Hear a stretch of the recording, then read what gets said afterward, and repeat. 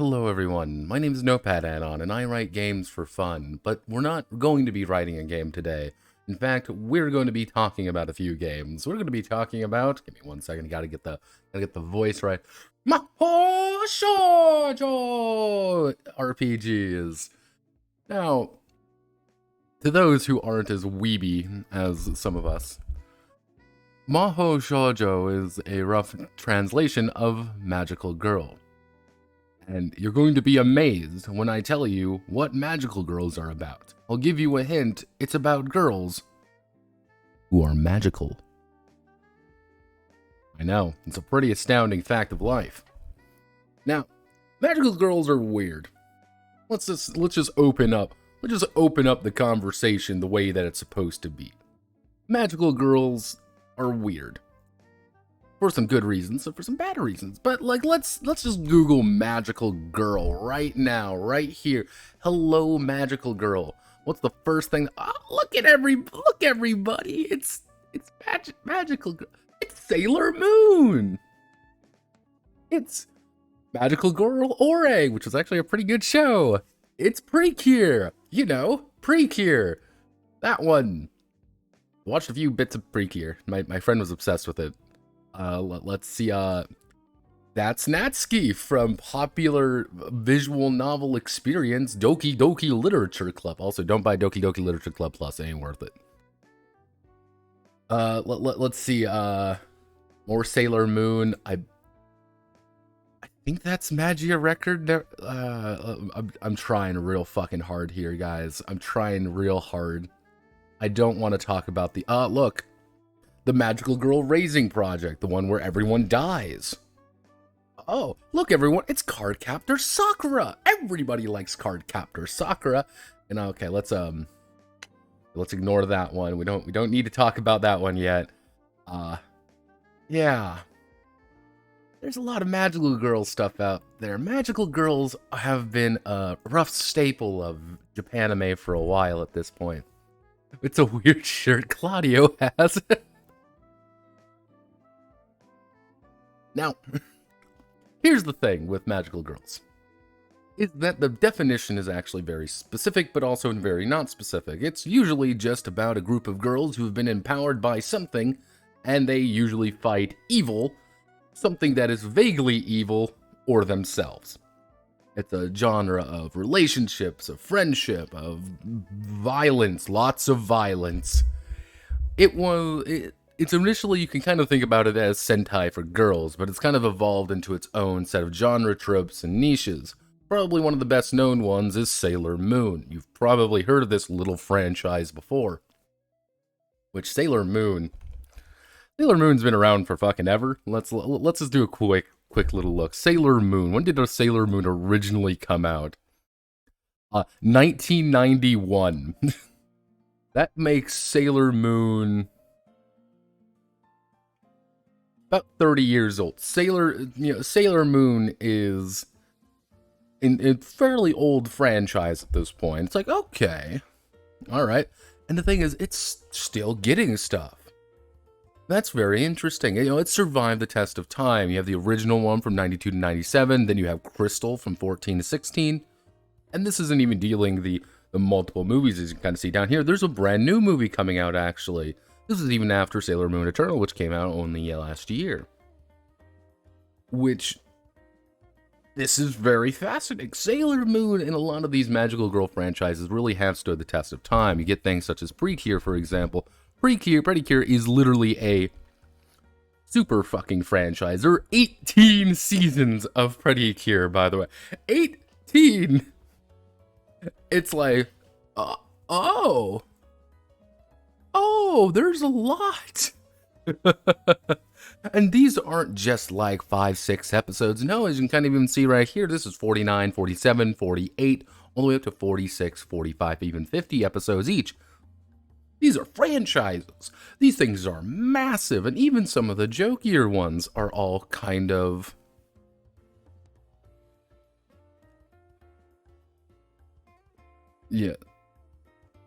Yeah, people love magical girls. But here's one interesting bit. I'm gonna add something to the back of it. Let's do Magical Girl TTRPG. If you Google it, this is the first few things that show up.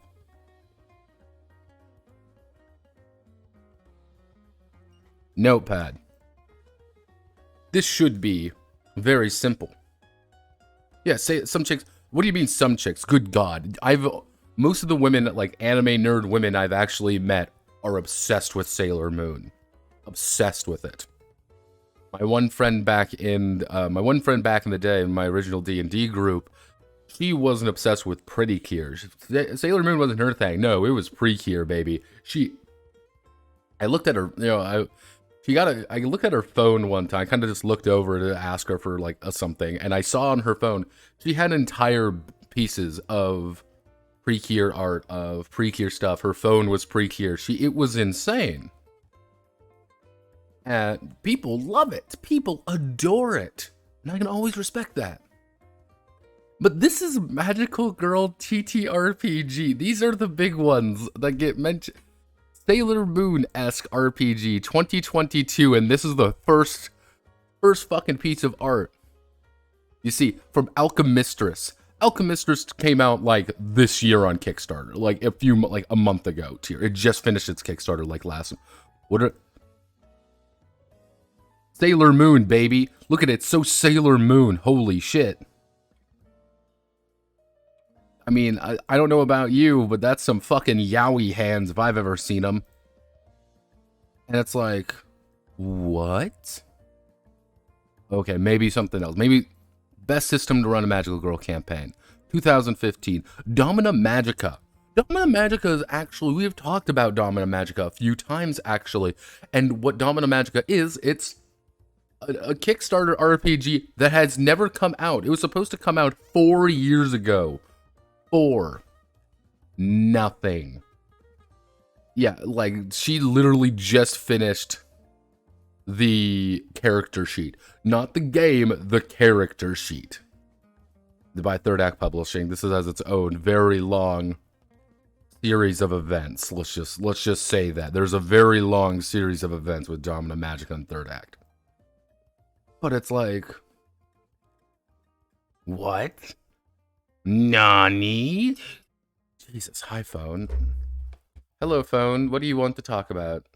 I'm talking about Magical Girls, thank you very much. I know you want to talk about friendship and all that shit, however.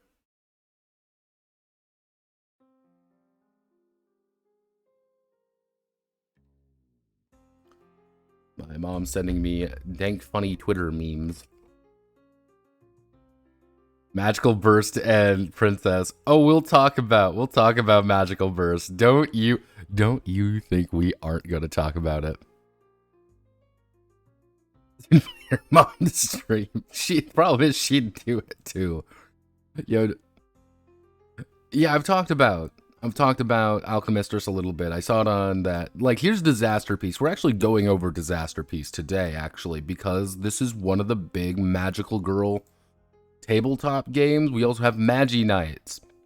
See this? Magi Nights? This is a fucking 5e game. This is a 5e game.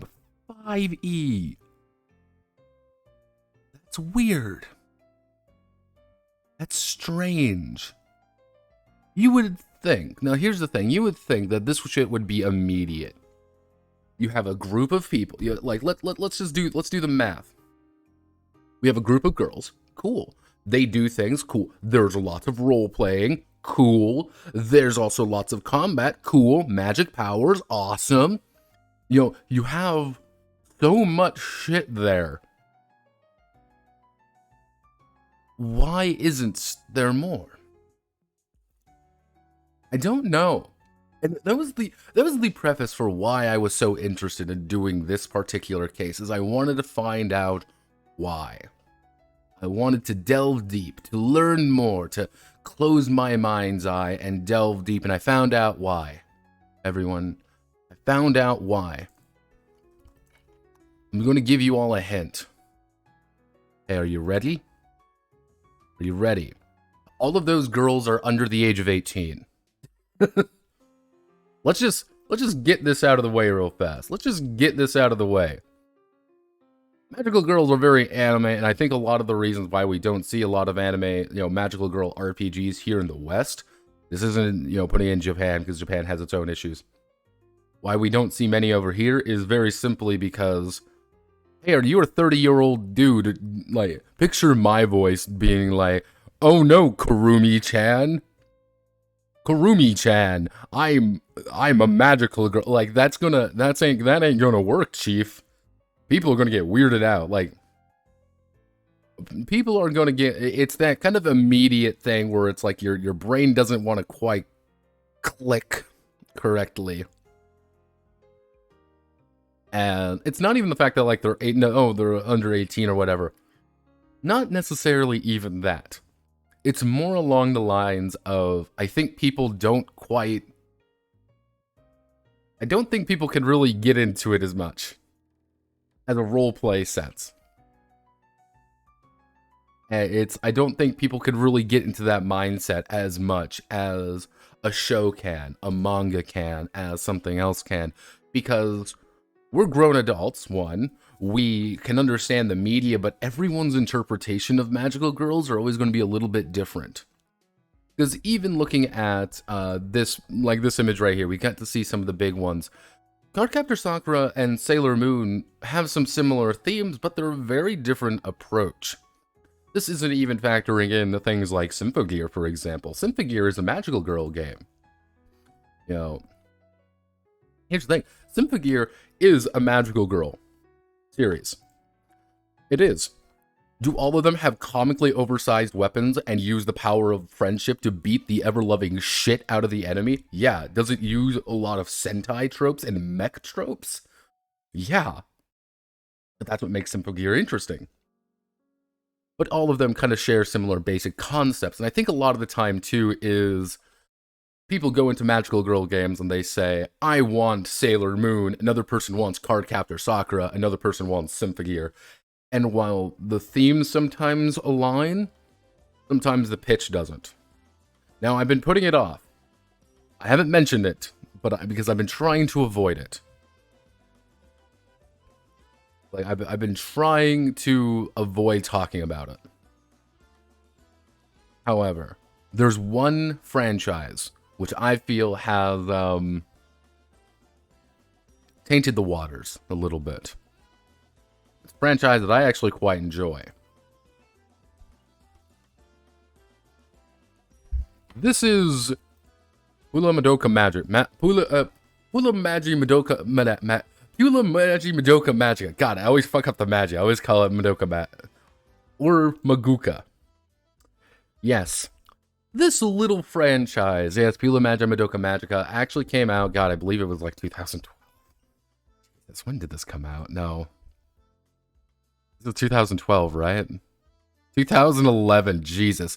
Only had 11, only was one season. That was the big thing. Only technically one season, but this fucking thing spawned a franchise. A big fucking franchise. There have been multiple movies, there have been multiple games, there have been multiple, pretty much anything you can think of, with Madoka Kaname here being what many would consider to be a quintessential magical girl. But here's the secret about Madoka. And mind you, it's almost a decade old, so no, I can spoil it all I feel like. Madoka doesn't actually turn into a magical girl until like the final fucking episode. The entire idea of Puella Magi Madoka Magica is very much how do I want to word this? Is that it's a deconstruction of the genre. Kind of when it came out, 2011, 2010, there weren't many big new franchises in there. None of the new blood was really in there. If you kind of noticed early with Sailor Moon had kind of run its course a little bit, and like new series wasn't up. You had kind of a slump during that time, and it was things like Gen Urobuchi was like, hey, I'm going to make something that's a deconstruction. And anytime you hear that word, always remember deconstruction is a meme. But Madoka really was. It took a lot of the same tropes, it took a lot of the same ideas. However, it made things a lot more grim. Hence, case in point, the death of Mommy, death of Mommy. I've heard it pronounced Mammy as well as Mommy. The death of the big titty blonde girl who gets fucking eaten alive, and who pretty much gets her head ripped off at the third episode. She dies. And that really sets a tone for the rest of the series. It's grim, things are going wrong, and people are really getting their shit rocked. And this, I believe, Madoka was very fundamental in leading to a lot of different things, such as... the Magical Girl Raising Project. Hey, it's Magical Girls, but it's Battle Royale. It's Magical Girls, except everybody's a depressed wreck. Hey, it's, let me see. Magical Girls, except everybody has a gun. I believe Madoka was a unfortunate...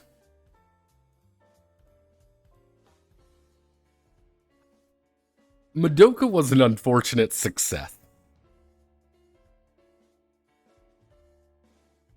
Yeah, I believe that's the best way to kind of word it. It was an unfortunate success.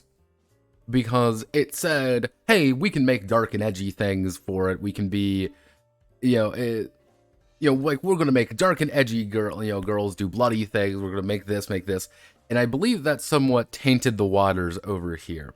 Because of all the games we're going to be going over today, I'm going to give you an unfortunate hint. There is exactly two that are not Madoka inspired. Two of them. Out of a total of, let's see, 1, 2, 3, 4, 5.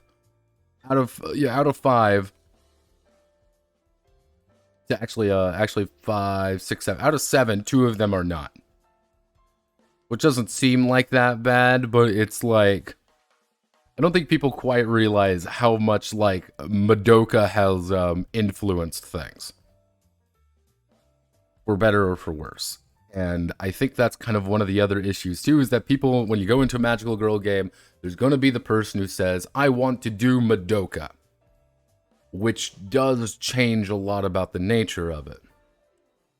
In the TTRPG sphere, it's kind of like the easy way of doing things. Well, it's Magical Girls, but it's grim and dark and spooky. Ugh, look how edgy and cool I am. Yeah. It's a lot easier to think about because, like, yeah, we're adults playing this because we're playing adult games for adult reasons and not like we're all like high school anime girls. Which I feel really does hinder some development. But what games are we going over today? Well... disaster piece. You're a fucking disaster in my book. This is a disaster piece. This is one of the games we're going to be going over today. We're going to be going over the Puella Magi Madoka Magica RPG, a fan-made one by Terra, which was specifically requested of me. We're going to have to do the Ewen, I believe he pronounces it Aaron, but I'm going to call him Ewen Cluney saga of Magical Fury. Magical Burst, the 5.0 alpha. Yes, the 5 alpha, not the 4 alpha. Magical Angry, which was literally made because of Cluney. Then we're going to talk about fucking Sparks. Fucking Sparks. I hate this game. And finally, we're going to be talking about the Excellence. These are all the games we're going over. I'll give you a hint which ones aren't. Ooh, I'm going to give you a hint which one's Madoka inspired. All of these ones are Madoka inspired. All of them. Except the ones that clearly are for children. Clune. Yeah, Ewen Cluney. So, let's see. Now, my question starts very simply. Do you want to start with the Cluney saga, or do you want to start with the not Cluney saga? Like, that is my question, because Ewen requires a little bit of lead up. I'll leave it all to you.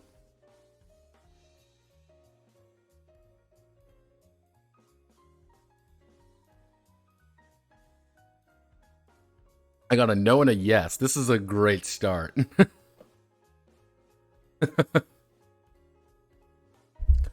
Let's see, like, well, let's see, what's a nice and quick one? What's a nice one that we can really go over and really, okay, you know what? 2 yes, actually, yep. Okay, let's do this. God, where do I even start with this? This is where it gets a little bit confusing. This is where things get a little bit messy. We're going to start, here's what we're going to do. We're going to start with the Cluney saga. And this part, it's this part of the Dragon Ball Z anime, which makes things a lot more complicated. Because I can't just talk about Magical Fury. Nor can I just talk about Magical Burst. Because I have to also talk about Magical Burst 4.0. In which Magical Burst 4.0 directly involves Magical Angry, I believe.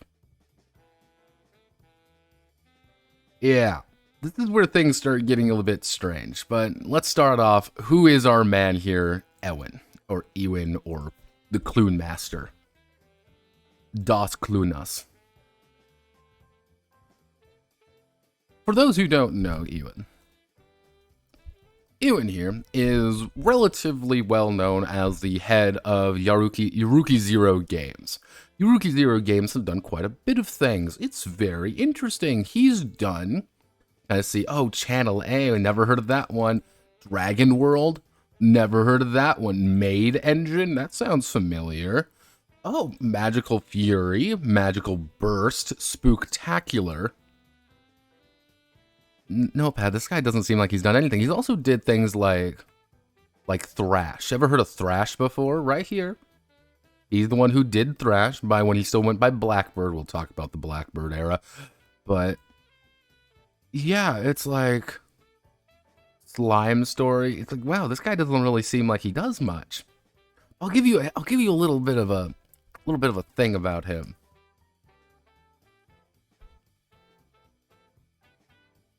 This is also Starline Publishing. Ewen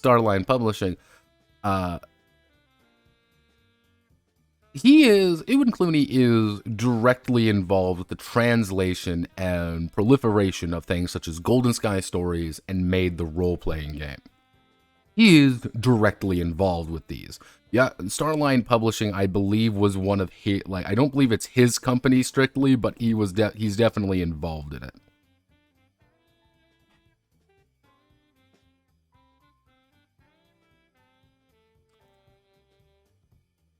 He's definitely involved with it. He was the one who actually translated a vast majority of these, because this is what he does.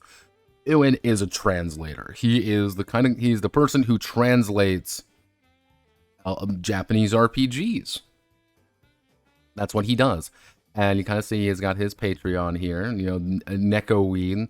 He makes $115 a month, 43 patrons. He makes tabletop games, but people know him more for his translation work. Yeah, that's what he is known for. He's not really known for anything else in really any capacity. His other games aren't as big as the fact that, hey, he translated Golden fucking Sky Stories, or hey, he translated fucking Maid. That's what he did. This is what he's directly responsible for. Now, for a lot of these things, you kind of see Golden Sky Story. Let's do Golden Sky Stories Kickstarter, heartwarming role playing, and pretty much as Ewen Cluney kind of see right here, he's directly involved. One of the big things is that a vast majority of the time, what happens with these is that he'll say, "I'm going to translate everything," and then he'll start putting out his own stuff. He wants to put his own add-ons in. He wants to put his own additional things for his stuff. As I remember, one thing from the TTRPG server was Ewen has a lovely time of saying, "I really want to translate this cool JRPG. Awesome, let's translate it. Okay, in addition to it, if it does well, you can get all my stuff for it, and everyone kind of dies a little on the inside. It's like, yeah, cool, here's a crossover with OVA. Who fucking cares? Like, there was, you know, it's by Ewen Cluney, like, he puts a lot of his own stuff in there rather than what people really want. But this is kind of who, yeah, like, you know, it's like right here, you know, hi, I'm Ewen Cluney, like, again, Starline Publishing website. This is something you kind of gotta know about Ewen. People either really like him or don't. And he is fundamental on a few major translation projects, such as Kamigakari. He's actually involved with Serpent Sea Games. He's one of the translators for it. He's a fairly major part of this thing, unfucking fortunately. That's one of the big things about Ewen. You gotta know that. This is why I say leading up to it's a little bit complicated. Now, one thing you gotta remember about Ewen here is that Ewen really loves magical girls. He adores magical girls. Hence, one of his biggest games is called Magical Burst. He started this way back in the day. Let's see, this is, as you can say, Magical Girl 4.0. I believe the original version of Magical Burst came out in like 2011, 2010, like 2011. Like Madoka had come out, because this is directly inspired by Madoka. Like, you gotta kind of remember that. This is, yeah, Magica, Mima, Umbra, Puella, Ballad of the Eisenhower, Magical War in the Little Kingdom. This is what he is. This was one of his major passion projects. And usually when people talk about, hey everybody, we want a Magical Girl game, Magical Burst is actually going to make its way into the conversation one way or another. It's not done. As you can see here, this is the latest version right here. Magical Burst 5.0 Alpha PDF. Yes, Alpha. And you may be wondering, Notepad, my man. 5.0 Alpha. I mean, this has to be something more recent. No. As you can see, Magical Burst, the 5.0 Alpha, this is the latest, actually came out in 2015. There's been no work on this. This is the latest iteration of this particular game, and this is just something you just have to work with.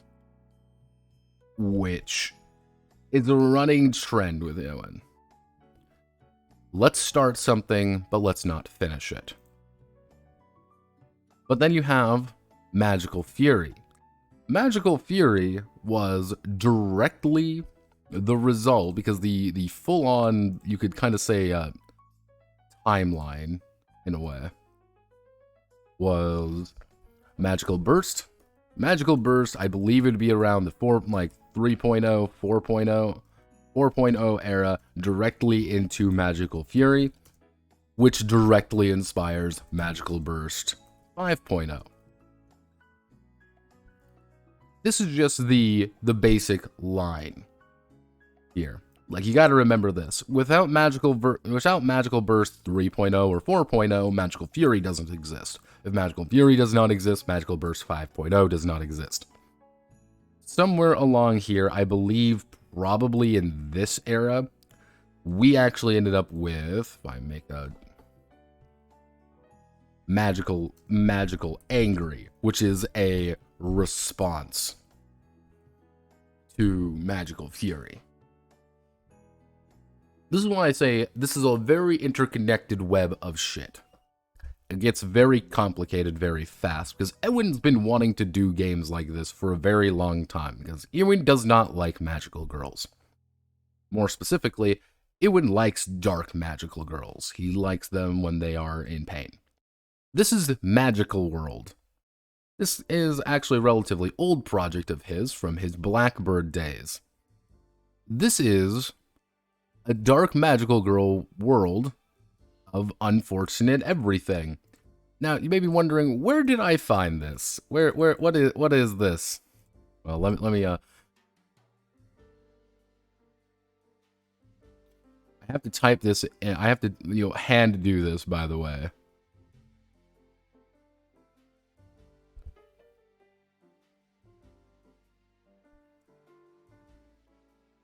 This is this is Ewen's original page.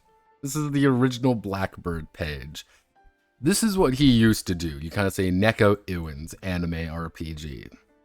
This was before anything. You can't find this unless you start really going deep into it, and the only reason I found this was because I found an old forum post. But like, this is him going over anime RPGs. Teenagers from Outer Space, Mechton Z, Heart Quest, Bubblegum Crisis, Besim D20, because he loves Big Eye Small Mouth. That's his favorite.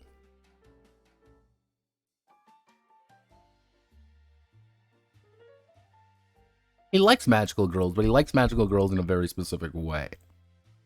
These are all his games that he originally made. He doesn't talk about any of them. And again, it's like, Magi, yeah, you can't even access like Madoka the Misting. That's not something you can access. Slayer, an anime fantasy RPG, currently in development. No, it's... Then this is his big one, is Thrash. Everybody likes Thrash, except Thrash eventually became Fight, which is better, and Thrash has kind of been forgotten over the years. None of these work anymore. I'm amazed this site still works. Like, this is the Blackbird Network. Let's see, does this even work? But yeah, like, one of his big things, like, this is his Capcom World Tournament, the original Pokemon RPG, Legends of Hyrule. This is just things that he likes. Because this is his original OG. Yeah, Blackbird NU is gone. And this is Magical World. We are too many, and terrible deeds of the few have turned much of humanity against it. We are at once worshipped, ignored, despised for what we are and what we do. We're trying to save the world. Magical World is a game setting to use with Thrash and Big Eye Small Mouth, where magical girls are a little too common, and where the heroic job is not an enviable one. Yeah, he's been wanting to do magical girl stuff for a long time. Like, this has been a very long series of things that he's been wanting to do. This isn't just something that, like, he just felt like making a random anime RPG. No, this has been something that's been in his mind for years. And this is what he enjoys. So when I say he doesn't like magical girls, I'm saying more along the lines of he has a very specific interpretation of magical girls that he likes. Because this isn't Sailor Moon. This is shit like Sailor Nothing. I guess that's something. These are darker magical girls who are darker. Yeah. Yeah. So that's kind of the Ewen saga. There's probably more I can kind of like find on the dude. But you kind of see here. This is his big thing. But we need to talk about what kind of... I think the final thing I need to mention, very importantly, how do you even see here? This is Magical Fury. It's great. Everybody loves it. You can buy it for $6 as a hardcover or $4 as a PDF. It's astounding, right? Platinum seller. It sold a good amount of copies. It's this cool. But here's the secret. It's a fucking Apocalypse World engine. Yes, Ewen Cluney loves Apocalypse World. He loves PBTA. That's his favorite game system. And that's just what he wants to play. That's what he enjoys. And all of these games that he has written, that we're going to be going over today, are PBTA inspired in one way or another. So, we're going to start with the kind of the answer to his original, to kind of give you an idea of where we're going with this. This is Magical Fury. Magical Fury, a magical girl RPG by Ewen Cluney. You see it right here on the cover. This is it's immediate, it's there. You see a sad anime girl, it's very wanime, and it's very its own thing. It's like, my God, look at her, she's angry. Let's see, 2015. Yeah, he hasn't done really jack shit. Playtest. We got some basic playtesters, cover art, all that cool stuff.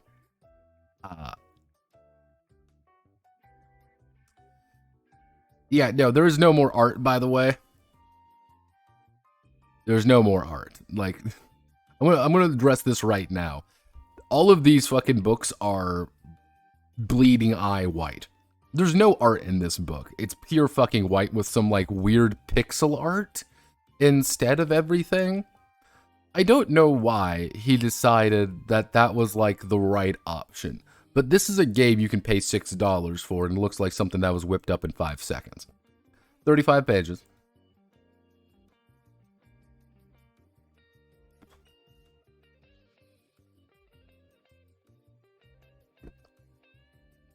But yes. Introduction, because we gotta figure out what Magical Fury is all about. Now, obviously, I need to bring in somebody who is both capable and scary and ready to go. So obviously, I need to bring in my... I'm bringing in Kaya Kenshiro. As you can tell, the most pretty magical girl around.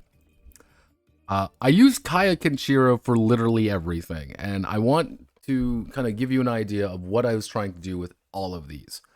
Kaya is literally supposed to be a punch wizard. She is strong, she is bulky, and she's going to beat the ever-loving shit out of you. That's the entire idea. She is Princess Polaris, and she's gonna beat the absolute fuck out of you. That's the entire idea. How can I make a character that is overtly both physical and very aggressive?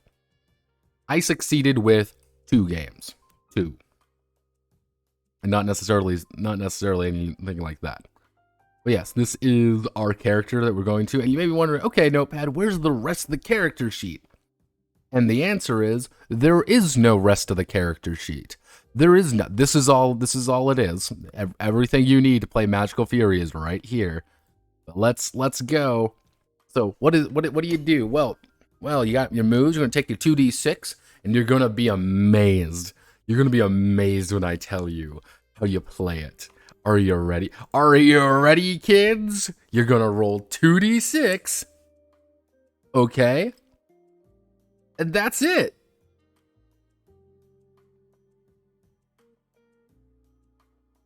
What do you mean, Notepad? That's it. 2d6. I rolled a 5. I failed. I rolled a 10. I got a full success. I got an 8. I got a partial success. I've taught you how to play Magical Fury, everybody. Thank you very much. I will see you all next week. This is using a very particular version of his system. This is not necessarily PBTA and, kind of the family tree of things. If we consider, PBTA, power, if we consider Apocalypse World to be the granddaddy, grandpa, we can assume Magical Fury, or like Powered by Fury, I believe that's what he calls it, is kind of like the down the path of rules light Apocalypse World. Which is to say, like, they actually remove a lot of the stuff behind it. They want to make things as simple as possible. How much can we remove from the game but still maintain it? Instead of Theseus's ship, it's Theseus's dinghy. Which is, how much can we remove from the core and still have necessarily the same thing? But yeah, this is the game. The actual honest-to-God gameplay is right here. And like, okay, points and shit. Magical girls can accumulate 3 kinds of points: hope, trauma, and magic. Cool. What happens when a move says so? When you get up to 3 points of one type, your character has a shift. Hope is when things go right and things are good. Magic is when you're kind of getting infused with more magical energy. And trauma is when things are going wrong. When you hit 3, you reset down to 0 and you get one of these things. Such as, your lucky break gets you closer to your goal. You're able to heal someone else, removing points of magic and trauma, healing a serious injury, removing a single effect caused by a shift. Cool. Or magic. The environment around you is temporarily altered in an unnatural way. Your magical girl form permanently takes on an unnatural aspect. Yeah, trauma shift. One of your past set life selves takes control for a time and does something strange. Yeah, these are, I've taught you how to play the game, everybody. And this is also one of those things where Ewen doesn't like magical girls. Ewen likes suffering magical girls, but he can't say it. The first thing, this is page 5. This is page 5 after literally the first page, the cover, the credits, the table of fucking contents, an introduction of how to play the game. The first line we get is, Megan was 32 years old, walked with a pretty severe limp, and had kind of a shitty job at a video game company. That's your first line. A 32-year-old woman.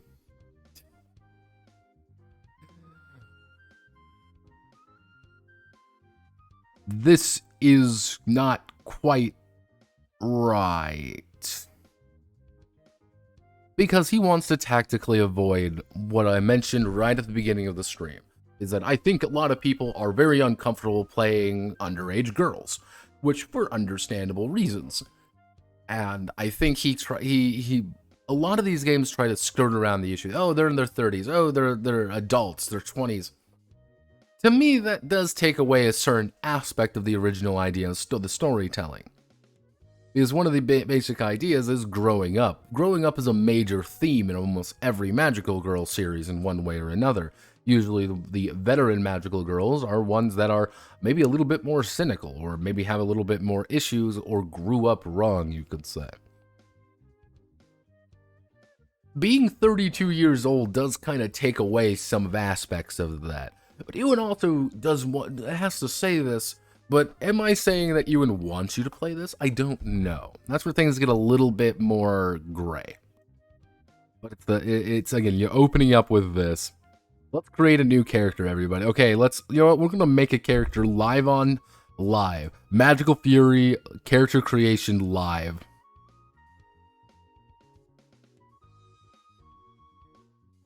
Okay, let's do this. Let's do this, boy. I'm gonna put this in the corner here. Okay, what's our name, everybody? Let's give me a name here. Come on, boys. Let's get a What kind of princess are we gonna be?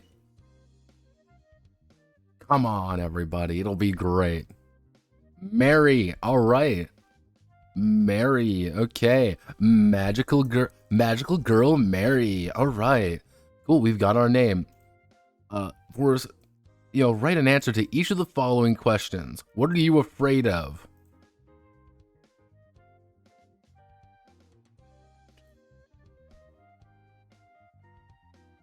Also, remember a subtler kind of strength, always being judged, being vulnerable, having an amazing potential, having to look beautiful, having to work harder.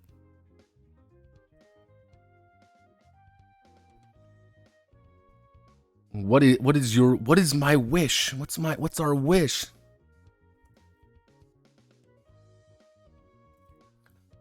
Okay, everybody, we did it. We made a character. That's pretty much it.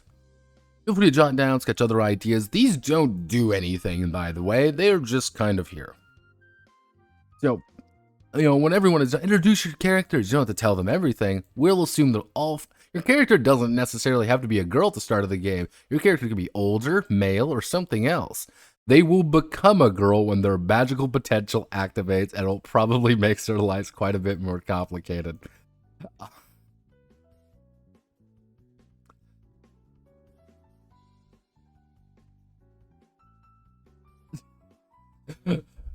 Every single one of these games do address this in one way. I would say the one game I dislike the most handled it the best.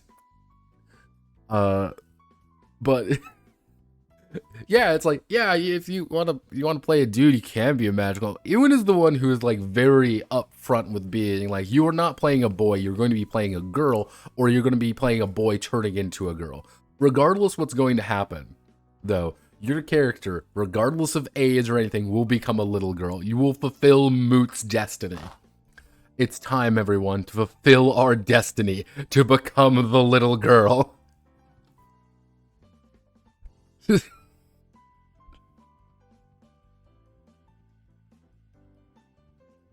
It's time, everybody.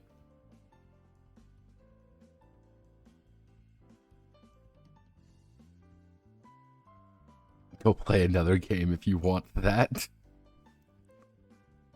But yeah, no, this is a bit.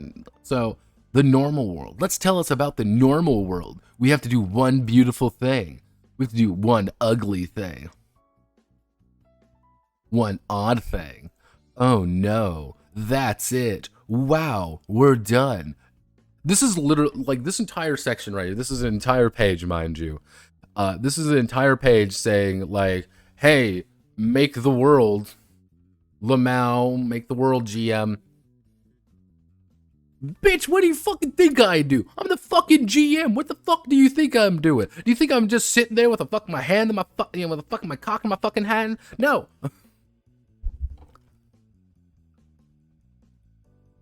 Yeah, into the into the magical world. Okay, into the magical world, everybody. Someone here is actually a reincarnation of Star Princess Astraea. Ooh, she doesn't know it yet, but she's gonna have to figure it out soon. Something is wrong, something dangerous, something deeper. Oh no, and there has to be a thread. Oh wow. And like, in case like the pages seem a little bit weird, like they have like this huge like margin, I believe this was originally this is going to be printed 6x9. I have an 8.5 by 11 PDF of it though. So a magical girl RPG, but everyone's just a gotchi superstar. No questions asked. And the same tropes, same everything. Everyone's just muscular half naked men. Nothing, like absolutely no questions asked. But yeah, like you just establish some basic facts and you're done, and then you become a magical girl. Oh no. Often changes are negligible, sometimes are massive and traumatic, especially if you've been life in a male body. Sometimes experience is just difficult to endure. When Megan looked in her reflection in the mirror, she saw a skinny white girl with blonde hair and pigtails. I'm 32 and I've become an anime girl. So let's roll. Let's see how traumatic it is to turn into a magical girl. It's very traumatic. Check one box for getting a point in trauma and subtract 1 from the first roll made as a magical girl. This is the first honest-to-God mechanic in the game, and it's to say, hey, you're a guy who turned into a girl, you're going through some shit right now. Yep, born to form very close bonds, they inherited through reincarnation, because this isn't like you make a contract with necessarily or anything like that. This is, you're born with it. This is kind of more in the Sailor Moon aspect, but not quite Sailor Moon. Like there's some clear like Madoka-isms in there. I call it Madoka-isms, but if this game does not exist if Madoka did not exist, let's just say that, like right now. We describe how the scene changes out, and then we gotta change some basic examples. What's our changes? What's our color? What's our theme? What's our magical name?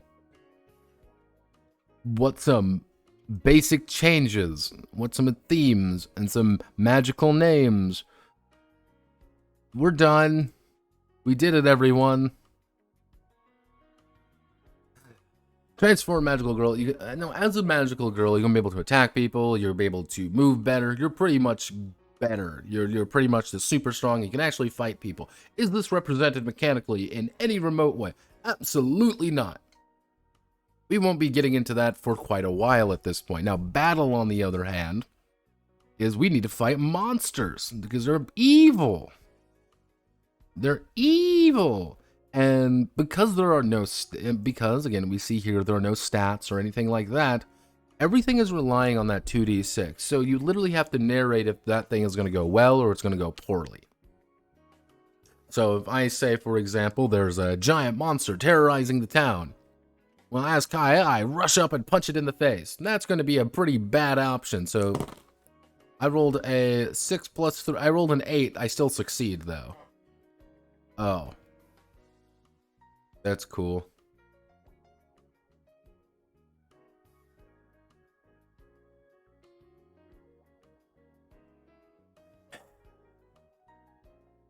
Tired kings. Now, if we go, now this is what it is. You know, you manage to score a hit, but worse for wear. You know, oh, you're unable to penetrate the enemy's defenses. You can take 1 trauma or 1 magic, give an ally +1 to your roll.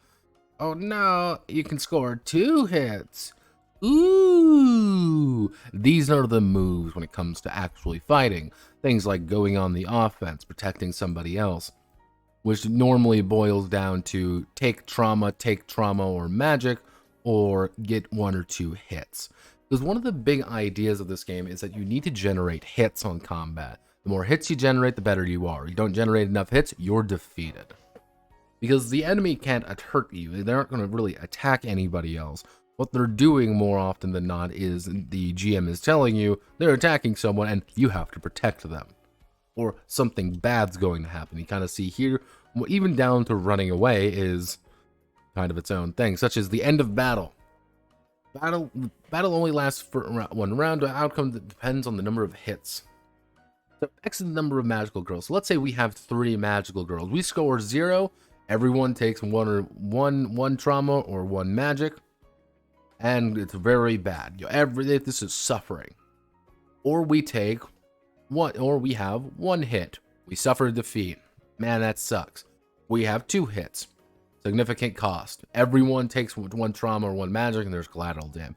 Equal hits. So we need to score 3 hits or 4 hits. We trounce them. Or if we score 5 hits, congratulations, the magical girl kills or seriously harms their enemy. So if everyone consistently hits, you're going to be able to just win. You just need to do 1. You can mostly finish this in about 1, maybe 2 rolls. Collateral damage doesn't actually have any mechanic. There's no collateral damage or anything like that. It's people might get hurt. One of the magical suffers an injury that will heal in time. No explanation. Excess magical energy bleeds off to cause something unnatural to happen. Doesn't really. It's the narrative. Look, everyone. It's the narrative. It's so much fun. And then the story continues. These are.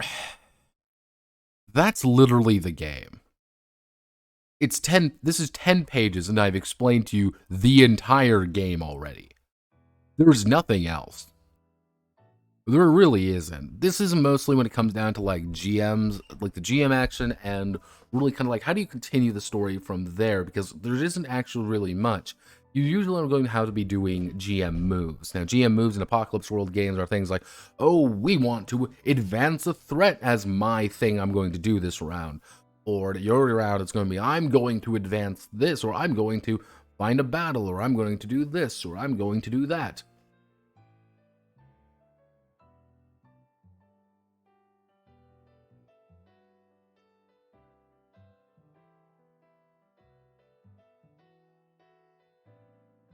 I want to do something bold. I want to change the world. I scored an 8. I do something very small, but I have consequences. Oops, I'm done.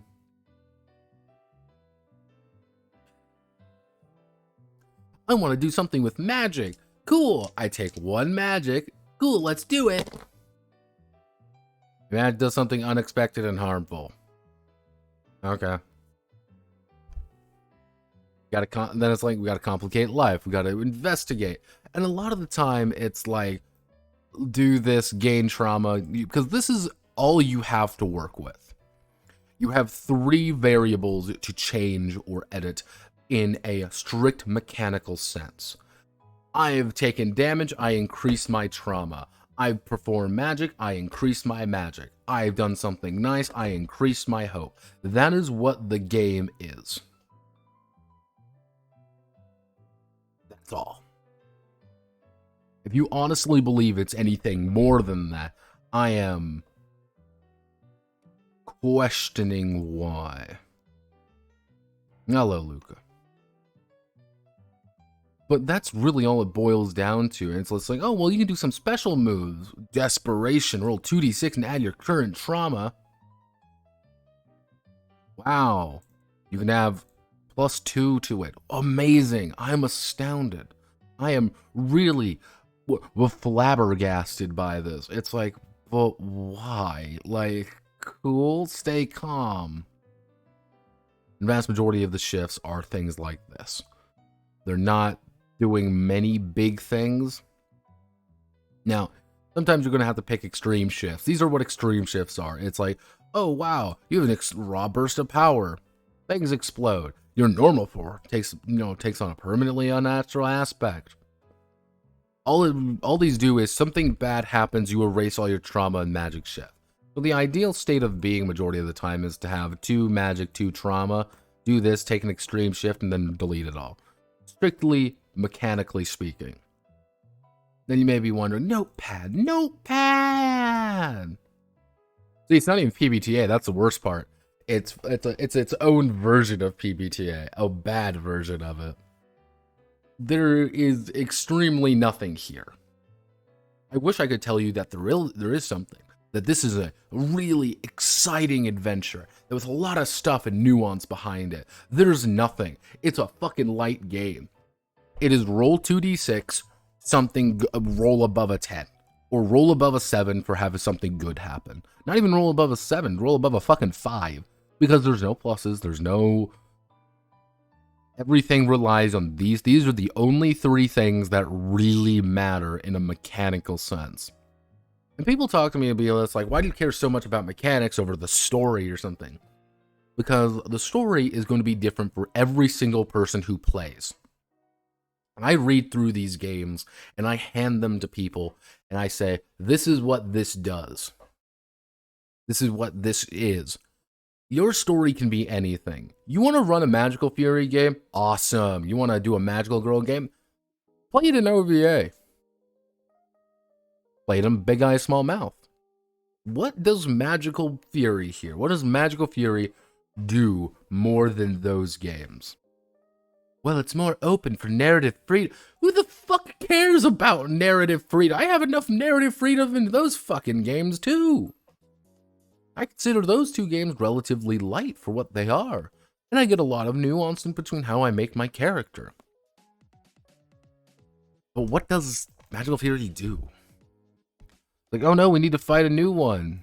Well, we give 1 trauma and 1 magic. That's it. We gotta build the world. This is one of those aspects where it gets a little bit odd. They mentioned the Tsukaima. These are your little helpers. You know, cute, curious, magical girls have mentors. They're alien, mysterious motive. They're QB. Yeah, you can kind of see here.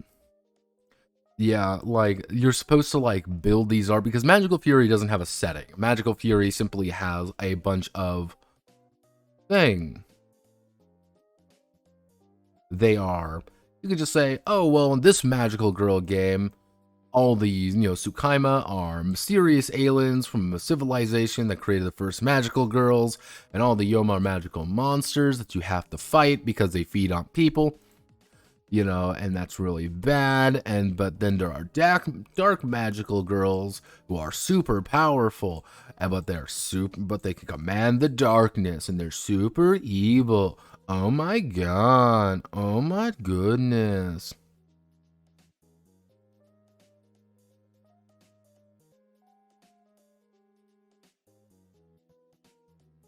Yeah, Luca, you actually point that out. Also, you can fit any story in any game. Good mechanics make or break fun. And it's like, I understand the appeal of lighter games. People have this idea that I hate light games. But the problem is, with the vast majority of the time with really light games, is that they believe that being light means that you can't have anything. That's all entirely, that like we should have less things to do. Less interaction, less clickety-clack. Now, maybe now it's just like, but, we want the narrative more than the dice. You don't. That clickety-clack there brings in a certain element of what I like to refer to as chaos. Chaos is an important factor with just about any game, as it really does highlight something that things can go wrong and that the GM has to improvise. A GM telling you a story and the players nodding and being like, I scored high. What happened, GM? No, like, give me something to fucking work with here. Give me something to bite into. Let me look at it being like, I know what we can do. If I use this power here, you can use this, and we'll be able to win. Like, we're using the power of friendship. We can do this together because we have something to grasp onto. It connects us to the world. Or this gives us, me, the player, something entertaining to do. Listening to your fucking novel sounds really cool until it's a very bad novel. But yeah, this is how you do it. Here's a bunch of fucking tables. You want tables? D66, because he loves his tables. This is what a majority of the game actually is. It's tables. Let's roll on the unnatural feature list. I rolled a 64, kids. What's 64? Vivid eyes. Cool. Let's do an environmental change. I rolled a 34. It suddenly becomes extremely cold. Wow. Past live actions. Oh, a 12. Something seemingly insignificant makes you weep uncontrollably. Afterwards. Yeah, so...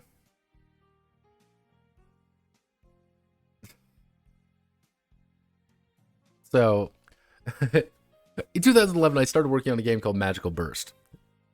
And this is where things start, what I mean, like the interlocking nature of it all gets very strange. Because 2011, he made Magical Burst, a dark magical girl inspired by Puella, Magi, Magica. Cool. He literally wrote this because he was having creative block with Magical Burst, and the problem is, he never really changed it. Magical Fury's main thematic inspiration is Star Princess Estrella. It's a book he was writing, because Ewen writes books. Not many books, and they're all vaguely anime themed, but it's also like, Major influences are also Sailor Moon, Magical Girl Lyrica, Nanaha. No. I list a whole bunch of soundtracks of Pacific Rim and Kill la Kill, plus the Kendrick Lamar version of Radioactive by Imagine Dragons. Plus the Kendrick Lamar version of Radioactive. Yeah, this is,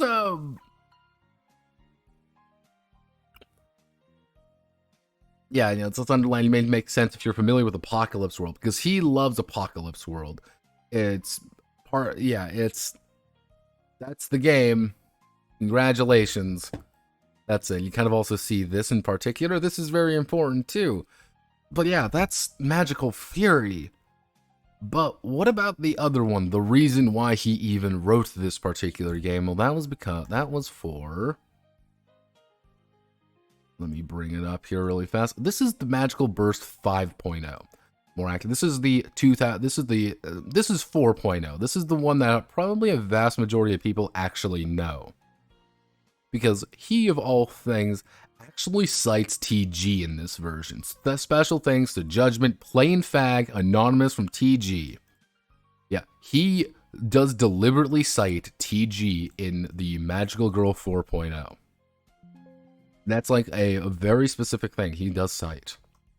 And this does have some interesting bits, because he's got this all laid out. And is it all literally black and white in this particular version? Yes, it is, baby. Now, this is what I mean by there's direct influence both ways. The Tsukaima is also here. Now, of course, it could be just a convenient idea that's just happens to be the exact same wording and the exact same idea. I understand that. But it's... drawing on the canvas of reality, he pretty much copy-pasted aspects of Magical Burst into Magical Fury, which kind of made various different things here. Magical Burst is almost directly one-for-one Madoka. And it has its own issues. Now, 4th edition is what people usually talk about. I'm not going to go over 4th edition because this isn't the latest version. This is very much not the version that people talk about. You shouldn't talk about it. Because this isn't what you're supposed to. Magical Talents, Crises. Oh, man, look at all these stuff here. There's quite a bit here. Because I remember Magical Burst being almost referred to as the Devil May Magical Girl. because it was directly inspired by Devil May Cry and things like that. However, my friend, no. Again, more, yeah, we kind of split up everything here. Because one of the big things here is you actually have a separate between magical attributes and normal attributes. These are their own different things. And each of them do interact with the world in different ways, and kind of how the world works is a bit different. Because in this particular game is right there, from 2d6 plus add the appropriate normal attribute. The total of your result will be compared to something else to determine what happens. Pretty standard. Add to your total. There's a little overcharge mechanic. There's a little narration details, post-action. But even here, you kind of see the nature of moves. Yep, here's some natures of moves. But again, we can't talk about 4. We gotta talk about 5.0.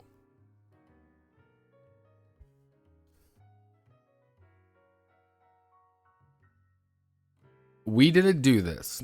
Ewen was, again, you gotta remember, 2014, 2013, even 11, man, TG is part of an anime board. There is an anime culture on TG. Always has been.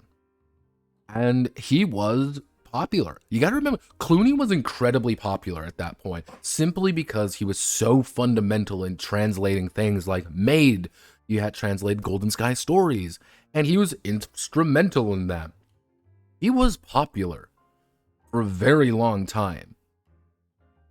I would say in the last like 3-4 years, his popularity has definitely waned though. And people now kind of, actually not even 4, I would say about 6 years, 6-7 years even.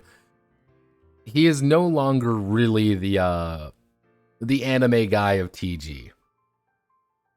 His people have kind of realized like he's kind of, doesn't quite know what he's doing most of the time. He is kind of has a bad tendency of not doing what he sets out to do a lot, like translate things he's supposed to. He just doesn't do it.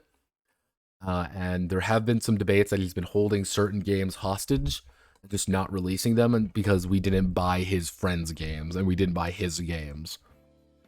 Hence why, again, the latest version of his darling, effectively, a Magical Burst, since he's been working on since 2011, over a decade at this point, is in a 5.0 alpha from 2015.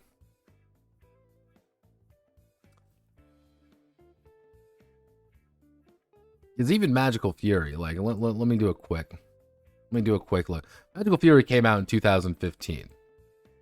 Like, this game is not, like, new by any rough stretch of the imagination.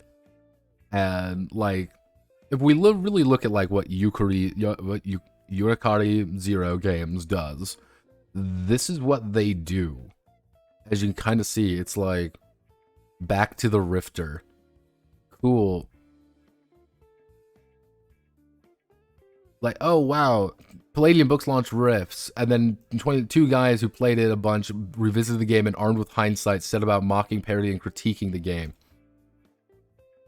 Otherwise known as, he's been making like Palladium jokes.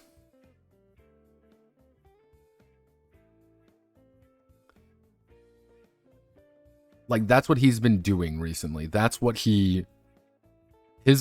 big games, like his most, like, all that glitters is Palladium. Oh wow, let's talk about Palladium books. I'm like, that's cool and all, but like, he also does a lot of like tables and stuff. Like, here's $1.50 for a bunch of tables from 2020. Cool. Like what, let's see his most popular game, Schoolgirl RPG Complete Edition. You want to play a Schoolgirl RPG? It's right here from 2015. Spooktacular. We kind of went over Spooktacular. It's the Ghostbusters RPG, except it's his version of the Ghostbusters RPG. That's literally it. And then you have Magical Fury, and it's like,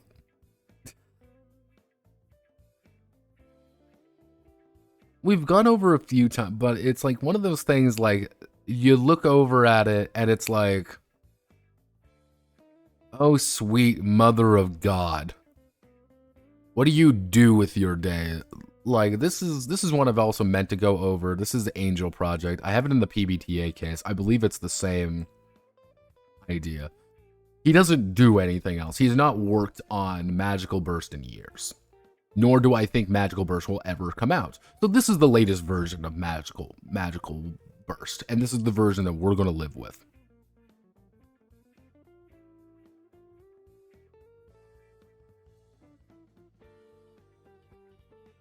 And that's kind of a bummer.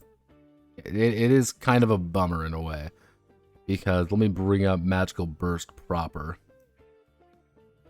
Here's the Magical Magical Burst 5th edition. Here's this. I'll give you a secret. It's also PBTA, and it's not done. This is 46 pages. It's not done. You cannot. I do not believe you can actually play 5th edition very well. The 5.0 alpha. Like, oh wow, Google Drive draw. You need like pre-game discussion. Let's talk about dice notations. Now, interestingly enough, you kind of see here, thanks to Charles Boak, Grant Chen, Suchi Tanaka, Rabbity Claire, Ben Lerman, and Renee Kaipi. Do you see someone who's missing, by the way? I find that very fascinating. Is that in the year prior, like if we look here, the year prior, he does very much, thank TG. That's like one of the very first fucking lines you see. The third person he thanks is anonymous, is TG. He does not cite them at all. I thought that was very fascinating. And this is the bait. Do you like Madoka? It's Madoka. It's, oh no, there's problems, and it's the magic of reality. Magical girls gotta form contracts, but they're all sad. And there are the ruins. This is the magical language. Oh, it's the magical language of magical girl. Oh, Jesus. I didn't mean to do that. The magical language of magical girls. Oh my goodness. Oh my goodness, it's so amazing. Oh, no. Oh wow, look everybody. Right there. Yeah, so these are their magical language. Oh, it's the Yoma. We gotta fight the Yoma.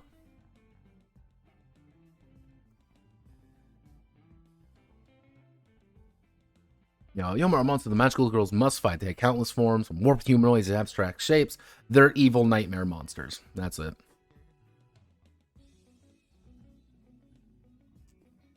Also, they're not grief seeds, they're oblivion seeds. And if you get 13 oblivion seeds, you get your wish. Ta-da! We did it. Yeah, I like the legally distinct grief seeds. It really does sell that this is the Chinese budget version of Madoka's setting. And it's, of course, it's the conversation, it's scene framing, action resolution. 2d6, anytime you roll a 6, you're going to crit effectively. You explode. You roll, if I roll a 6, I roll again.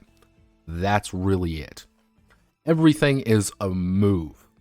Whenever you need to make a check, you're going to roll 2d6 plus whatever your attribute is. For example, my 3 stats are Heart, Fury, Magic, and Real. So anytime I need to use the power of Heart to inspire somebody, I rolled a 10 plus 3, I got a 13. That's it. This Magical Burst, I would say, is more akin to a traditional PBTA game than a not PBTA, than like whatever the fuck Magical Fury was. And then, but we have our mundane moves. We buckle under pressure, comfort someone, help someone out. There's no playbooks. There's nothing like that. You have to choose all these things. That's like a very dedicated thing that you have to choose. And we're going to use the basic actions. We got our girl creation, which I believe he uses the exact same tables pretty much. What does being a girl mean to you?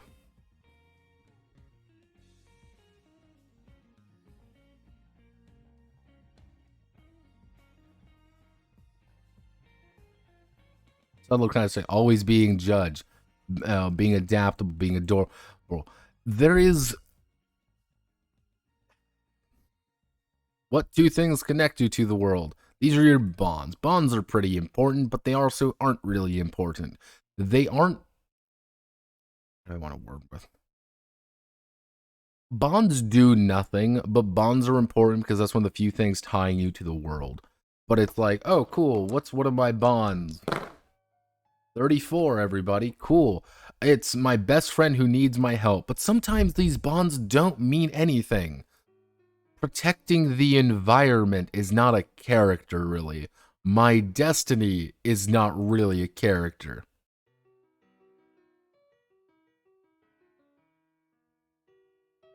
Like the Grenier text, wouldn't be surprised, honestly. What is your wish? And then we have our attributes. We have to distribute 8 points among all our attributes. And generally speaking, this is going to be about an average spread. If you want a purely average spread, it's two across the board. It's 8 across 4 attributes, so it's just 2 across the board. You can have a the thing is, like, originally I thought, like, oh, you can have a 0, but no, it has to be 1 through 4. So really, at the end of the day, you only have 4 points to distribute among 4 of these.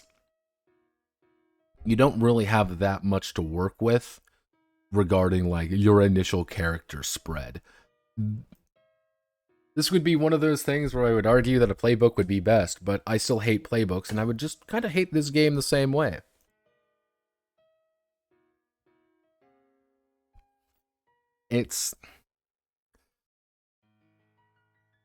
There was a time about Thursday where I seriously debated about just canceling this stream. I'm not gonna lie. About Thursday, I thought about canceling this particular case because there was nothing. It doesn't get better, everyone. It gets worse from here.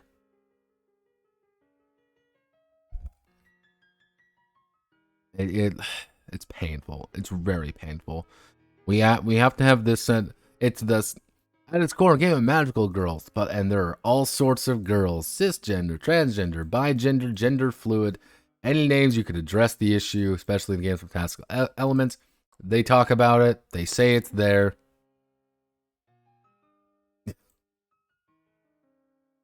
Yeah, it's, we don't talk about it. That's literally, this is the tactical, we don't talk about it.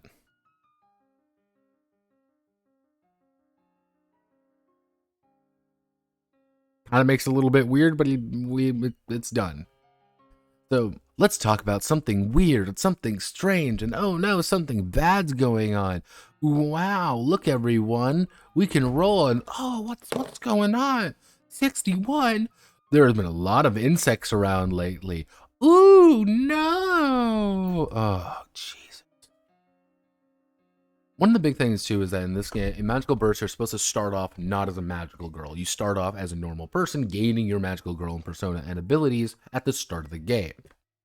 However, you know, it's just pretty much anything you can do. You can transform, you can fight, you can athletics feat, you can do sorcery. Wow, good job, everybody. We did it. Everybody clap. We have our basic name. We have what are our magical mark is something that really defines something different about you, being like, for example, 55, a scar appears and disappeared. Or I have an outlandish hairstyle, a more prominent nose, goyim, more angular facial structure, a longer hair, longer females. I become older, I become sickly, your vision got, that's just what it is. It doesn't do anything. And then here's her. This is your theme. Oh, wow. Your theme means nothing, really. This is a lot of nothing. Yep. This is a lot of nothing. Because here's the thing with a lot of these, is these are fun to roll. These are fun little charts. Like, cool, let's see. I got a weird weapon. I wonder what I rolled. Oh, wow. Look, everybody. I rolled a 61. That means I use a car to attack. Isn't that so funny and quirky? No. Everyone pretty much also has 10 health, and that's it. You got some basic talents that can kind of go through, and a lot of these are, for example, for Kaya here, Kaya Kenshiro, who I use Kaya Kenshiro for everything, just because that's the easiest. I ended up taking Power Strike. You're able to concentrate your power and make an individual attack that's even more destructive power. Outside battle, you can take one overcharge to destroy an obstacle. Doesn't really dictate what it is. And kind of in a battle, after attack hits, take 1, do 2 damage. Go on the offensive, 1 for +2. That's it, really. That's what a majority of these are. Like, you have the power to heal. Magical pet. You have small magical pet. Cool. Power strike. Teleport. Neat. When you transform into a magical girl for the first time.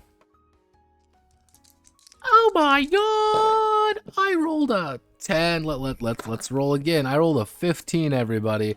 I gain hope. Hope. Then we have advanced rules. Yeah, these are the advanced rules. Like, we have bonds, and then we have magical move. You want to boost? Ooh, boosting. Change the world. My final message. Yeah, this is hard to talk about to actually make entertaining, because it's a lot of roll plus this, roll plus that. It's like, yeah, things go right, things go wrong. Here you can patrol the city, and you can select one of these 2 things. Sensing magic, you want to do some sorcery. Ooh, sorcery.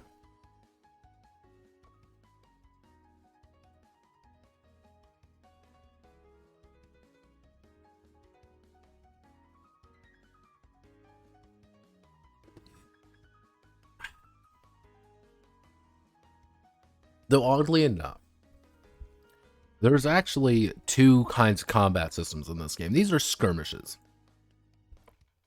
A skirmish is like a small fight. That's when you fight like minor enemies or things like that. You're going to be abstract. Everything's abstracted all. You just need to score hits, which is the skirmish combat is pretty much just magical bursts combat. That's really it.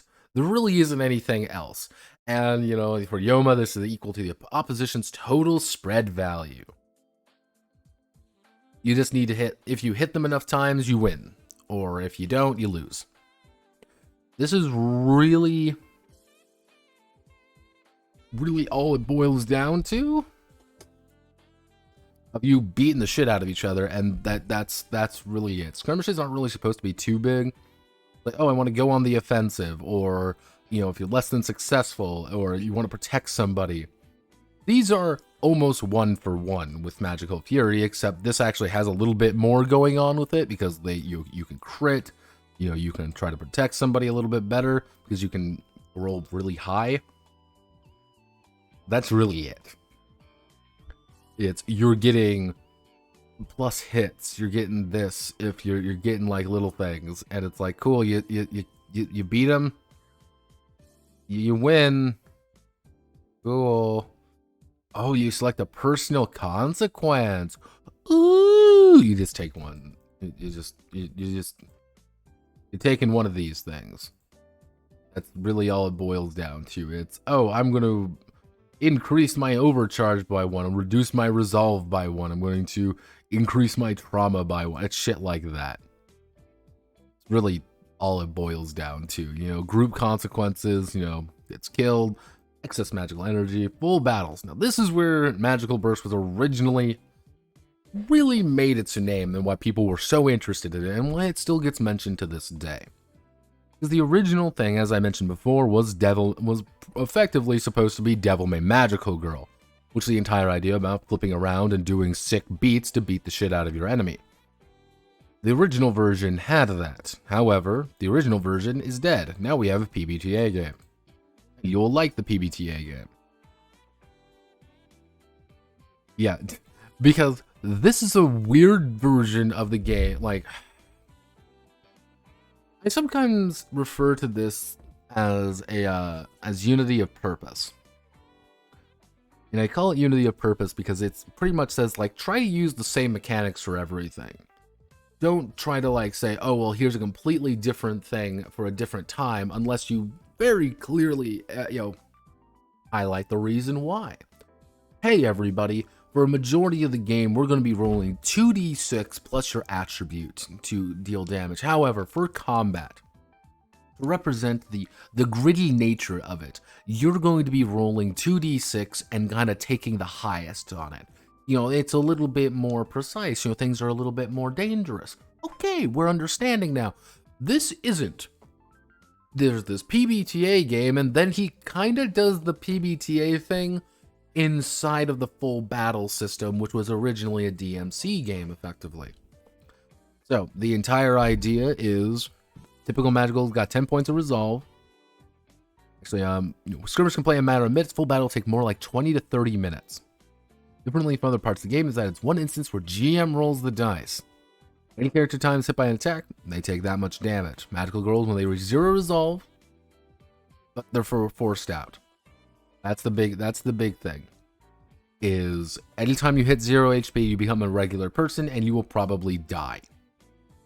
If anyone else hits 0, they're usually dead and will yield their I can't believe it's not a grief seed. He's very unsubtle about that. They don't have resolve, they instead take sustained harm. Person who, if they take 4 or more harm, they take 1 to 3 harm, subtract what they've rolled from all rolls. This is a completely different mechanic for some reason, rather than just like overcharge or anything, to the point where I didn't even realize it at first. I thought it was just resolve. But normal people have harm. He doesn't mention, there's no character sheet or anything. I had to draft this up from the 4th edition character sheet, if you can't fucking tell. And it's I didn't realize it because like this is what you have. This is the final fucking spunk burst of Ewen's disastrous display of game design. Yeah, so it's like we have to divide the area into abstract zones. We call them map. Yes, because this actually is fought on a map, which is important. It's an important thing to know. This is fought on a map. And I should also bring, I have to bring up Magical Angry for this. Actually explain how it works a little bit. There we go. Because Magical Fury does this very well. This is what they mean by you have to break the game up and break it up into zones. Not as detailed as this, but the entire idea is, hey, if it's a 1 or 2, it's 1 or 2 zones away, and there's battlefield obstacles. Metal bars Magical must navigate through, or a wall of water they have to swim through. This is what they do. Here's a barrier. Here's what rough terrain is. Here's what an objective is. Here's some basic conditions, like bleeding, you take 1 damage. Bounding, moving counts as a main action for you. Daze, you take 1 action. Oh no. Oh no. Round and turns. Yeah, this is very much like, I believe it's how do you word it? I believe it's called Popcorn Initiative. That's how they refer to it as here. Is how you do it is, let's say I take my turn, I pass it to somebody else, they're done with their turn, they pass. I believe it is Popcorn Initiative. But Yoma might have 2-3 actions that they just can't pass it to themselves. That's pretty much how this entire section works. And you got 2 actions, you got your main and your support. Very PBTA, but don't worry, we also have our moves still, because you still have to do moves. Yes, this is a weird tactical combat system with PBTA combat on top of everything.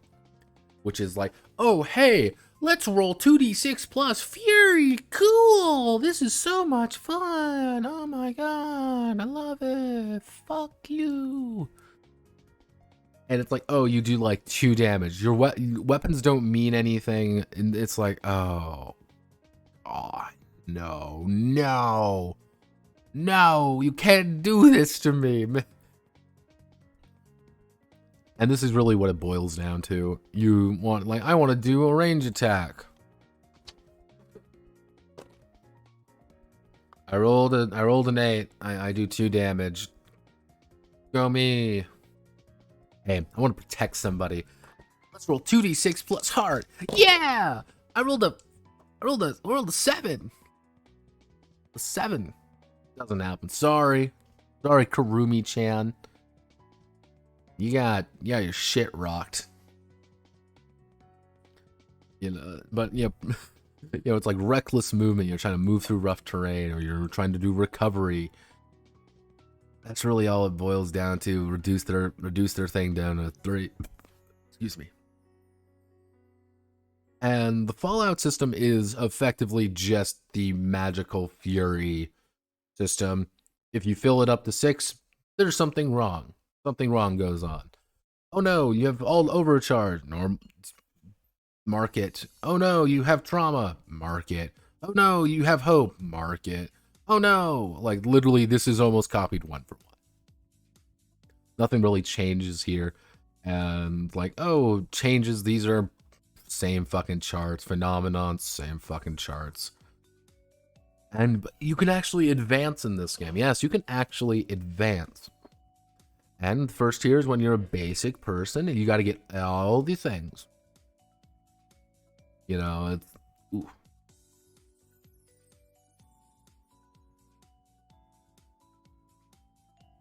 Yeah, like, one of the big things, like, you have to get their specialization, and then you get basic talents. Literally, when you begin the game, you don't have anything, really. You don't have your specialization, you don't have any really basic talents that much, except your starting one.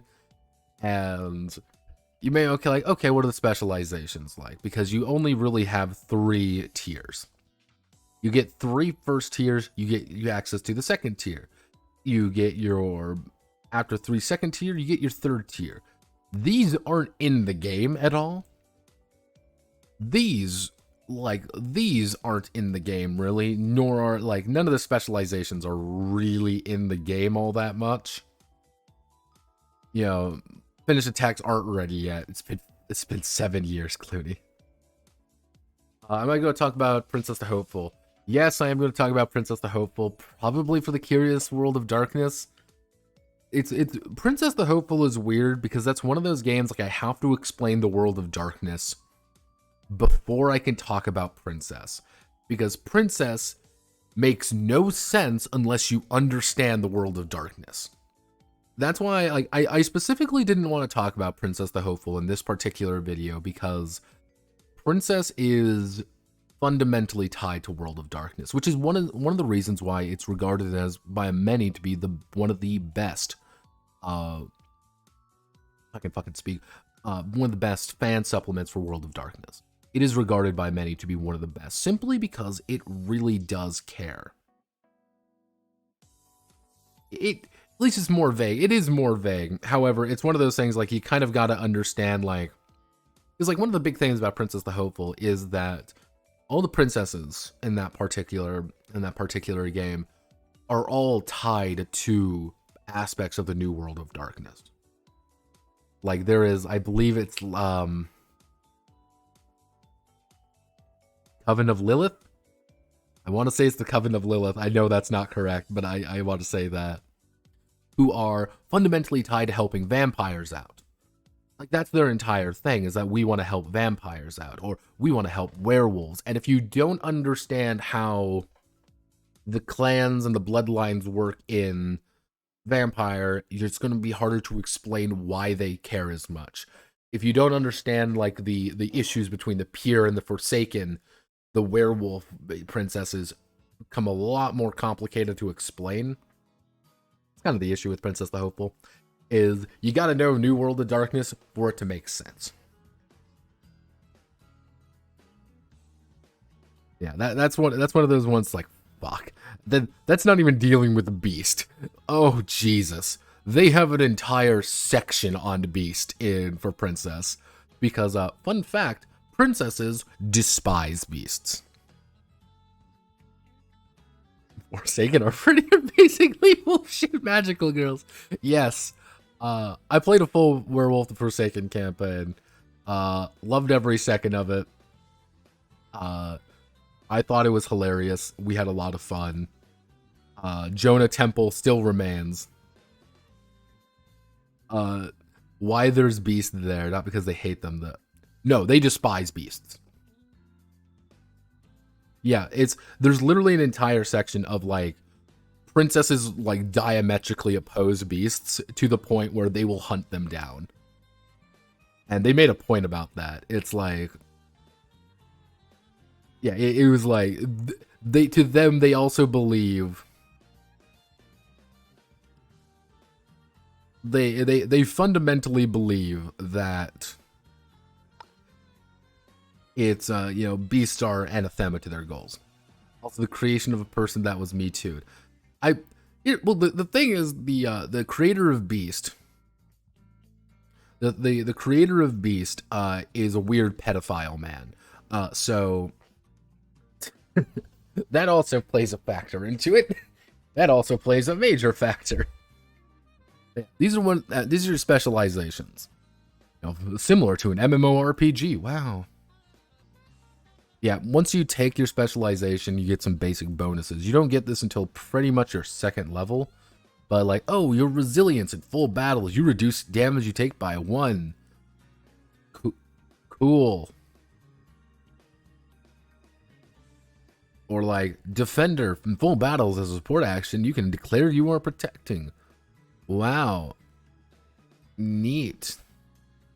Yeah, these are pretty standard stuff. He doesn't actually have anything to... Pretty much you can play up to this. Anything after first tier gets a little bit complicated because he doesn't have any of the specialization talents. He only has a handful of basic talents. There's nothing on the third talents. Just set its third talents. Nor will there be. You only have to remember that. There will not be anymore. Because I don't believe he's ever going to finish this game. This decade-long game.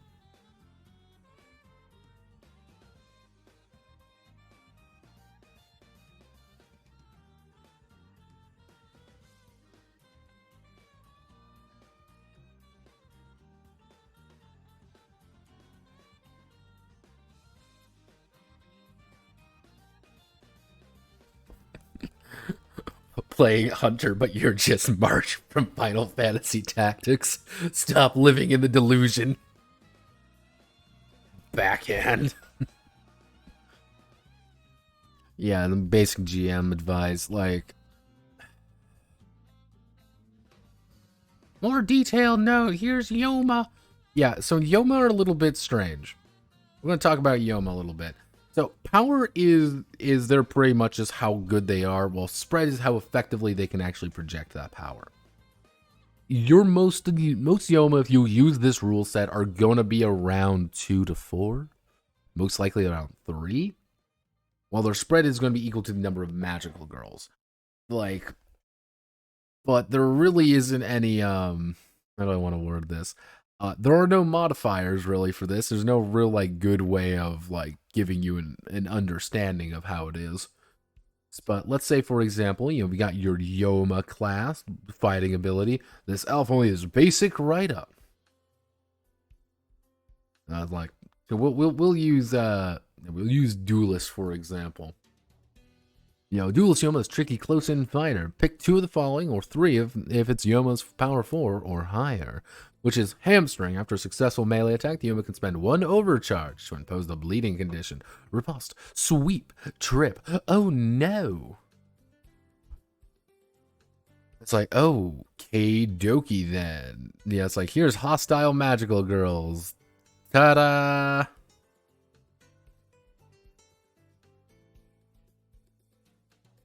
Ta-da! Yeah, there really isn't anything else here. Yeah, this is also one of the big things about the kernel of the idea came from Puella, Magi, Madoka, Magica, dark magical girl anime series that became something of a phenomenon. This is really what I mean that Madoka kind of tainted the well in some aspects. This is Magical Fury, incredibly like he talks about Magical Fury more than fucking Magical Burst in the afterword of Magical Burst. And he loves Apocalypse World, don't you forget. The first fucking thing he cites is Apocalypse World. Like, don't rest your head, Dungeons and Dragons Crossmaster. Magical Fear. He literally cites himself as design inspiration. Ewen, why are you the way that you are? Why are you the way that you are, Ewen? You know, oh wow.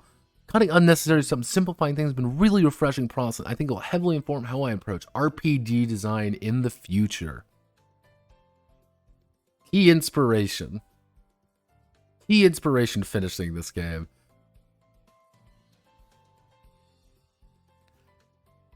So I'm going to do a quick rundown of Magical Burst and Magical Fury. I hate both of these games. I hate them. I think they're dumb. I think they're bad. I think, like, Magical Burst is not done. Well, you can play Magical Burst 4.0. Not really. It's kind of the same issue. The same kind of issue, unless you like homebrew things. But this is the intent of the author right here, 5.0. And I believe this does highlight, I think the best way to think about it is this highlights far more than just the alpha of a game. This is the summation of Magical Burst, in my opinion. It's half finished, it will never be finished, and it came out in 2015. This is a 7-year-old alpha that has not seen an ounce of work. Nor do I think it ever will see any work. Maybe tomorrow he's going to release 6.0. It's going to be amazing. But this is what you've presented, Mr. Cluney. This is what you've presented. Nothing. You've presented nothing. And I respect you by saying it is nothing. So if you like Magical Burst, I'm not going to blame you. I'm not going to say you're wrong. I'm not going to say, like, you are bad or you're stupid or something. No, I'm going to say it's not going to be finished. I don't believe Magical Burst is ever going to be finished. I don't think Cluney wants to finish it, nor do I think he can. I think it's just... I think he was inspired, he stopped being inspired, but he was committed to it. Happens a lot.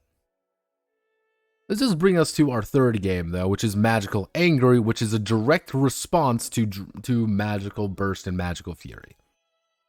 And I said this was going to be a little bit of a complicated series of events. I wasn't lying when I was implying this. Obviously, we have Kaia Kenshiro yet again, and here are all her stats. There's no character sheet for this game. Don't you forget there's no character sheet. Now, only 45 pages. Now, one of the big things about this game is I cannot find it anywhere.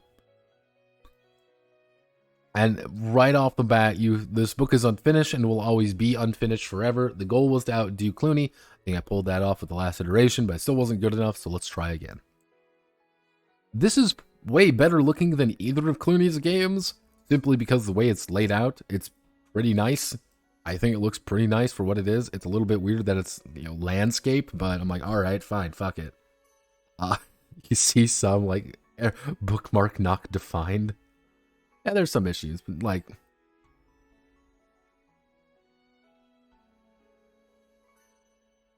Yeah, so...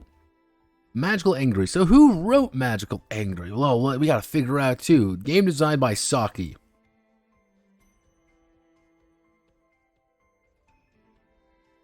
Let's Google Magical Angry, everybody.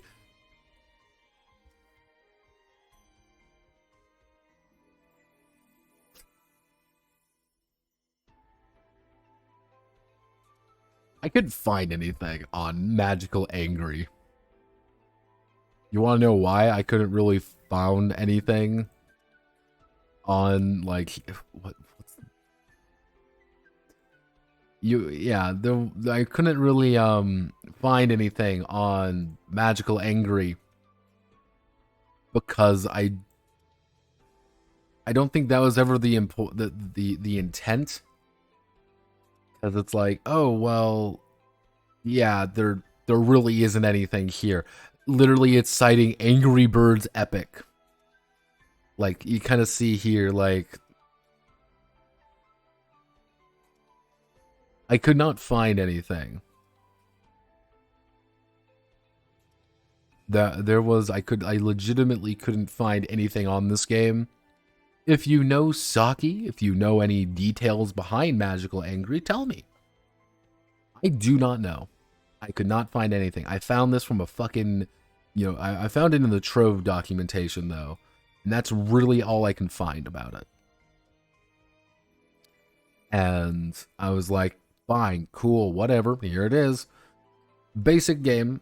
It's a D6 game, don't get me wrong. It's still going to be a D6 game. However, it does do some relatively interesting things. But you always got to remember, here's the big thing, you got to remember this right now. This is still based off of what we just went over. Okay. Like, this is a response to the previous 2 games. This is kind of what our basic character is going to look like. Obviously, we got our basic stats up here. We got some basic, we got some attributes. We've got, attack attributes, combat. We got strain. We've got wounds. We have wounds. Look at all these talents we have. There's a little bit going on here. All right. So we got our name. This is actually fairly explicit. It's like default setting is Japan. Japanese names as default. Most age are 11 to 17. Almost none are adults, but, well, GM is free to loud. We got some basic defining characteristics.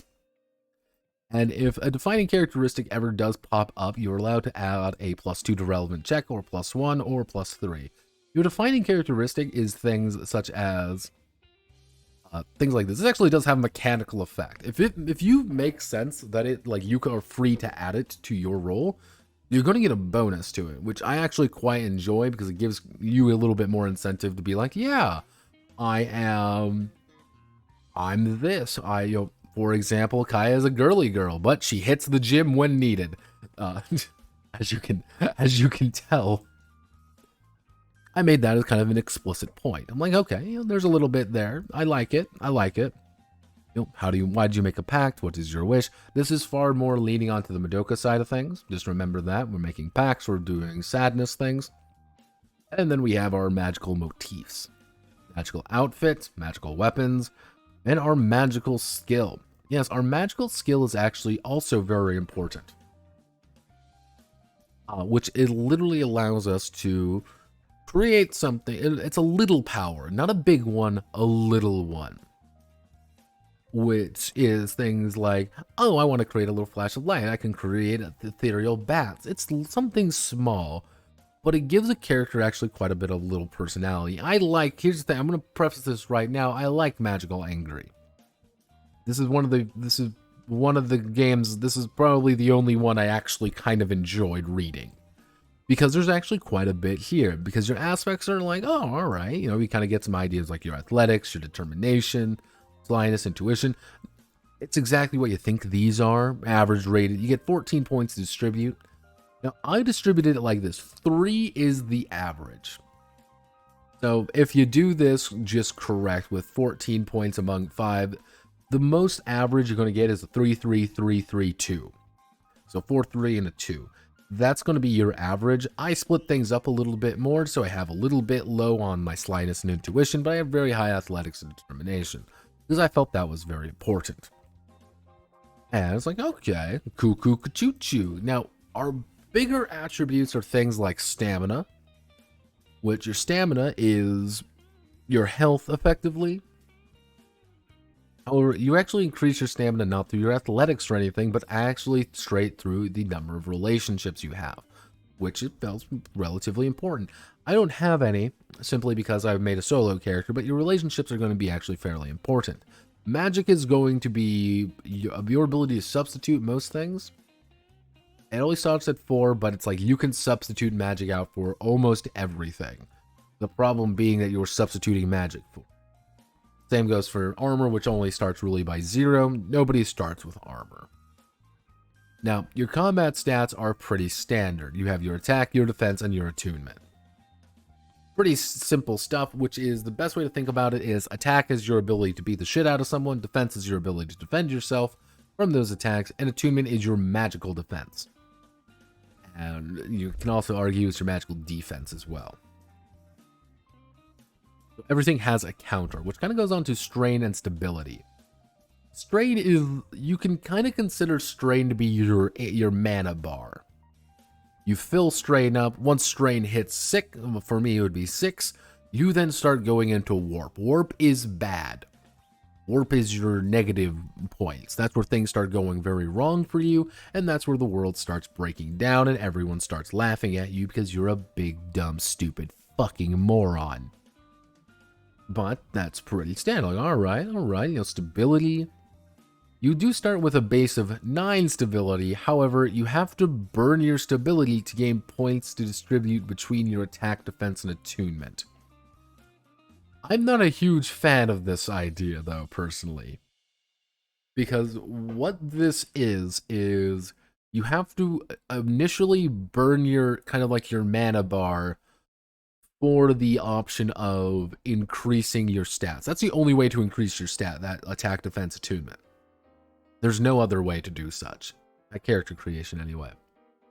So it's like, okay, take away something useful without really understanding the point behind it yet. If it was, here's a bunch of points, but you can spend 2 of these points to increase your strain by 1. I think I would like that a little bit more. It's the same thing. It's just the A to B on it, I think, would be a little bit smoother. But yeah, this is like one of those big things. Like, all right, like technically you can completely smash this down and have insane stats, but you need strain. You need at least a few points of strain. I would say ideally, lowest you should really, in theory, goes for. That's the absolute lowest. Everything lower than that is you're running into like instant lose territory. Instant loss, very different. Yeah, you're kind of going into more of a you're not going to have fun here. This is your class. Your class really determines how you do things. Now, of these, there's only 3 classes, which I wish there were some more. I think that could really help. But you also get your 3 talent. Witches are aggressive, enchanters enchant, and guardians defend people. So this is what a basic, ability might look like. Aggression, free action. If you've attacked this turn, you make a second basic sorcery attack with no modification from talents. Sorcery effects are fine though. It's a free action, and it costs you 1 strain. So you increase your strain by 1, and you're allowed to do this. This is what I mean, like you need a little bit of strain, just because that's valuable, and you're going to be increasing your strain quite actively as well. You have our basic magical talents, which you don't get many magical talents. Like, alright, cool. But you get enough. You always get the free one. Overload is an interesting mechanic, personally. Which, the entire idea is, if you're making a check, you get to add it, and since it's going to be your resonance die is like free damage, and you pretty much just need to jack up your strain in addition for these overload dice. Overload dice allow you to just roll more dice for checks, and just straight up. So it's like, okay, I want to roll more and more and more dice at the cost of my strain, which is usually bad. Same thing goes for recover, that's your basic way of healing. These are the common talents. You get 3 right off the bat. You can select any of them you want. And there's quite a few of these, by the way. There's quite a few of them. And some of them are actually very interesting, but there's some nuance to them. I like these. I do quite like these. I would say what's going to normally happen. This is game design notepad speaking. Someone is always going to end up having to take things like cleanse. It's like, someone needs to have the remove a negative effect, because that's very useful. Incredibly useful. Someone is like, there's going to be like the specific person who's going to be you are the support person, you are the attack person, you are the defend person, without a lot of kind of like cross play in that. And that's kind of like the one unfortunate part of this particular system. But there are some which like you can kind of get a little bit more, nuance to it. I like this. So it's like, oh, get moving. When you move to another zone, you may take a willing ally in the same zone with you. Cool, that's kind of interesting. I'm allowed to, kind of drag my allies around the map and kind of move around, which is even down to things like echo, copy a talent used, or an extra action. Cool. Some of them are a little bit more gimmicky. I will say that some are pretty gimmicky, like large ham. If make sure you know who's doing it for large ham, because this might slow things down horrifically. Because they're going to want to get that +1 bonus on literally everything. But like the only weird ones are things like that. A lot of these are pretty standard or like pretty interesting in their own right.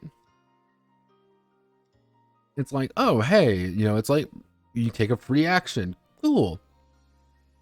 Or, hey, you have regeneration for strain. Or the fact that you are there, you can keep people alive. Cool. I like that. I think that's very... things like this are actually very cool. And this is what I mean. Like, you're probably going to end up with, like, here's the support... Like, here's the support character. Here is the, like, clearly the... tacky character. I think that's like the one major sin.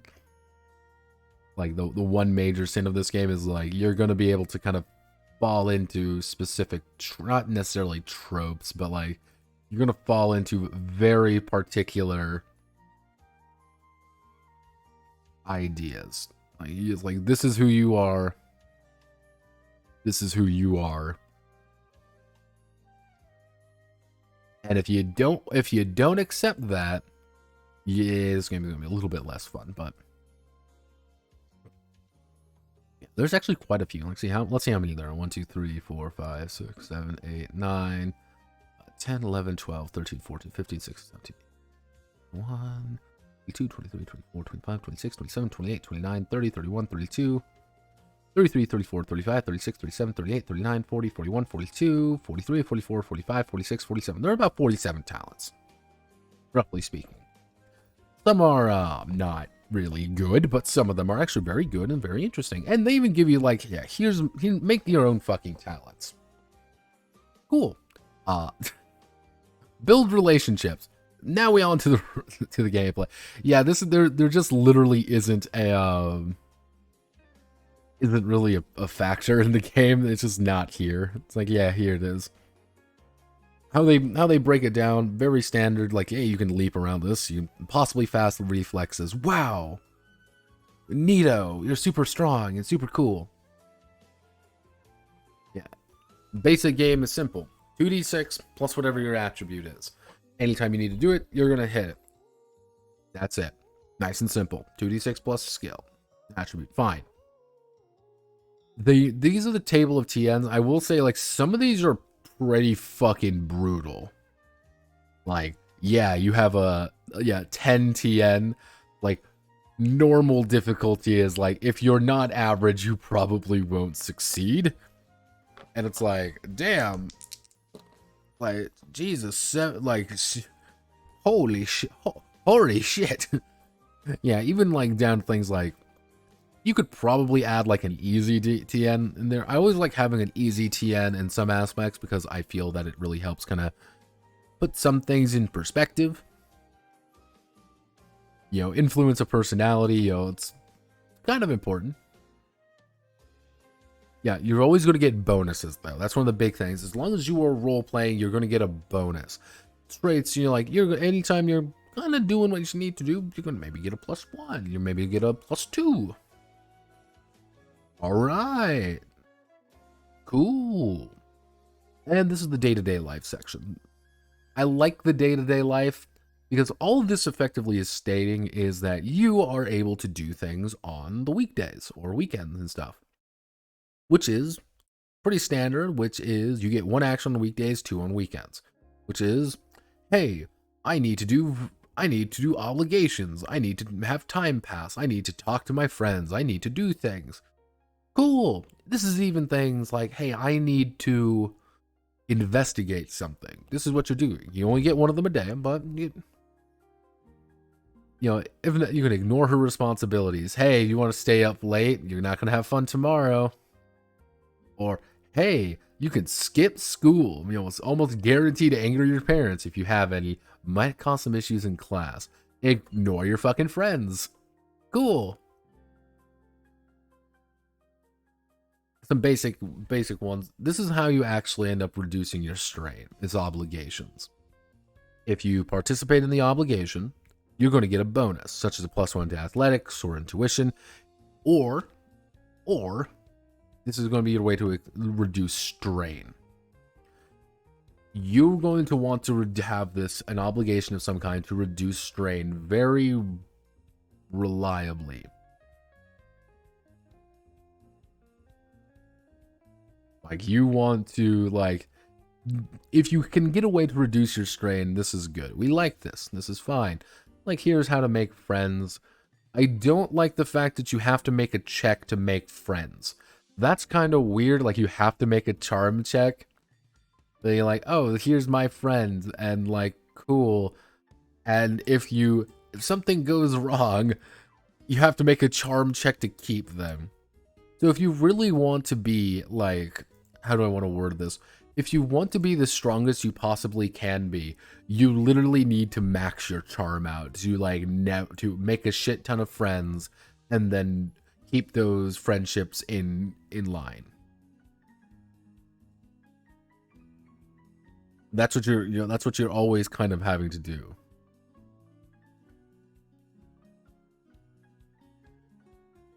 Like, yeah, this is one of those like weird bits that I'm like, you could probably change this and I don't think anyone would care. What I would probably say, I would actually probably add in like a JTRPG system to this. Like, you have a set of relationships already. These are people that you know, and like Double Cross, for example, I think would be a very good example of this.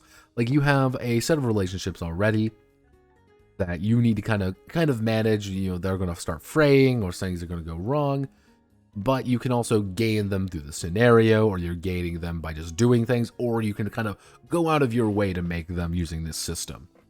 I think that would be the most efficient way, but maybe there's a broader reason like behind the things why that's the case. Maybe they just want to put some more, meat behind the act of friendship, like friends. Combat is actually fairly interesting because it takes the same idea. You're making your initiative checks, on your turn, you're doing major actions, minor actions.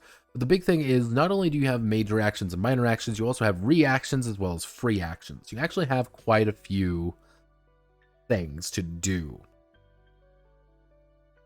Which, you may use your reaction to prepare other actions, or, status effects. There's actually quite a bit here. The big thing is when it comes down to zones. They want you to use this zone mechanic very diligently. And you're going to use like this quite a bit. Like, this is why I kind of want to use this right away. But you're using it as a way, it's pretty much zone mechanics with the added difference being like, I don't know how to word this. You're going to need to be using this as well as kind of more of like a grid system. It's a very strange thing. I think it's a little bit easier to kind of like put things together a bit, but maybe not the best for like everything. Kind of depends on how you feel about it. Basic ones have things like barriers, or you have fences, you have conditions, subdivisions. Cool. Like, there's actually quite a bit here that you could do. It's a little bit wonky, but it's clearly here. Like, there's clearly a good idea. Basic ranges. Basic line of sight. Damage is done directly to your stamina. If it's monsters, they're going to fall over. And if it's a large monster, you literally need to, once you down it to 0 stamina, someone needs to go there and execute it effectively. Which does technically mean that you can do a shit ton of damage, not bring it down, and maybe someone goes up and saves it, or maybe something occurs that, it's like, you need to bash this thing in and have someone ready to execute the thing. You need to run up, you need to bash it, you need to kill it. If we're kind of more of these more dramatic ones, which I actually kind of enjoy. I think it's relatively thematic.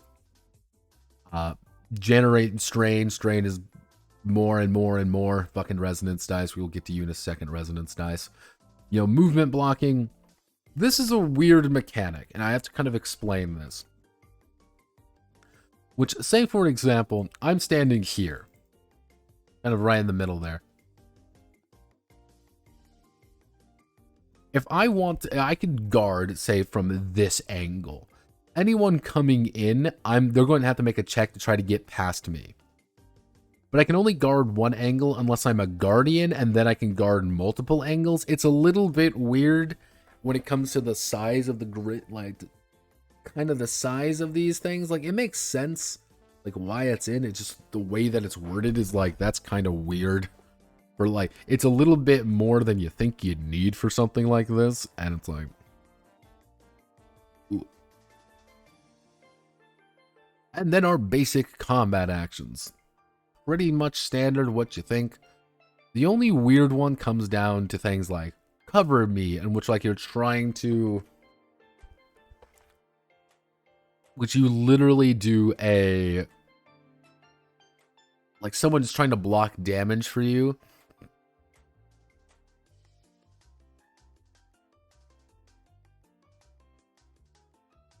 It's like, oh wow, you know, it's like, yeah, you're getting fucking punched in the like you can kind of transfer damage to people, or other people can kind of transfer damage to you. That's really the only like super weird one, and there's some kind of, you can kind of argue there's a little bit of PBTA-isms, kind of like the way that it's kind of like structured, but it's, I think it's fine because it's not like strictly PBTA-isms. These are just actions. I'm fine with it. The revive action's funny though. We'll get to shattering in a minute. Here's the secret of shattering. You're fucked if you get shattered. Like, you are not having a good time.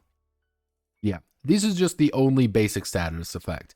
You know, these are the only ones that's really here. Everything else is actually just examples. You know, it's like burning, corrosion. Usually it's going to be, you're going to take damage.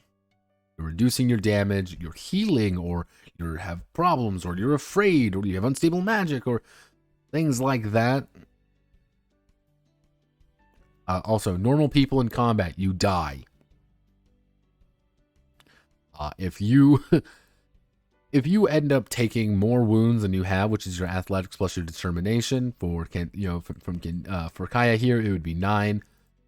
You start dying. You know, it's like you may not die instantly, but it's definitely terminal. It's like, yeah, you're having a very bad time. Stamina recovers pretty much at the end of a battle or after like a day's rest. Wounds heal at a rate of 1 point for every 1d6 days. Taking 3 damage might have you recover for like 18 days. 3 damage might take you 18 days to recover from. Taking 6 damage is like you could be out for a fucking month. Like, damn. Yeah, non-magical cat. Like, yeah, if you want to bring out a fucking gun and just shoot Kaya-chan, you're like, yeah, you can. You know, shatter, succeed the revive ability, have a friendly magical gust, cleanse or phoenix call on you. Yeah. This is why what I mean by like cleanse is so fucking useful. Like, I would wish cleanse would be a major ability that everybody can take. Or like it's just like a default, because of like, yeah, they can, they can cast cleanse on you to remove the one side effect, and that means you get some of your stamina back. You pretty much can rejoin the fight, and you can, like, oh cool, like if someone heals you just a little bit, you're right back in the fight if they cast cleanse on you and you're shattered. Like, it's cool. Yeah, you do. It does do. It is a little bit of ablative. I will say that it's ablative health in that regard, which is to say, if you take 150 damage and you have 1 HP left, it doesn't roll over. You just go down to 0. You shatter, and you're good. And it eats everything, which has its advantages. Basic magic. You can sub out almost every roll for your magics. So instead of saying rolling my slyness, I can roll magic instead to sub it out. Instead of rolling 2d6 plus 1, I'm rolling 2d6 plus 4, or 2d6 plus, instead of rolling my intuition, I can roll magic. Instead of rolling my charm, I can roll my magic. The main issue is the idea of the resonance die. they explode. That's one of the big things behind magical checks. So if I roll, let's say I score a 6. I scored a 5 and a 6. I'm going to have to take that extra d6, and I'm going to grab my other d6 here, and I'm going to roll. I rolled another 6. So I need to take another d6 and roll again. I rolled another 6. Fuck. Come on. I'm not fucking with you. I rolled another fucking 6. Come on. Roll a 1, please. Need a 1. 4, finally. I did roll a 6 on it, but so because I've rolled this, I have rolled a total of let's see, 1, 2, 3, 4 resonance die. So like my total roll for this would be 11, 17, 20, it would be 17, 23, 29, 33. I rolled a 33 on 2d6. Plus 4, it would be 37 in total. But every resonance die generates 1 strain. But each resonance die is also granting 2 damage or -2 damage. So resonance die is good. Weighted dice. They're not weighted, at least I don't think it is. Like I'm just that good. But like again, there's a benefit and a drawback. Which is I rolled 4 resonance die. My strain is now up to 4. 4 out of 6. If I already was doing things, I was like, I'm going to carefully manage it. I need to do this. You're going to spike your strain. And that might mean like, yeah, no, you're going to take warp. That's a bad thing, but you're also being able to do, if I was making an attack, for example, I would do +8 damage.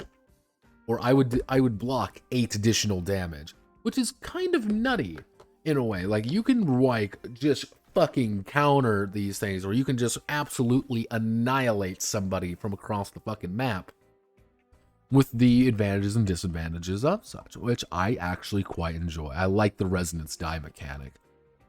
It's a little bit wonky, but it's fine.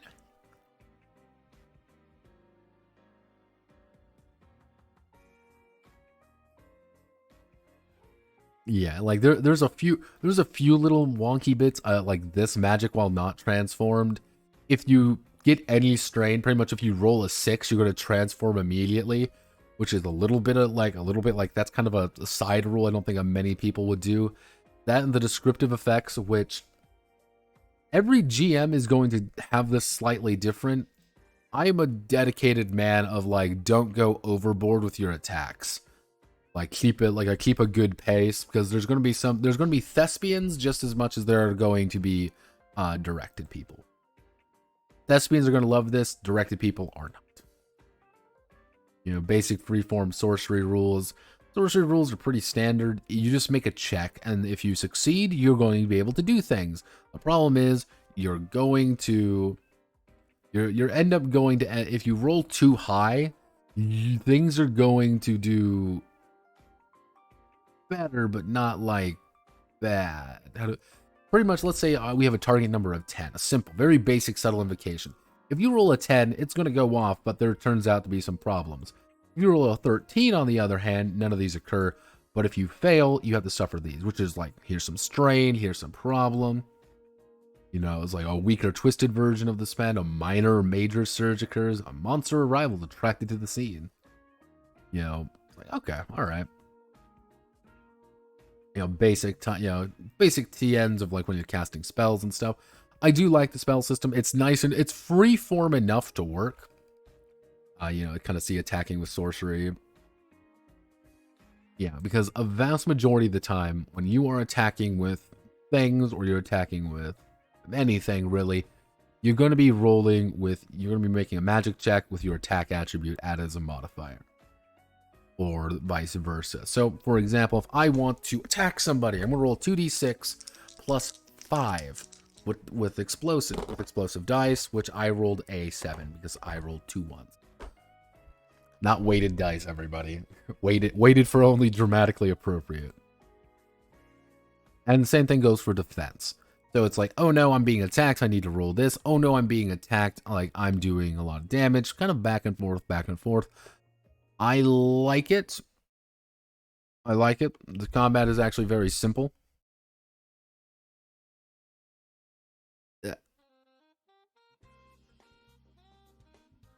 Yeah, there's some basic ones here. It's like you want to apply effects, you want to have problems. It's a lot of like attunement versus something or magic versus something. Strain and warp are kind of the same thing. Strain isn't really a major problem, but you want to reduce this, and this is like reduce strain by this amount, do obligations, indulging in bad habits. All right.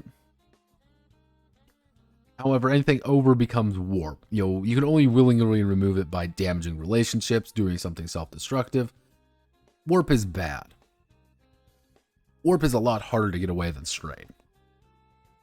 And if you have too much warp, you end up causing distortions, mutations, or cascades. Distortions are things that are like, oh no, your warp is consumed, but things go wrong. It's a permanent damaging effect. If you have a lot of warp, you're literally going to start mutating.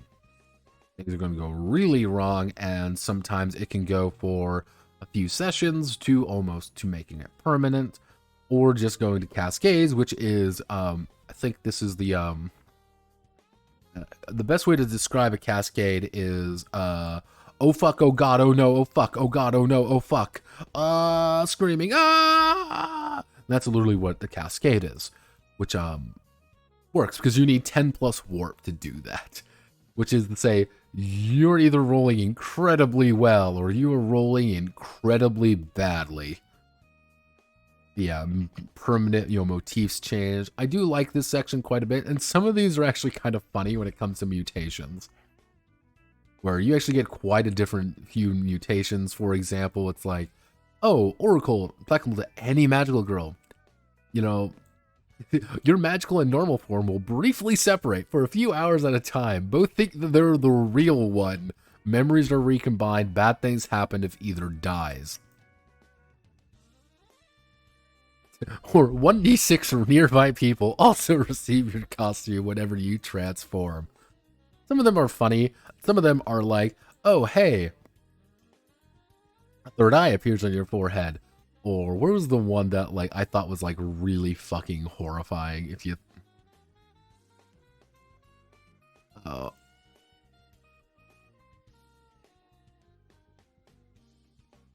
where was it? The one that was spooky. There was two that were kind of spooky.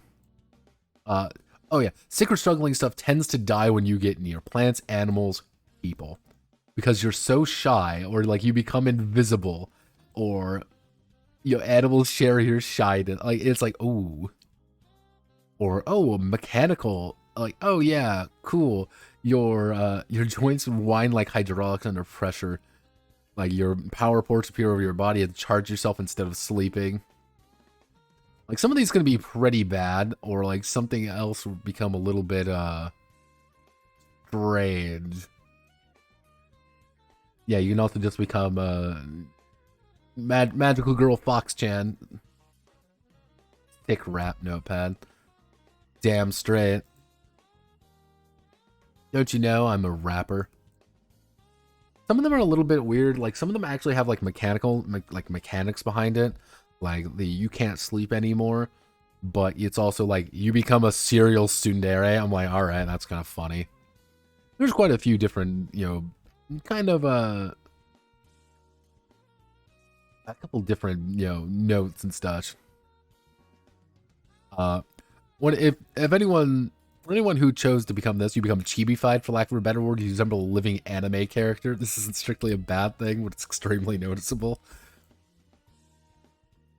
If something happened here, I would have it literally nobody except the main cast realizes this. Absolutely nobody makes any remote, say like this is weird. Everyone just accepts it. And just gaslight the character. Except when one person's like, what the fuck is up with you? Just one person would notice it, be like, what the fuck? But everyone's just like, this is completely natural that this character, in a world where everyone looks completely normal, you just some fucking anime girl show up like, yep, all right, this is fine. It's the fucking, it's the fucking Yu-Gi-Oh hair in the midst of everyone normal. Yeah, like some of them are pretty bad. Others of them are like not too super bad. Yeah, like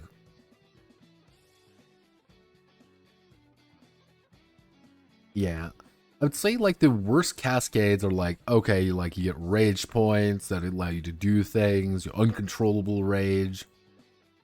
Yeah, rage is like a completely different mechanic. Like it's kind of weird that it's down here as its own thing. Like this right here could be an entire section. This is like, oh hey, this is a fucking doppelganger is created because you hate yourself so much. Like, damn, I'm in. Cool. And character growth and advancement. Tier 1, you get a few options. Tier 2, you get a few more. I do like the fact that every time you increase your tier, you end up actually getting some bonuses. Just some raw bonuses like more magic, more stamina, increase your stability by a little bit. I think it's pretty cool. You're going to get ability points by defeating enemies. You could probably highlight a little bit more about like what they are, but that's kind of a you thing. Basic running the game. How do we run the games? Coltarks. What we need to find for loot? What's a yokai? What's a dungeon? Yeah, it's these are literally just notes that they wanted to do later, but they never really I think this is actually, here's the thing, I think this is a 4chan game. Yeah, it's stuff like this. Like, I think this is literally green. I think they're green texting. Like, and I think this is taken from a thread of some kind, because if you notice the way that's kind of laid out. But yeah, I actually, I like Magical Angry. I think Magical Angry is a little bit of a spite project, but I like Magical Angry. Did you do something different with your hair? As you're fucking you're like 2 feet shorter and a fucking chibi, being like, I did. I like Magical Angry. I like Magical Angry because it actually has a lot to it. It has enough to bite into. An extraterrestrial animal companion, which, kind of speaking on that, is Magical Angry is open enough that if you want to go down more of the Magica route, you can do the Magica stuff. Or if you want to go down more of like Sailor Moon-esque, you can still kind of do that. It still is, the Magica aspect will always be present, but you can kind of shift it to however you want, which I actually quite enjoy. I like Magical Angry. I like Magical Angry because it gives you just enough of everything, but it still does its own thing, and I like that actually about it quite a bit. I wish that I could find more on it, but it's hard to find anything. There's no website, there's no like name really to tie it to. I could probably ask in the JTRPG server if they know Magical Angry or like where to find it exactly, but here it is. Welcome to Magical Angry. I like this game. It has its flaws, but it's mostly down to like little nitpicks. Yeah. Also, for those curious of what abilities I chose, Adrenaline Rush, which allows me to just go sicko mode, Back Blast, which anytime I succeed on defense check, I get to deal just damage. As well as Sprint Strike, which is I can move one zone closer to my target. Kaya Kenshiro here, Kenshiro-chan wants to close the distance and beat the shit out of you. That's the plan. I may not have the highest stats, but I just want to be an annoying piece of shit to every enemy and just rush up there, beat the fuck out of you, and walk out. I do like this system. Probably could draft up a actual like character sheet. That would be nice, but yeah, you win some, you lose some. Cool. All right. So what's our next game on the list? Because yeah, we still got more. The Cluney saga has ended. However, we are far from done. Now we're going to be talking about the games that are not part of the Cluneyverse in one way or another. That took 2.5 hours to go over 3 games by directly related to or directly related to one person. So it's kind of a palate cleanser, you can say. This is the excellence. This is the excellence. Excellence. Excellent. Excellent. Excelente.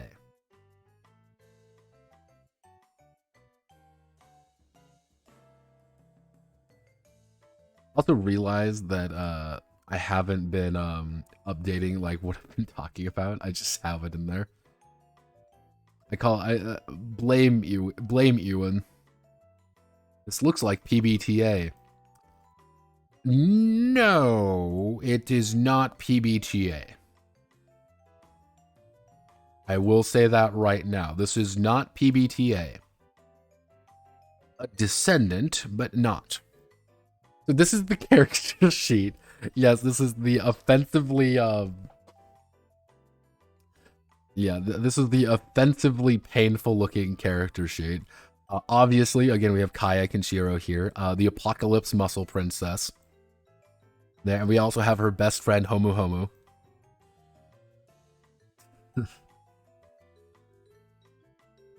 How can we forget our best friend QB? All our various all our various ones. Yes, so excellence is excellent princess role-playing coming from us from Adriel Wilson and Chris O'Neill. And it is powered by Polymorph. And I actually had to do a little bit of looking around on what Polymorph was. You know, if we do powered by Polymorph. This is almost entirely done by this one company called Ninth Level Games. And it's their own custom system, and it has no math. Very proudly, there is no math involved when you play Polymorph. That is it. There is no math. Best rules from IGDN, and one nominated for any awards for Best Rules and Product of the Year for Mazes and the Excellence. And if you want to do it, you have to request the Polymorph Creation Kit. If you want, if you want to request it, you can tell us all about it right here. They have a few games under it. These are the published Polymorph games. I have never encountered anybody else talking about Polymorph, though. That's one of the interesting things about it. Now, the people who actually did this game were Adriel Wilson. We'll get to you in a second, Miss Wilson. And what was his other name? He has like the most generic, Chris O'Neill. If I'm correct, this is Chris O'Neill right here, the official Twitter of Evil Wizard of Ninth Level Game, creator of Mazes and friend of Yeet. You know, official Ninth Level Game stuff. Like, okay. You know, people at Gen Con join us. This guy clearly has done some things, and this is a big thing. It's Polymorph. This is Adriel Wilson. She's the one who wrote, primarily is responsible for the Excellence. She works here at the Unitarian Universalist Association, which is a Universalist spiritual church, I believe. I couldn't really find anything. This is the first thing that pops up for her. Yeah, this is the Equipped Congregation for Health and Vitality, trained lay professional leaders, Unitarian Universalist values. This is like the first fucking thing you see about her. So I got a little bit curious. I think it's like a not church. It's a spiritualism, I believe. She apparently works there. That's all I know. She apparently works there. This is who she is. Adriel Lee. We should abolish ICE. Their wolf. Trash animal prince. Designer and maker of things. 1/4 of level 9 games. She does have a Ko-fi. Then if you want to buy Adriel a coffee, if you feel like it, you can also support me on Ko-fi, by the way. How can I be part of the any award-winning free RPG anthology level 1? Yeah, her big thing is like level 1. Yeah, or she supports a lot of these games.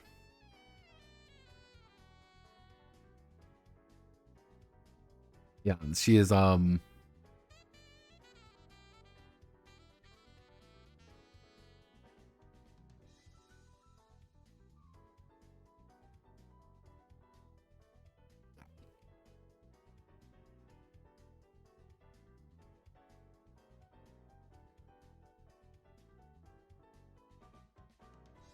yeah, so it looks like she's supporting her own little.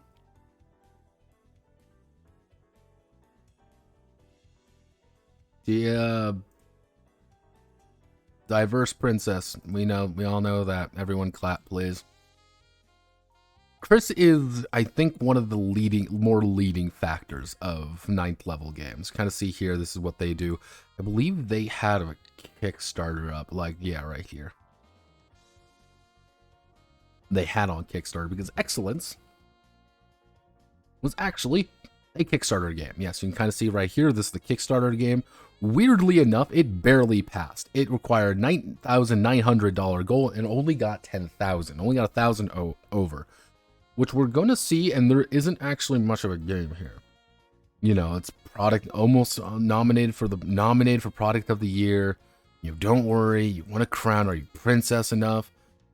Which it's weird because it's like Excellence was nominated for product of the year, best family product. Yeah, so this was more of a reprint of the Excellence. That was the big thing. It was a reprint of the Excellence rather than like a strict, like, here's just a new game. But one of the big things that they did was Cobalt Ate My Baby, you know, No Knuckle Sandwich, Barricades. I hadn't really heard of any of these games. Apparently, one of the big ones they did was, we can do this one, The Very Good Dogs of Chernobyl, and Maze's Fantasy Role-Playing, Return to the Dark Tower, like, the anti-fascist space opera. They do a lot of Zine Quest stuff. That's like the big thing, is like Zine Quest. You know, it's, yeah, like, see some things like that. Everything is polymorph based, though. Everything is powered by polymorph, and you see some of these, like, they're all Zine Quest stuff, nothing too there. And you see right there, producer Adrian Wilson, that's Chris, that's Zane. I believe these are the four, like, 3 of the 4, but like Chris is like the central figure. He is the one that like does 9th level game stuff.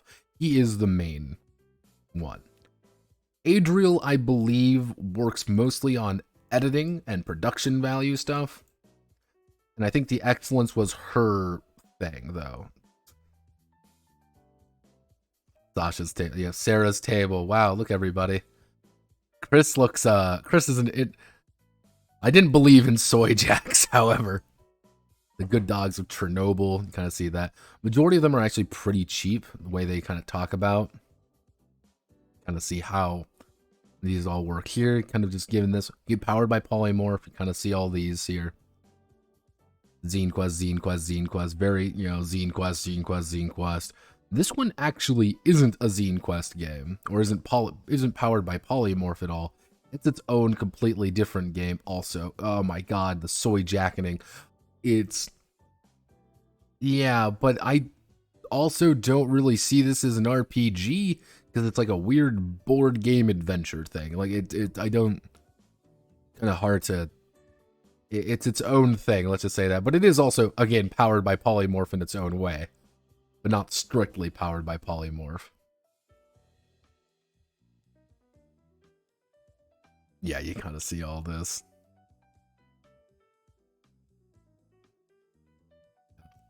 The Roll20 module. Yeah, you want to play it on Roll20? Yeah, don't worry, it's all fun. All fun and games. Yeah. So that's kind of what it. I have not seen anybody else do anything polymorph related. Like let's check at itch.io might have something. I haven't checked. So polymorph. Like, let's see, has anyone done Polymorph? TTRPG. Tips on how to create your own.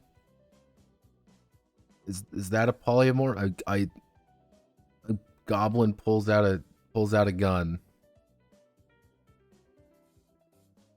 Is this a polymorph? No, this isn't polymorph. Yeah, like I have not encountered anybody making anything polymorph related. That makes sense. This is just their propriety system, I guess. This is just what they do. But there are a handful. You see, like Nancy Drew, like there's Nancy Druid, the Good Dogs of Chernobyl, Business Wizards, Savage Sisters, Return to the Dark Tower. Mazes is their baby. From what I've gathered, Mazes is their baby child, as well as this level 1 in indie RPG anthology. I've never heard of this before. It's here if you want it. Ta-da! Like Horseshoe Academy. But yeah, so what is the excellence actually? What is this game? Well, it's a game about being a princess. We like being a princess, and do you want to die a little on the inside reading it? This is the writing in this game is sickly sweet. I should say that this is written for children. Now you've earned a sword. You've won a crown. Now you have the responsibility to help keep awesome world awesome and safe. Are you princess enough? Yeah, that's the first fucking line. I cringed a little bit when I was reading it. I'm not going to lie. I refuse to lie to all of you. I cringed a little bit reading through this one. The entire idea is that it's supposed to be like a cartoon adventure. You know, you have the gay mistress. You know, it's like, oh, you know, did we mention the princesses are in a band? Wow! It came out in 2019. It did pretty well for itself, apparently. Bam. So, there you were, just living your life, doing the things that regular kids do, when bam, there's an explosion of light and sound, and so you find yourself in awesome world. Yeah, the basic idea is that you are excellent princesses. You're the princesses of things to do things. You get crowns, magical pets, and cool swords. You do things, and then you kick butt. You kick butt, you kick evil's butt. You're called upon to right injustices, protect the innocent, and sometimes just like have a great time with great people. Like, you don't understand. Like, OMG. Hello, fellow kids. Yeah, the universe doesn't care how you express your gender. Just is totally awesome. Did we mention you are awesome? I hate this writing so fucking much. I hate the writing in this game. Holy shit. It is. Everyone can be a princess, so you have to say it loud and you have to say it proud. I am a princess. I am a pretty princess. Look, they even reused the art from the cover, like as the the second piece of artwork. So how do we actually do this? Well, we gotta bring our diary page. Cool, here's our diary page. As you can tell, I'm fucking mad. Obviously, we have MAHOUUUU. We have our reliable friend QB here. I think it works pretty well. Borderlands is also heckin' valid. Yeah, not even like Borderlands. It's not even like Awesome World. It's like they're deliberately... Like, the thing is, they're like deliberately going for like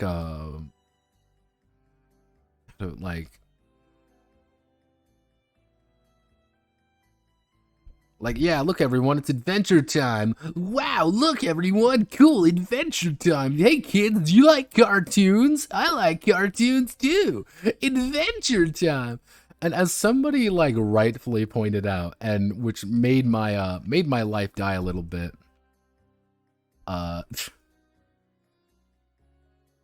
Somebody actually rightfully pointed out that this game is effectively High Guardian Spice the RPG. Which if you plug the numbers, High Guardian Spice was actually announced before this game was made, and that means some of the promo images were there. Like, yeah, here it's I kind of see all that. It's yeah, High Guardian Spice, everybody. Look how fun it is. I love High Guardian Spice. It's the best. Look at it, everybody. Look at it. This is so heckin' Valerito. Yeah, this is like the deliberate tone they're going for. They are deliberately going for like a childish tone to things. And so we got to play our origin episode. Our origin episode is pretty much like, let's introduce us, and then we have to go to Awesome World. What's an Awesome World? Everything that you think is awesome. That's it. Any place can exist in Awesome World. I hate the word awesome. Awesome sucks. I hate this word. It is not awesome. Oh, we want to go to Portland, or the bespoke bears who live knitting cool sweaters and farming honey, or the city of wisdom and love, has the best cheese sticks like giant filet mignons of cheese. Austin, where all the stuffed animals go to party. Oh, Woolsworth, you might need some help finding back the woolly bully. I want to kill myself.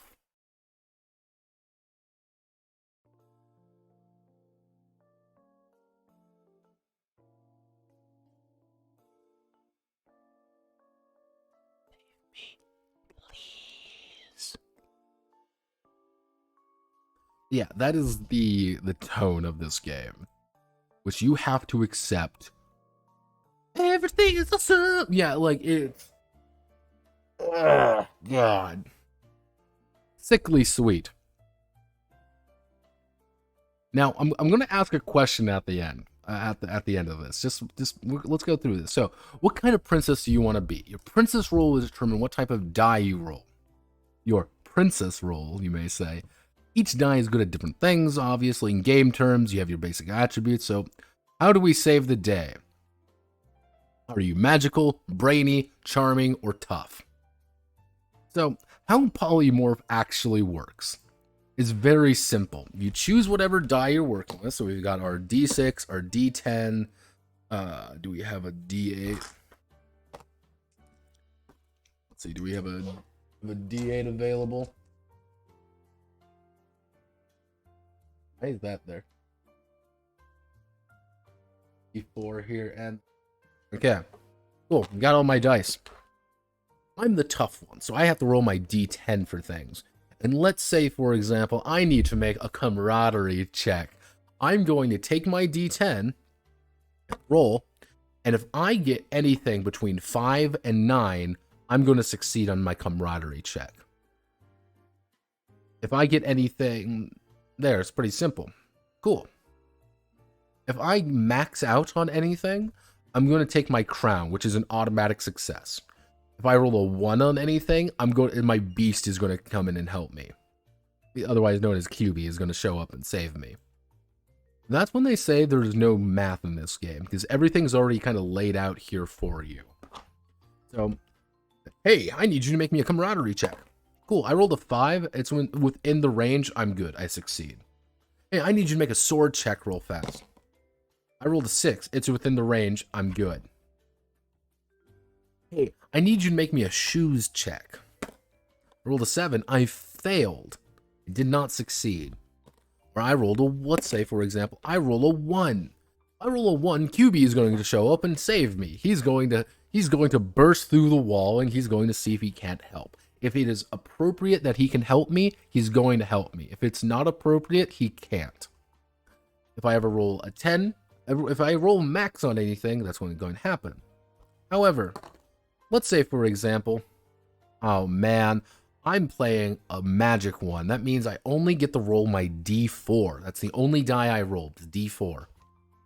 I need to make a shoes check.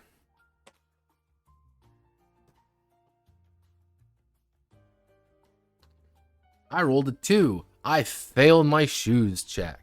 What a shame, but let's make a books check, everybody.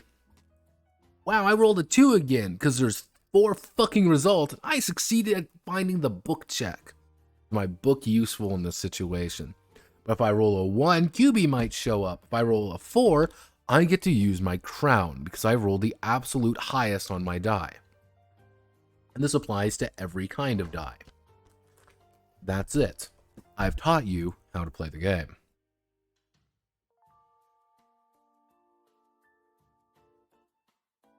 Yeah, this is powered by Polymorph. This is the game. This is how you play the game. This listed attribute here is the range you have to do, which having a larger die technically means like it's harder to score things like a 2 or 3. Like it's harder to get a 10 or a 1 if you're the tough one, but you are going to more on average be able to succeed at art and sword checks because you just have a higher range. But you're not going to succeed as much on shoes or book checks. But if you have only a D4, you have a 50-50 chance. You pretty much cannot fail a books check. Because if you roll a 4, you instantly succeed if it's appropriate. If you roll a 1, you instantly succeed if it's appropriate. Or you roll a 2 and or 3. But that's the point. Again, no math. 0 math. Yeah. You know, it's like, I am the magical one. You're best at beast, crown, and book rolls. You're focus on using your power. Magical princesses are best when they are playing with their strength and using their crown and their pet. Ooh boy, I'm the brainy one. I'm smart. I know how to do everything. So for a good example ones of brainy ones is Laser Princess and Maple Syrup Princess are good examples of brainy ones.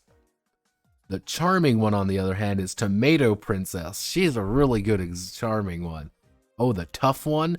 Hair Metal Princess is a tough one. Because she's got a D10.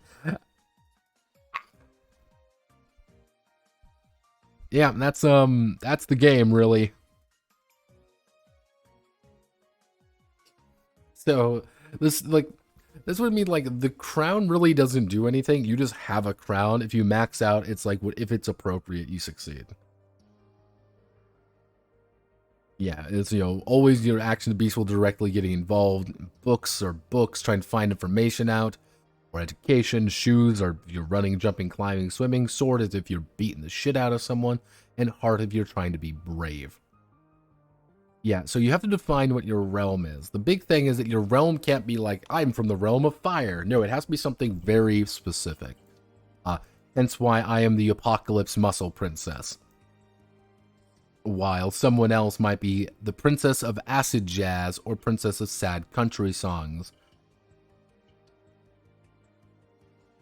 Very basic, yes, very basic.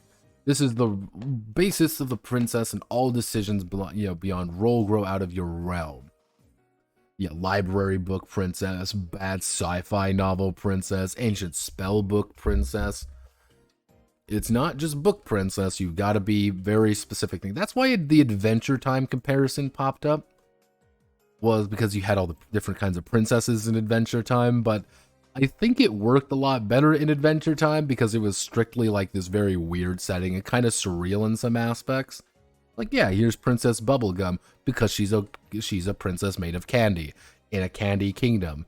Cool, this makes sense. And you just kind of nod, be like, yeah, this makes. His best friend's also a talking fucking dog. Like, cool, all right, neat. Action figure princess. Yeah, because the big thing is you have to define each of these to kind of give you an idea of like what's what. So for example, my crown is a tiara made of metal and dreams. My heart is my heart is camaraderie. I believe in the burning will of justice, obviously. Sword is the inheritor of the Madoka style martial art. Anytime I do anything combat related, I do that. And I have combat boots, and of course I'm reading the greatest Fist of the Borf Star Volume 2. And finally, I have QB. Hi, QB. It makes what makes you happy. Cool. Heart words. These are some of the example heart words. Woo! Swords, because swords are just cool. Mostly swords, because swords are cool. A cooking whisk, a pirate canning, a chainsaw, knitting needles, a paintbrush, a rake. Some example swords. Giant birthday candle. Action figure princess has a very tiny gun. Laser princess has a laser sword. Come on, everybody. Aren't you feeling so heckin' Valeritos? You would be you can be a barefoot princess. Oh boy, cool. Isn't it so cool? You get flats of getting things done. You get a bonus to it. Yeah, because you may have advantage. So what advantage does is that you risk roll 2 of the same. You roll 2 of your die and take whatever the best, if it's a success. So let's say I need to make a combat boots check, but combat boots are appropriate. I roll my dice and I scored a 9 and a 2. I would have failed both of those even if I succeeded. Disadvantage works the same way. You just pretty much take the worst result. That's really it. Books means like you literally have to like check out a book. Progressive prog rock princess, slam poetry princess, all completely valid. Yeah, like you have to check out a library book because that's what it is. Oh my god, look everybody, look how adorable. Why aren't you laughing? Laugh. Awesome. Well, some seriously cool perks. You have a sword, but it's still a ton of work. You have a magical pet, because an awesome world. You're excellent princesses. But yeah, no, my best friend. I think you're supposed to put the beast in here, but luckily for me, I just put MAHOUUUU in here because Toki will be the one to save us. God bless you, Toki. You died for our sins. Yeah, stars don't do anything. They just kind of give you what it is. It gets powered by polymorph. I already told you how to play the game. Yep, you roll if you automatically succeed, or you might not succeed. Trying to scare the team is trying to scare off a mean old pack of trash bandits. You jump into battle with them. The GM says, "Give me a sword roll." You are trying to fight the meanies. You roll a 1, which is a failure because you suck and everyone hates you. I want to kill me. But yeah, you are a safari princess, traveler and protector of the African heartland, and your pet is Leonard the lion. Your best friend shows up. Hi, Leonard the lion. Winning.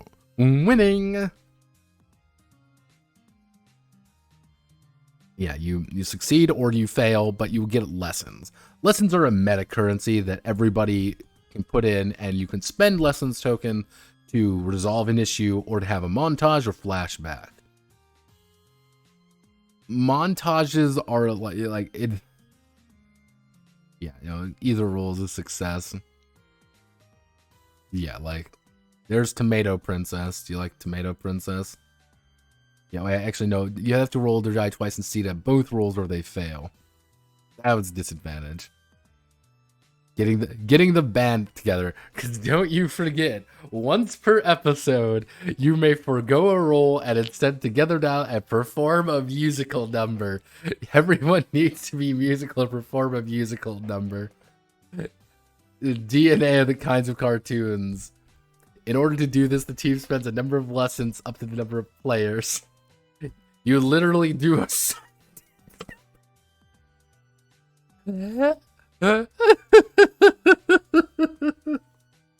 Oh, wow. Oh. This is how you do a montage. No, it's fucking Steven Universe. Yeah, you do have a fucking song and dance number. That's really what it boils down to. And anytime you find a big bad, you're at a disadvantage until you discover their secret. If you discover their secret, you roll normally against them. That's really it. This is a very simple game. Yeah, and you got some basic lackeys. Like, look at him. It's so quirky and so funny, and it's the shiny thing. And they...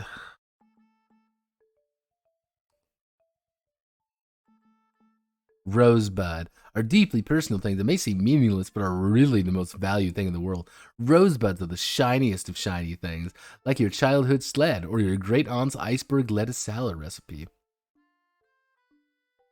Or, or a set of steak knives, a little round robot that you save from robot dismantlers, or a pen cap chewed on by the love of your life who doesn't know you love them. And they chewed it. This was like in their mouth. It's almost like they kissed it. It's so beautiful.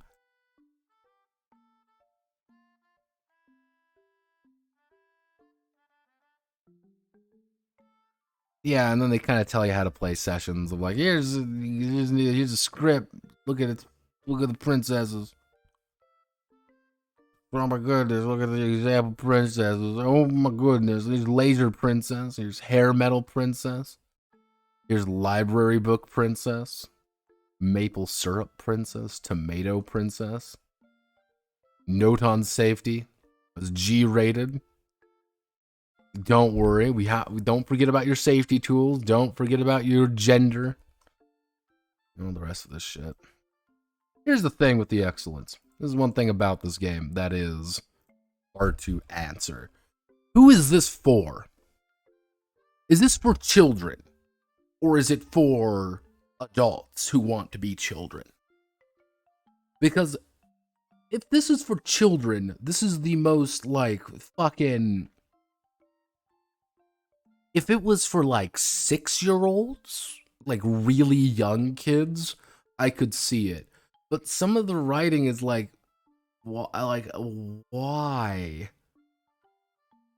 Like, some of the, like, like, yeah, that's like one of those things. Like, is it for, like, man children or woman children, whatever the fuck they call themselves now?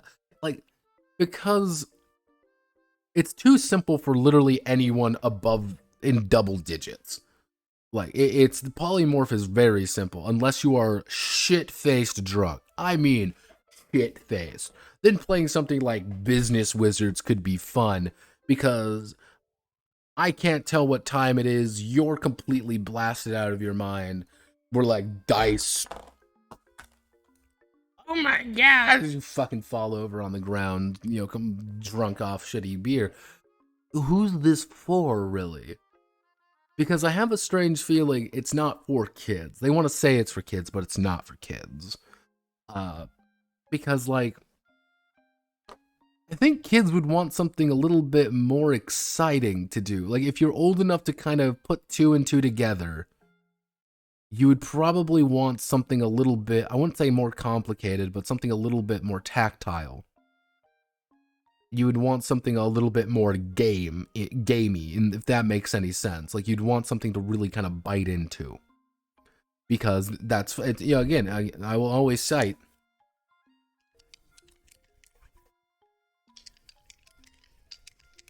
clickety-clack dice make my brain happy. Yeah, it's this, like, but you only get to roll one type of die. And it's like, oh, well, that's kind of, we'll just narrate it.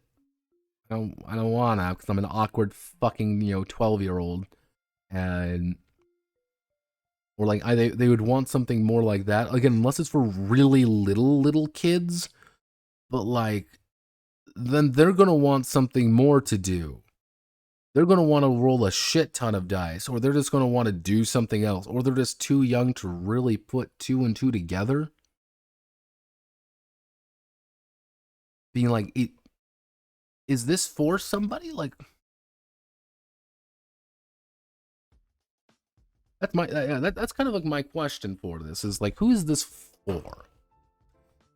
I think it's not I don't think it has enough meat to it to really appeal to kids. I don't think it's way too simple to really appeal to gamers. I mean, is it for people who just don't like playing games? Is it for beer and pretzel games? Because if it's for beer and pretzel, it does not have a stupid enough premise to it. It needs to have a stupid fucking premise. It needs to be, again, you need to be completely shit-faced. To be like, yeah, fuck yeah, business wizards. I could see it then, but this isn't really it. And that's, yeah.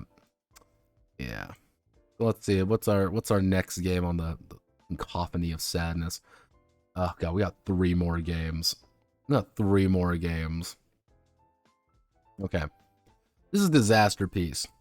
I'm going to speed through Disaster Piece a little bit for a very simple reason. This is kind of a weirder game. It's done by this company, A Couple of Drakes. Give me 1 second, let me update. Does it have the exclaimer of buy this and stick it to the undesirables? No, it doesn't. It does not. Update that real fast. Yeah, this is Disaster Piece. And it's done by it's A Couple of Drakes zine. Now, so if I looked at, A Couple of Drakes tabletop RPG design right here, you kind of see this is what they do. I'm like, okay, what kind of games do they have? Court of Blades, Forged in the Dark. Court of Blades, Forged in the Dark. Forged in the Dark. Oh no. They've kind of, what is this one? Disaster Wake. I think this is literally the same, this is the exact same game, yeah. Yeah, these guys have, I think the nicest way to do it is sign themselves up to Forged in the Dark. They ride or die with Forged. And because they're riding or dying with Forged, they are very much stuck on that. I wonder, like, does Disaster Piece, let's check, Disaster Piece, Kickstarter, let me guess, has it got a Kickstarter? No, it does not have a Kickstarter. Let's check the drive-thru, though. Yep, right here, there's the drive-thru RPG.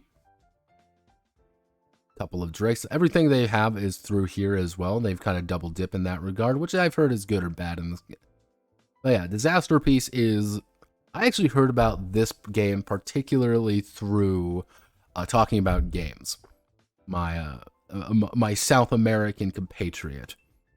You know, Forged in the Dark, but adapt to the fight darkness. Disaster Piece, it runs on a quick D6 dice pool, fiction-first mechanics that prioritize best parts of Magical Girl anime and manga, fighting evil by moonlight and winning love by daylight.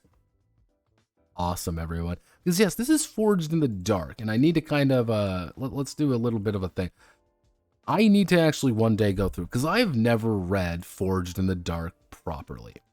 I've never actually read Blades in the Dark or anything like that. But this is Forged in the Dark. And it was originally done by Blades in the Dark, which was, how the best to word this? It was Dishonored. It was just Dishonored, everybody. If you think it was literally anything else other than just Dishonored, you're wrong. It's just Dishonored. One of the big things about it is that this also has like a full SRD, but Blades in the Dark does fall into the same PBTA family. Is like, if you are thinking that it's anything other than kind of falling into the same idea, it's not. It's very much what it is. So, basic idea, it's a D6 dice pool system where you take the highest die. So if I have, let's say I have a 3 in something, I roll and I take whatever the highest is. That's really it.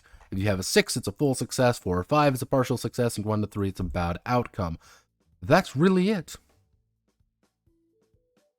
You're going to be taking, you know, traits, and you're going to be taking more dice, and you just need to do it. It's a very simple game. Now, one of the big ideas behind, particularly Blades in the Dark, was you have a crew, because you're supposed to be a bunch of criminals, which I actually quite liked. I like the idea of the crew. I think that worked pretty well. Because you do have playbooks. Don't you doubt you do have playbooks. Some are... There's quite a few different... There's quite a few different playbooks out there. Don't you worry about it. Yeah, but this is Forged in the Dark. They actually have their own license and stuff that people have made. Forged in the Dark stuff. You know, you get to see the Band of the Dark, Scum and Villainy. Evil Hat wants you to do this. Do you like Evil Hat? This is Evil Hat's thing. You know, this is their cash cow that they've been kind of rolling with for a while, and they're happy with it because that's what they want to do. Buy Thirsty Sword lesbians. Don't worry, it's powered by lesbians, not powered by the apocalypse. Legally distinct. You know, forged in the dark. You know, it's like they've clearly, yeah, you kind of see that they've hitched themselves to very certain aspects. Now, the two people behind Drake's, you know, behind a couple of Drakes is Sean Drake and Navi Drake. I believe these two are married, partnered, or sister or brother. I don't fucking know. Maybe, who knows? But here's what they do. Now, interestingly enough, that's what these guys do. They post on Twitter a lot. They talk about, you know, there's a lot of information about what they do.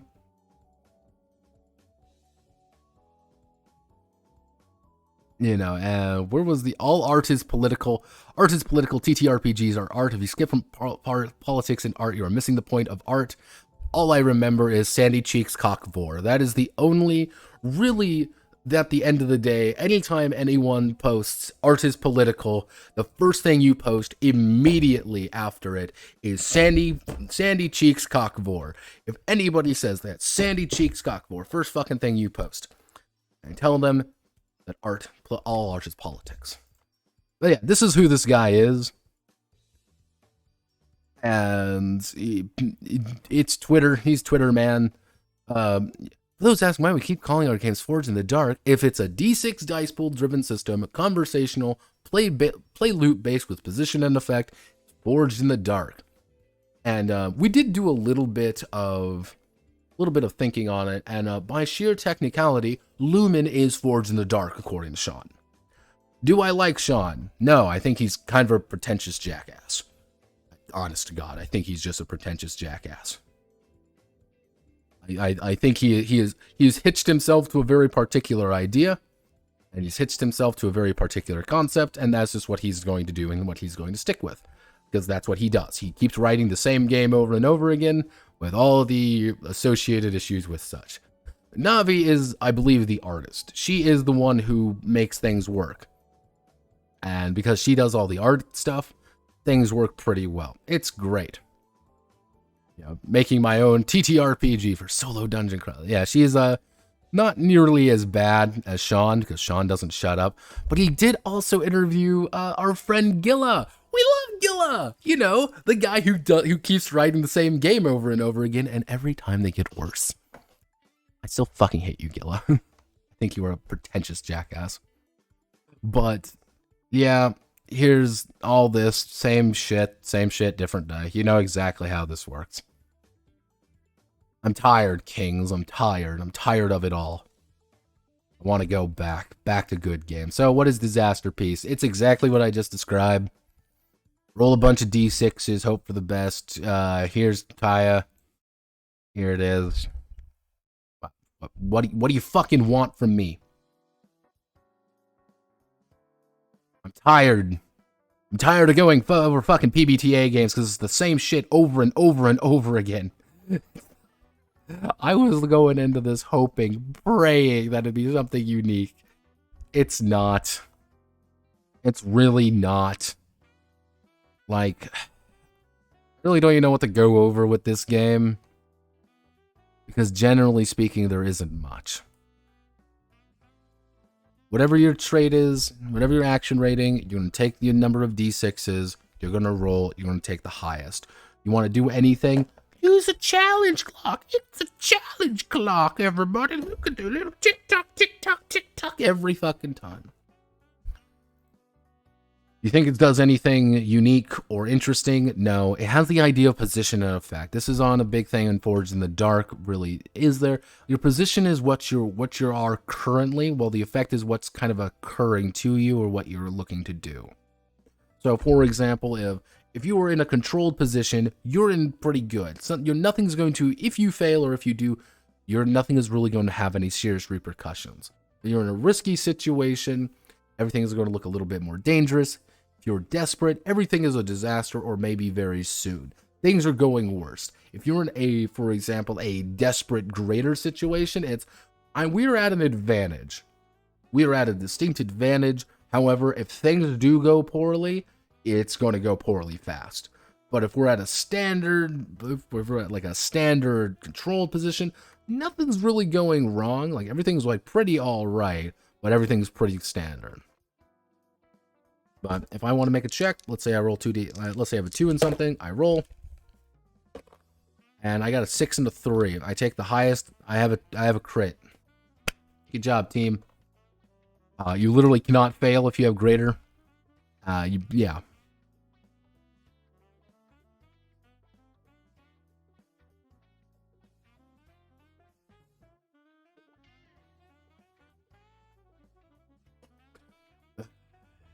Trust me, I wish I could. But legitimately speaking, this...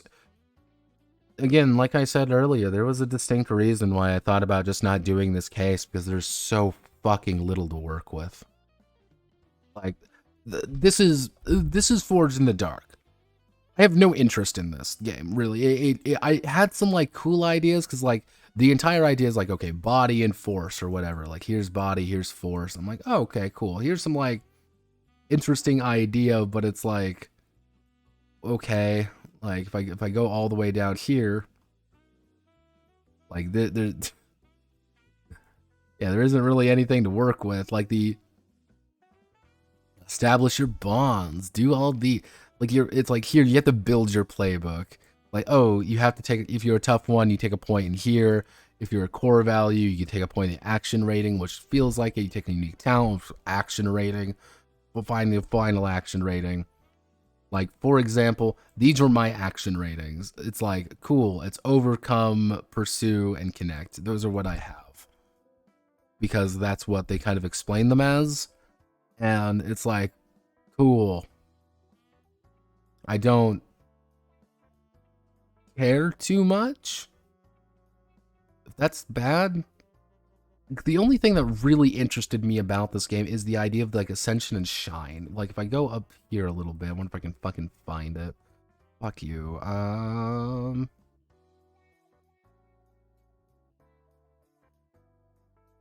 Yeah, okay. Because anytime, like, you have anytime there's something wrong going on, like, oh no, something bad is happening, is you can take like dark die, for example. If you roll, that's your highest die, you're always increasing this shine track.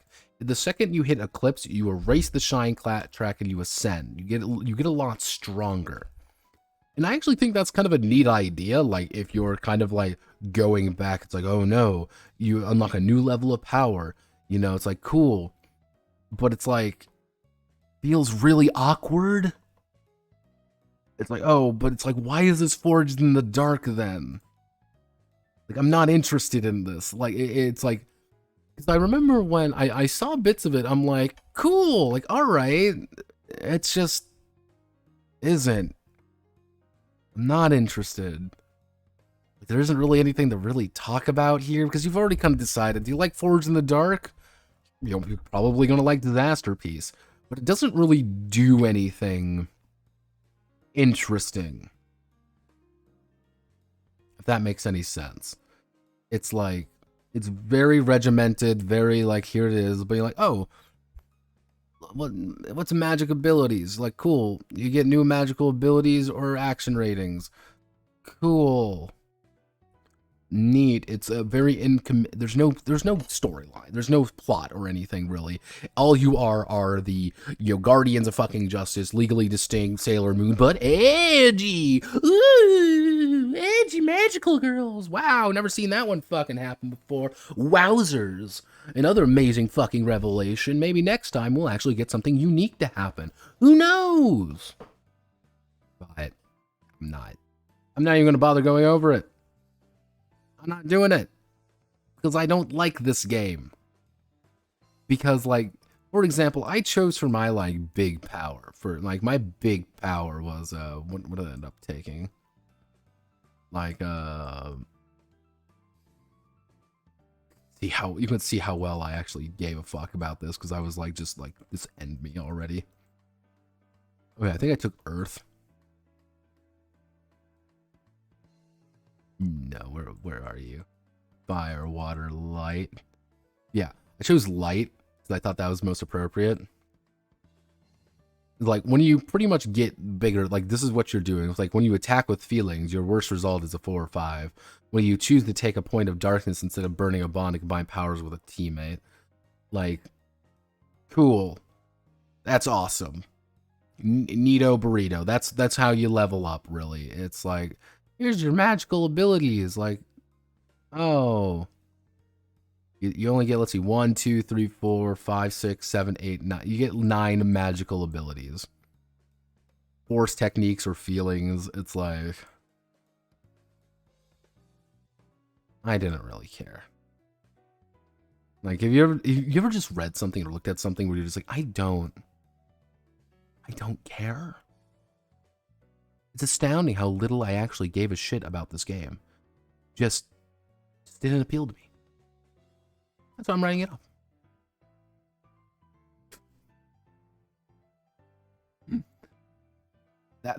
That's my definitive opinion on Disasterpiece. I don't care. I read it, I looked over it, I said, neat, and stopped giving a shit.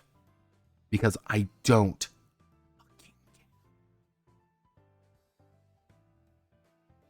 But don't worry, we're not done yet. I want to go over, actually, no, I'm not going to go over Sparks yet. Sparks will be last, because Sparks is kind of the definitive edition of it.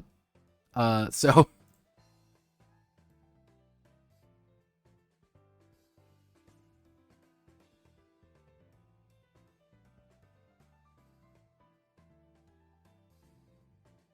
You can see how little I've just stopped caring about it. This is what I mean by, like, I was just getting really sick of things by the end. Like, I should be a better person. I should, like, let's go over the details, let's talk about this, but I don't care. I don't care.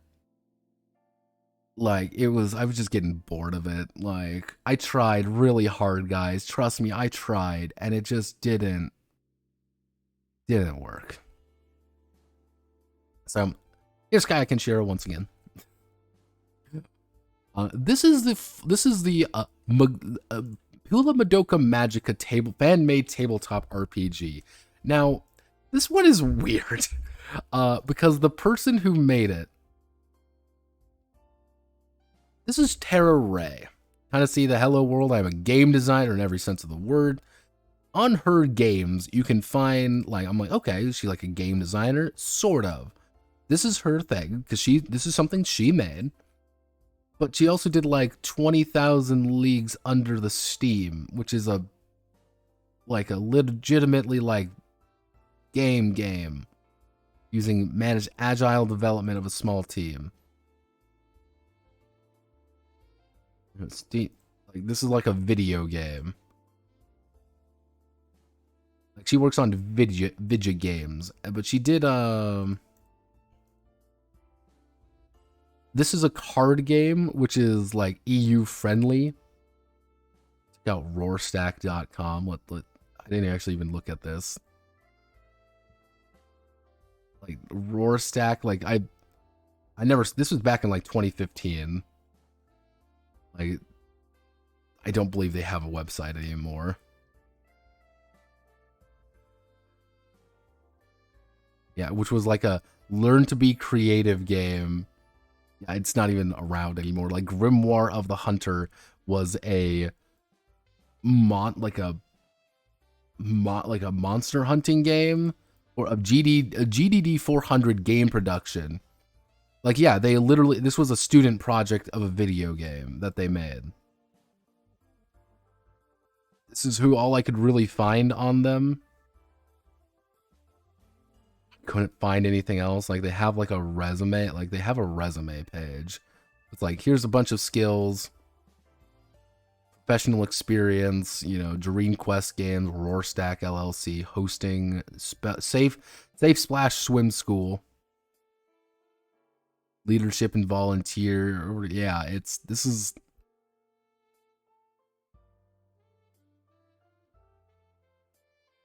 all it is. This is I was recommended this game, mine. Yeah, I am still streaming, unfortunately. You missed me in my mental breakdown of fucking disaster piece. But yeah, here's Skyship, all aboard the Skyship. You wanna learn about it? Like, here it is. It's a, I think it's like I think it's like a visual novel. I believe this is a yeah, it's a narrative storytelling game. Yeah, 10 different locations, over 1,000 possible endings, unique character each time you play. Yeah, this is what she's worked on. Otherwise known as, I couldn't find anything else TRPG related that she's worked on before. So this is really it. And if you really notice too, she does actually have a character sheet, which is an accomplishment. I will give her that she does have a character sheet. But if we go down here, nonprofit, you know, this is very much based off the original series and Rebellion. Not really any of the side ones, depending on how you look at it. Again, we have the basic prelude, how Madoka works. For those who don't know how Madoka works, Puella Madoka Magica is a very simple setting. There are magical girls, and there are things called incubators. Incubators show up, and they give you power in exchange for a wish.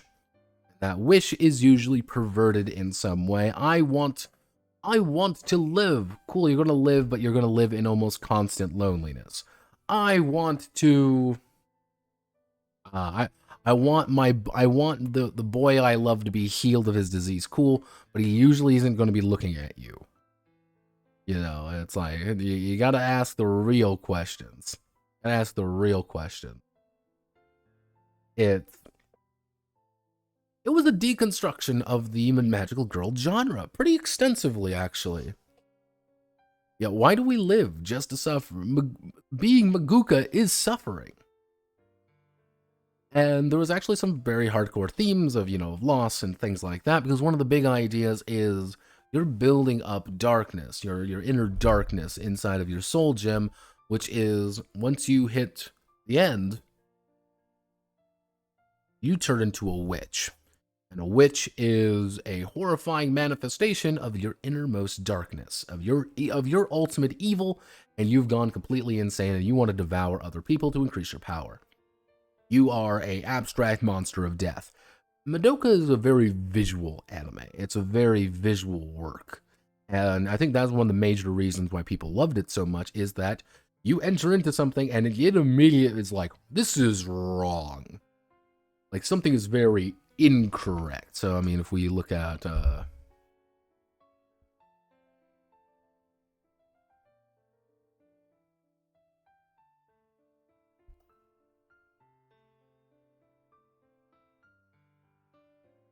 let's actually bring up a witch here real fast.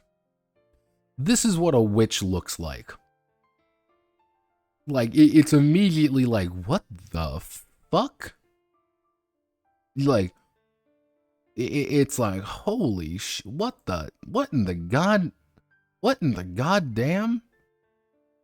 And some of these can actually get very complicated. Let me see if I can find a Gertrude. Like, this is Gertrude, for example. They have these kind of like weird cutouts. Some of them are like clearly like Walpurgis. None of them look simple. All of them are very complicated looking, and all of them are. Let me think up Charlotte, probably one of the most famous witches in the series. Like, some of them are just weird. Some of them are overly cartoony. Some of them feel like they're like paper cutouts almost. And it's a perpetual cycle of something is very wrong. The problem is, because being Maguka is suffering, of course, is that magical girls... We play Seiya no Uta. I don't hate myself enough to go through Seiya no Uta again. Not again. You can't force me. Yeah, I think one of the big things that really sold Madoka was the visuals and the music. Everything kind of lends itself to a very strange atmosphere, which was actually one of the big reasons I never got into Magi Record, which was the sequel series, as well as like the weird gacha game. I never really got into it, simply because like I already knew the mystery, and because the mystery was already there, I wasn't really interested in it. It was like, well, I mean, this isn't as interesting to me, because I like the characters of Madoka, Homura, Sayaka, and what's her name? Mommy and it's the red hair one. Oh my god, I'm having a fucking...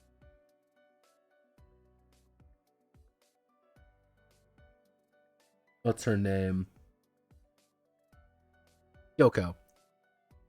Like, each of those characters are actually very interesting because they play into different archetypes. And again, the fucking OP of the show shows Madoka here, you know, being a magical girl. She's doing things. It really leads you to believe it. As I said at the beginning of the stream, Madoka does not turn into a magical girl until the very last episode.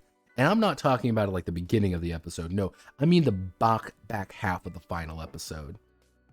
And it's this like really traumatic experience because like everything leading up to it, you're like, oh my god, yeah, fucking Sayaka's in misery, fucking Kyoko's dead at that point, Homura, and it does one of the things that I really enjoy.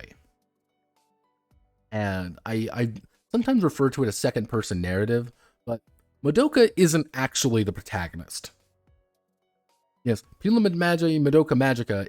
Madoka is not the protagonist. Homura is the protagonist. She's the one whose actions really change the nature of the events going on. Madoka's kind of a side character, but she's such a fundamental part of it all. It's kind of weird.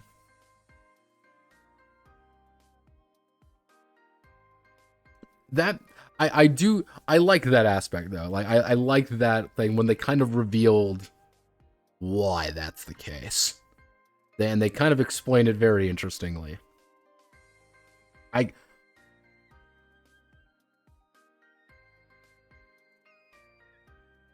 It had an interesting thing, and they explained it in Rebellion. Why that was like really weird of her to do. But I like the idea of being like, hey, we see everything through Madoka's perspective, but really at the end of the day, Homura is our main character, and we see what she goes through and what she had to go through multiple times, which is the big idea. And every time it gets worse and worse and worse and worse. I really enjoy that. Including, actually, you know what I can find? Give me the, because in the PSP game, actually, you can actually find, if you, like, completely fuck up in the PSP game, you can actually get, Kriemhild Gretchen. Kriemhild Gretchen is like an end state where it's Madoka's witch form. You fuck up the final night, but Madoka survives. She will become Gretchen, and she is effectively an apocalypse super witch. And I'm like, awesome. Awesome, awesome, awesome. I'm in. I love this. I think this is a really cool idea because it's a very ominous design, and there's some really weird bits when it comes to... I think one of the major issues of... People are posting cringe.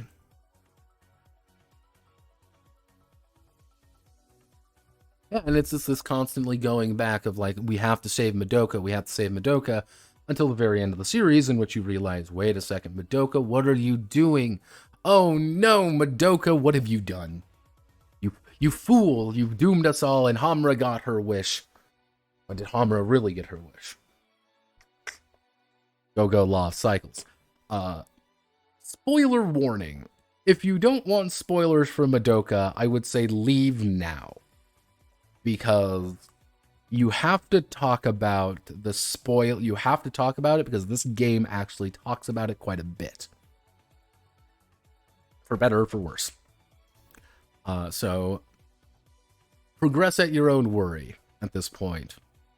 But as we all know, Madoka at the very end of the series makes her final wish. You deserve these spoil. Yeah, it's literally over. It's 11 years old. But Madoka at the end makes her wish. She institutes the law of cycles, in which every time someone would eventually become a witch, instead, Madoka literally becomes a god and saves you. And everything is fine. QB obviously is like, that's not how this works. But she's like, yeah, no shit it isn't, because I'm wishing for it, and that's how it goes. She literally becomes a divine magical girl, and I'm like, awesome. Perfect ending, because it's both sad and tragic. It's like Hamura got her wish. Hamura's wish has been corrupted. And then rebellion happened. Then Wiccans happened, and then wraiths were a thing. Wraiths are a thing. They were always kind of poorly explained. Yeah, but here's one of the issues. It's traditional RPG based on the anime Appeal to Madoka Magica. Cool. Whims of the Incubator in other systems known as the Dungeon Master or DM. Magical girl, witches, wraiths are malefic magical beings. The guide will assume the player and incubators will have some basic knowledge of tabletop RPGs, such as Pathfinder, D&D, Savage Worlds, and Dark Heresy. Those are the 4 games she cites, and she kind of does DM. I have a little bit of an issue that how do I want to do this? There is a little bit of an issue that there might be some boss baby phenomenon occurring here. Which is the idea being, like, if you've only based off things that, like, very simple things, like, if you've only played Pathfinder and D&D, or you've only ever read Pathfinder, D&D, Savage World, Dark Heresy, then everything else is going to feel like it, which this game has some issues with. Now, I'm going to say this nicely. Miss Ray, you probably will never work on this game again, nor have you probably forgotten about it. I will, however, very nicely say, this is the worst laid out book I have ever read. This is pretty bad. Yeah, we have magical girls, incubators, soul gems, which before the law of cycles, because like one of the problems is that she does address both of them at once, rather than being like, we're assuming this is pre-law of cycles or this is post-law of cycles. They kind of address both at the same time.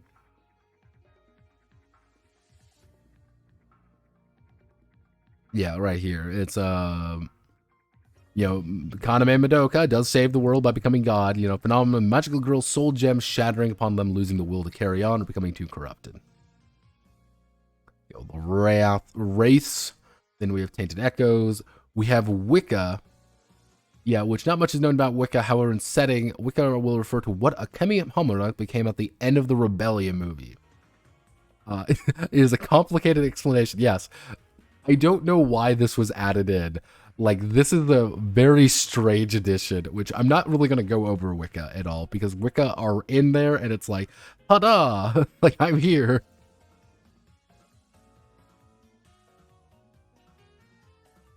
Yeah, this game is not like a story game. That's the last one.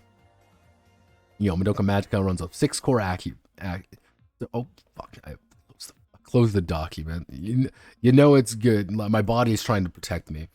So we have our basic set of attributes. This is actually 3 pages of character sheet. It doesn't really need to be, but pretty much you have these basic attributes of strength, accuracy, magic, heart, mind, and charisma. Everything starts at 3, and you can do some minor adjustments, but not really. The thing is that each attribute is actually linked to a die type. If we scroll down here, this is what this is. A vast majority of the rolls you're going to be doing is going to be a die plus whatever the roll is. That's what a vast majority of the rolls are going to be. So, for example, I need to make a magic check. I'm going to roll d6 plus 3. But let's say I need to make an attack check. I'm going to actually have to use whatever my weapon is. Pretty standard stuff. It's a little bit clunky, but nothing too bad. Like, it's not like super bad. A little awkward. But yeah, very standard attributes. Like, I would say like one of the issues is heart is very, like, heart and magic are very good. Like, heart and magic really are, like, very powerful. While things like charisma sometimes gets a little bit wiggity wacky, and like accuracy sometimes gets bad if you're not really going down that route. But these kind of feel some familiar. There's a little bit of dark heresy in there. Yeah, like it's kind of a smorgasbord of stuff. Because yes, on page 12 of 142, we learn about combat. We don't know how to make a character yet, but we definitely know we can do this. Combat, of course, can be broken down in 3 stages. Start of combat, do something, end combat. Again, very poorly laid out. Initiative is very standard. Pretty much as, like, you're going to get a major action. And those major actions are, like, you have to transform. You can attack, you can cast a spell, or heal yourself using your MP. I think it's actually very interesting when it comes to how MP works. It's kind of like as a... facet of the game. And then you have minor actions. You can take up to 2 minor actions, such as moving. Yeah, this is one of those weird bits where they get very specific with ranges. It's 10 feet, 40 feet, 30 feet, 20 feet. But there is technically no map in that regard. Like, you're not moving on a board or anything. Like, you are... Yeah. She likes to talk about it, but that there's no instance of it. It's not really mechanically supported, if that makes any sense. We have all our, how to draw and summon weapons, and these are like, oh, we need to talk about, like, oh, all ranged weapons are single shot. So what you have to do is every round, if you are using ranged weapons, is you need to summon them into your hand, then you can fire them. Then you have to resummon them the next round. Melee weapons, you don't have to do that. You grab it and you start attacking. So if you want to do a rifle, what it would be is you can summon 2 of them in both hands, you fire, and then you toss them aside and summon 2 more. Or you summon 1 and you're starting firing and stuff like that. Thematically appropriate. It is, technically, that is how it works in that. The fact that it is... Like, the fact that it is a minor action that you need to do, though, like, every round's a little awkward. Just a little. Yeah, and then you can technically summon it for MP, but MP has its own various value. Then we have miscellaneous actions. Pretty standard. You do have things like HP. You need to go to full HP. You want to stay as high as HP as possible. But it's actually very hard to kill a magical girl. One other thing before I forget, you do have to roll initiative at the start of every combat. At the start of every round, you are going to make it. When it says, like, broken down into 3 stages, start of combat, player action, end of combat, they are not lying. This is the round structure. You start it by everyone rolls initiative, everyone does their action, everyone ends combat. It's kind of weird because it's accuracy stat plus accurate roll. So for example, Kaya here would roll d6 plus 3. I rolled a 6. So I rolled 3 plus 6. 3 plus 3. It's like, okay then. Like, you nod, like, yeah. But yeah, you need to shatter their soul gem, which is either you do excess damage. So if you have 30 HP, you have to pretty much bring them down to negative 15 damage, or you need to rush up to them and kill them. You pretty much had to coup de grace them, which is important, which is kind of an interesting facet, kind of an interesting way of doing things, because you are very hardy. So unless you are getting almost immediately shot and killed, it's actually very difficult to kill them. End of combat, obviously, once all enemies have been defeated, all combat requirements are met. Everyone either wins or dies. Melee combat. Melee combat. Melee combat. If I want to hit you, let's say, for example, I want to hit you with my gauntlet. I have to roll 2d8 I rolled an 8 and I rolled a 7, so I rolled a 15, and I have to beat your roll. Because we're attacking each other effectively. We rush at each other and we slam into one another. If I roll higher, I hit you. If you roll higher, you hit me. And we both slam into each other. We hit each other. It's like, damn, we're bashing each other. And it's always going to be weapon plus strength. Now, the thing is, if the rolls are within 5 of each other, they clash. No damage is dealt, and they re-roll. Every time a clash occurs, though, you lower the minimum threshold by 1. So, for example, I roll a 10. I roll a 10, you roll a 5. We clash. Next round, I roll a 10, you roll a 6. We clash. Next round, I roll a 10 again, you roll a 5. You're out of range. You'd only be within 3. I hit you, you are going down. Yeah, and you keep doing this. Like, you can clash multiple times, which I'm assuming that if, like,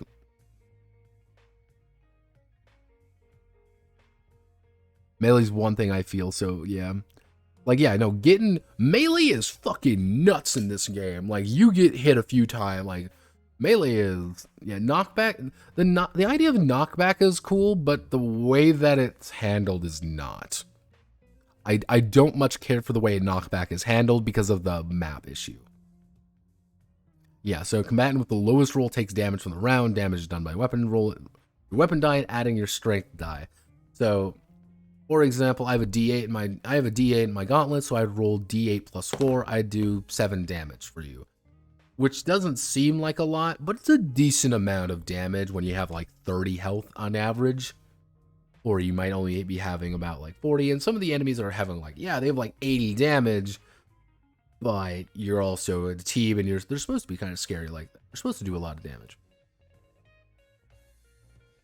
I feel like there's a few extra steps that can probably like tighten down, because you also have this. In addition to taking damage, the losing party is also flung in the direction of the attacker. Of the attack on a number of feet equal to 5 times the amount that winner exceeded the clash barrier by. So if you roll a 5 and you roll 13, you exceeded the clash barrier by 2, because 13 minus 5 is 7, and 7 minus 5 is 2. Then the party A takes damage. They are knocked 10 feet back. I have no idea why this is calculated this way. And it's not like, the thing is, it's not like it's a big thing, because it's like, oh, it's 10 feet, but it's abstracted distances. Like, distances doesn't really matter, so that 10 feet isn't, like, really there at the same time.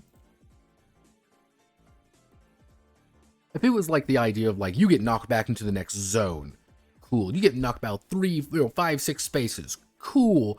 If there was more detail or there was less detail, I could kind of see it.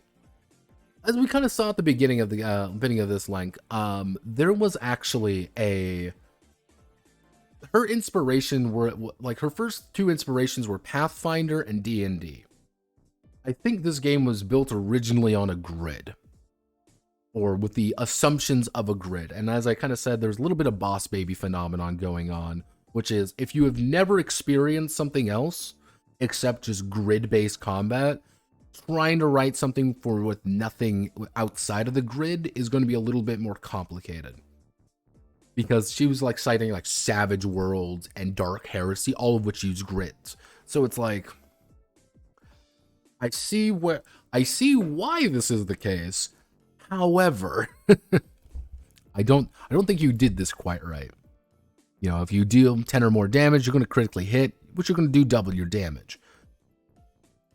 Ranged attacks do it differently, because it's your accuracy plus your weapon die, but you can only defend in melee. You can't actually hit back.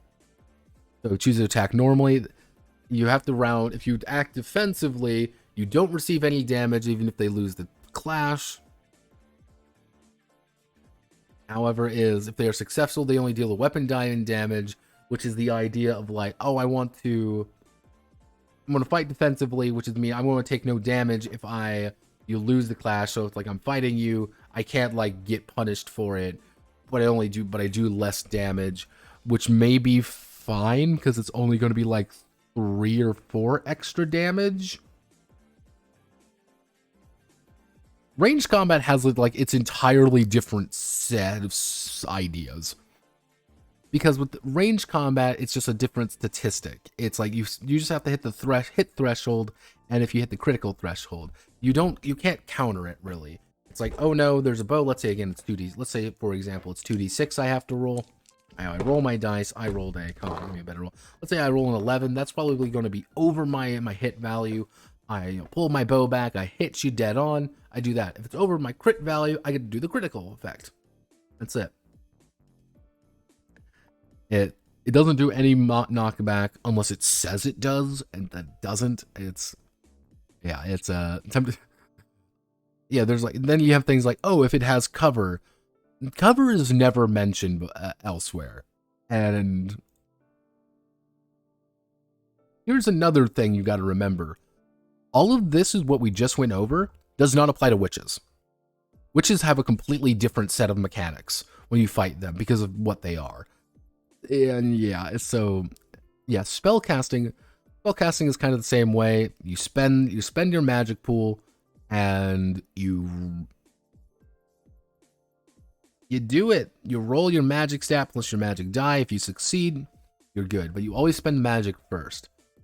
One interesting thing about this that I actually quite enjoy, I think it's kind of an interesting idea, which is the idea of critical casting. Let's say I crit, I hit over the flat DC. Let's say I need to manifest this as an 8, but I roll the 13 and I crit. You're actually going to spend more MP, and you don't recover magic normally. So you're spending more MP to do a bigger effect, which can actually possibly knock you out. It's like if you ever get to 0 or less MP, upon completion of the spell, you revert back to your human form. Which I'm like, oh, that's kind of neat. That's kind of an interesting idea, just buried underneath everything. Skip ahead to the quirk section. Then we got to talk about our wish, wish categories. This is another thing that I'm not a big fan of. This is something I'm really not if there's like, I think this system's pretty decent. It has some quirks to it, but I'm like, okay, I can kind of see why this is appealing to some people. This is one aspect I will say I fucking despise. Your wish is actually very important. Let's say, for example, I have a wish for knowledge. You get a passive effect. You have to choose your initial magic, and you also choose what kind of weapon you can use. You actually have to spend your XP to change whatever your weapon is, and your magic, and so it's like if someone says, "Oh, I want to wish for this," you're going to end up with like, okay, you're going to have to choose here, which all of these have different like stats. Each of these are actually different.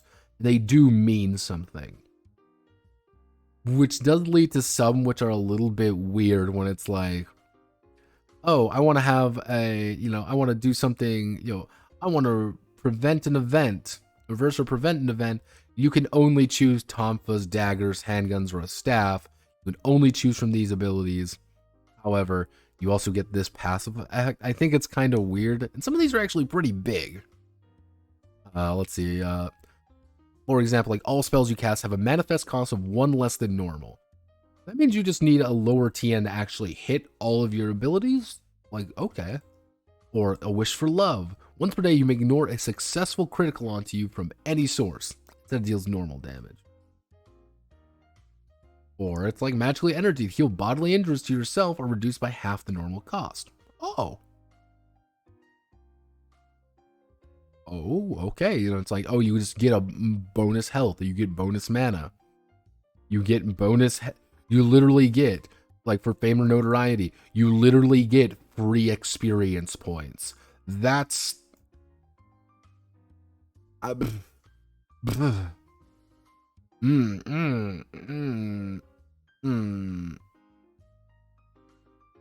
And your quirks too actually do mean something. This is actually when they're talking about your quirks, these do mean something. You don't get it until page 40 fucking 2, but these actually do play a fairly important role.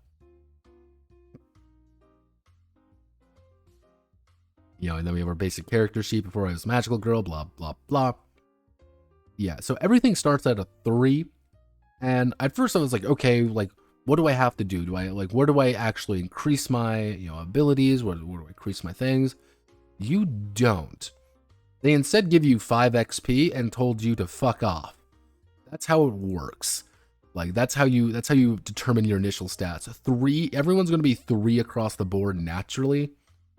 I wish there was a little bit more leeway, kind of going back and forth. I think that would work a little bit better. But, I mean, I guess if you want to be like, you're an average girl and just have fun, fuck you. Like, all right. You gotta select the weapon. You gotta select the armory.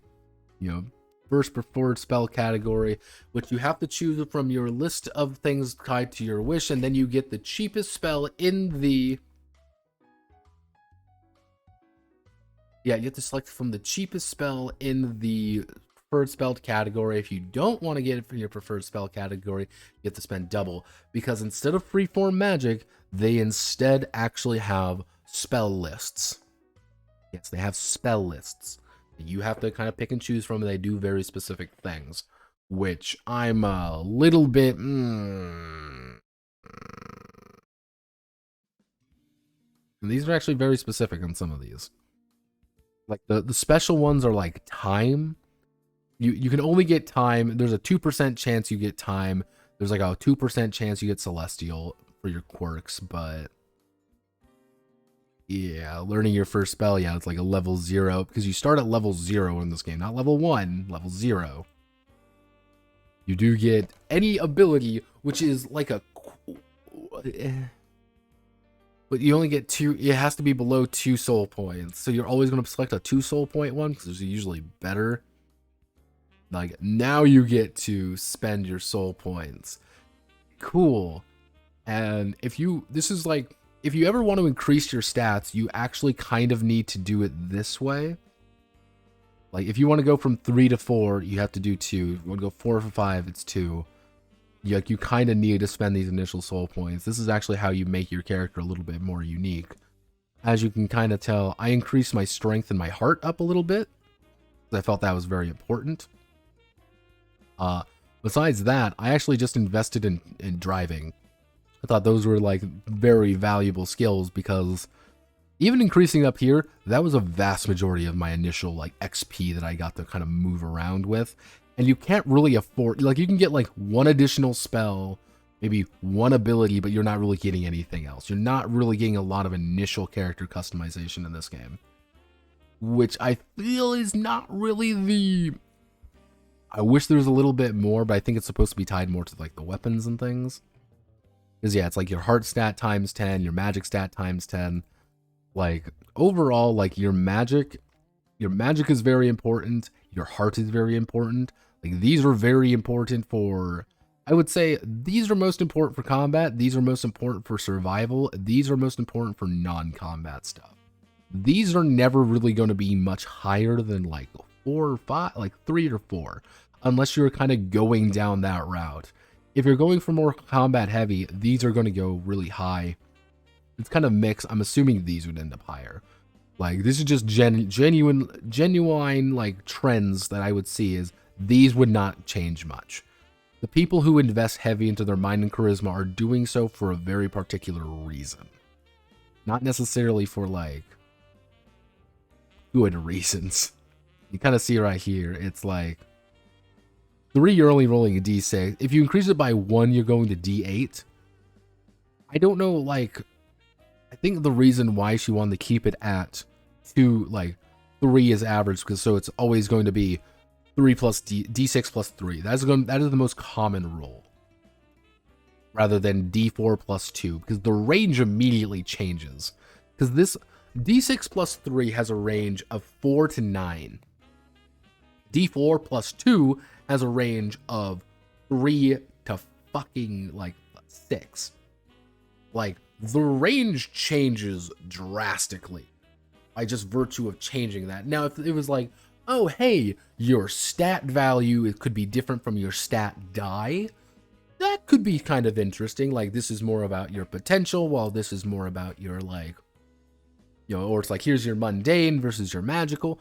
That could be kind of interesting, you know, that could have a little bit more going on for it. Like, hey, like, you're a really smart person, but you only have, like, a D4 on the die because, you know, it's not very magical. You're not very magically smart. All right, that could be interesting. They don't do that, so it's like you have a very linear growth in this game. Like, even like 1 or 2 stat upgrades, like, you're immediately increasing your power very exponentially. Exponential linearity, I believe that would be called. You know, how to move forward, how to play the game. This is what also one of those, like, oh, you get 40 feet movement speed. Why? Like, oh, spells of this type enhance your mobility. Why? There's no map or anything. You deliberately said there's no map.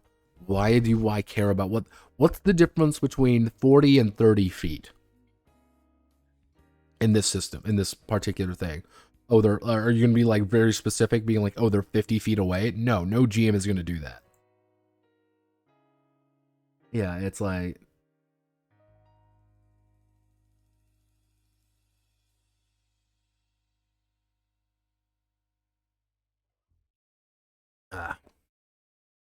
yeah, we have our basic skill check. Again, the stat die plus stat value. That's what 95% of this is going to really be, with basic difficulties of about 5, 7. I think it's the difficulties are a little low simply because, again, like, if I want to make a strength check, it's 4 plus D8. Like, it's pretty easy to hit. Like very consistently, I'm going to be hitting anything like below like it minorly difficult, like anything like trivial or minorly, it's gonna be like piss easy. We have basic stat, all the status conditions, all of these are all of them do play in the role for some variety of reasons. You know, incubator must be structurally easily breakable. Yeah, there's structure damage, baby. Oh, you get hit by something, you want to do 1d10 per 10 feet that they would continue to move. Yeah, once you level up, this is also one of those things that you have a leveling system, but the leveling system doesn't do anything. All the leveling system does is that each level you get more soul points to spend. So rather than using XP to buy soul points or using grief seeds to buy soul points, you instead use grief seeds to get XP to level up, to and you get a shit ton of XP, by the way, like way more than anything you ever need. Like, this is quite a lot from like a single witch. It's like, oh, you know, it's like how to level up. Like, this is what I mean. Like, a single witch grief seed is going to give you 40, by the way, 40 XP, which it doesn't seem like a lot, but yeah, to get the level 0 to level 1, you need 1 XP. 1. And if you get 40 XP, technically you go from level 1 halfway to level 3 for 40 XP. Because it resets at the bottom each time. It's like something about this feels really weird when it comes to the XP. Because, like, what happens is, like, let's say, for example, I have, like, let's say I get 40 XP. Is from level 0 to 1. From level 0 to 1, that's going to cost me 1. So now I have 39 XPs, and I'm 39 XP level 1. But then but it's also from 1 to 2. 1 to 2 cost me 20 XP. So now I have 19 XP, and I'm level 2. And then it's like, I'm like, oh, I'm 19 out of 30 to level 3. Like, a single fight's gonna like level you up twice. And like, I get this aspect, like, oh, you just need a little bit of XP to like actually kind of kickstart your magical girl career effectively. Cool, nice and thematic. You literally, as a GM though, I would have give everybody 1 XP if they do literally fucking anything. Like, you transform, you get 1 XP. Like, congratulations, you are now all level 1. Take your 3 soul points and do something. Or just start everyone at level 1. I think one of the, one of my, largest back and forth with this game would be a lot of theme, unfortunately. Like, wow, this is really thematic. Unfortunately, this is just really annoying. And the way they kind of handle, because yeah, this is all that really occurs, is you get bonus soul points. Be like, oh, you level 1, you get 3 soul points. At level 2, you get 3 soul points. And then at level 4 through 6, you get 5, and 7 through 9, you get 7, and 10, you get 10. Cool idea. Why? Like, because I think that this is the reason down here, because at certain levels you can purchase spell upgrades, which are individual upgrades to the specific spells. And it's like, what?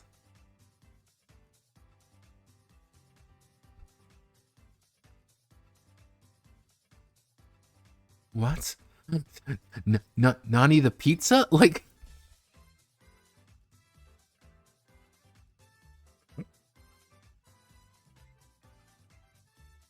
I think the corruption system is actually pretty solid. I think they did it pretty well.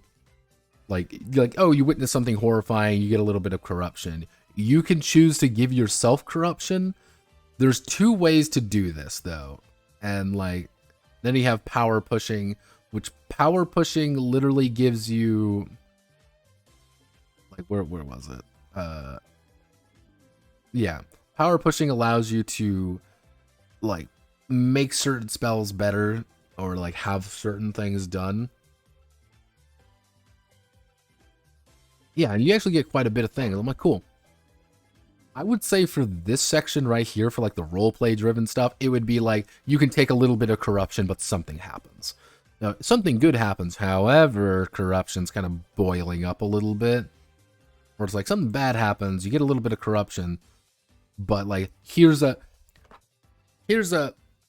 little something for you. Because you are suffering, you get something out of it. Like, here, oh, you're taking like obvious problems. Here's a little bit of a bonus for you. And like, here's this, you have out of 100 corruption, so it's like you're not really going to be like having like 0 corruption. You're going to be fine in that regard pretty easily. But this is again where things start getting really weird again. If your heart stat is 5 to 7, you reduce all incoming corruption by 1. If it's like 8 to 9, it's 2, and by 10, it's 3. So if I were to be taking, let's say, 5 corruption, and I have a heart stat of like 6, I'm going to reduce it. I'm going to reduce it down by just a little bit. It's really like, what? It doesn't need, like, cool idea. However, yeah, it's like, if there was like a more like you could vent it by your heart stat or something, cool, that could be kind of interesting. But no, so like power pushing is like your very special thing. Yeah, so it's like, if you spell push, if you fuck up, you can add corruption points, and you can treat the spell as if you cast it. This is not really the best option unless you're doing like really complicated spells.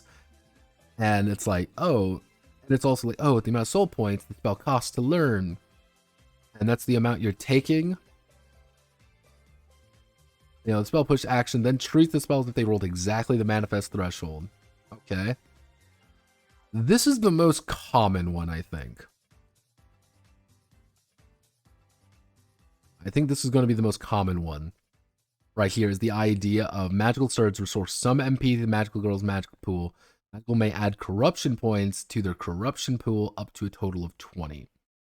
Which is, you can spike your corruption in exchange to get some mana, because this is kind of like a secondary health pool in a way. If your mana's ever 0, you're kind of fucked, and you don't restore it very naturally. And also, last breath is your oh fuck get out of jail free card, but you only get a little bit of temporary HP, and if you go under, you are fucked. Yeah. Here's all how to detect things. You want to detect people. You got to do the mind skill check. This is like cool. Yeah, there's actually full mechanics, by the way, for that weird scenario of I believe it was Sayaka that happened too. Where they leave, if you leave your soul gem away from you for long enough, if you get within 300 feet or 100 meters, you fucking collapse on the ground lifeless.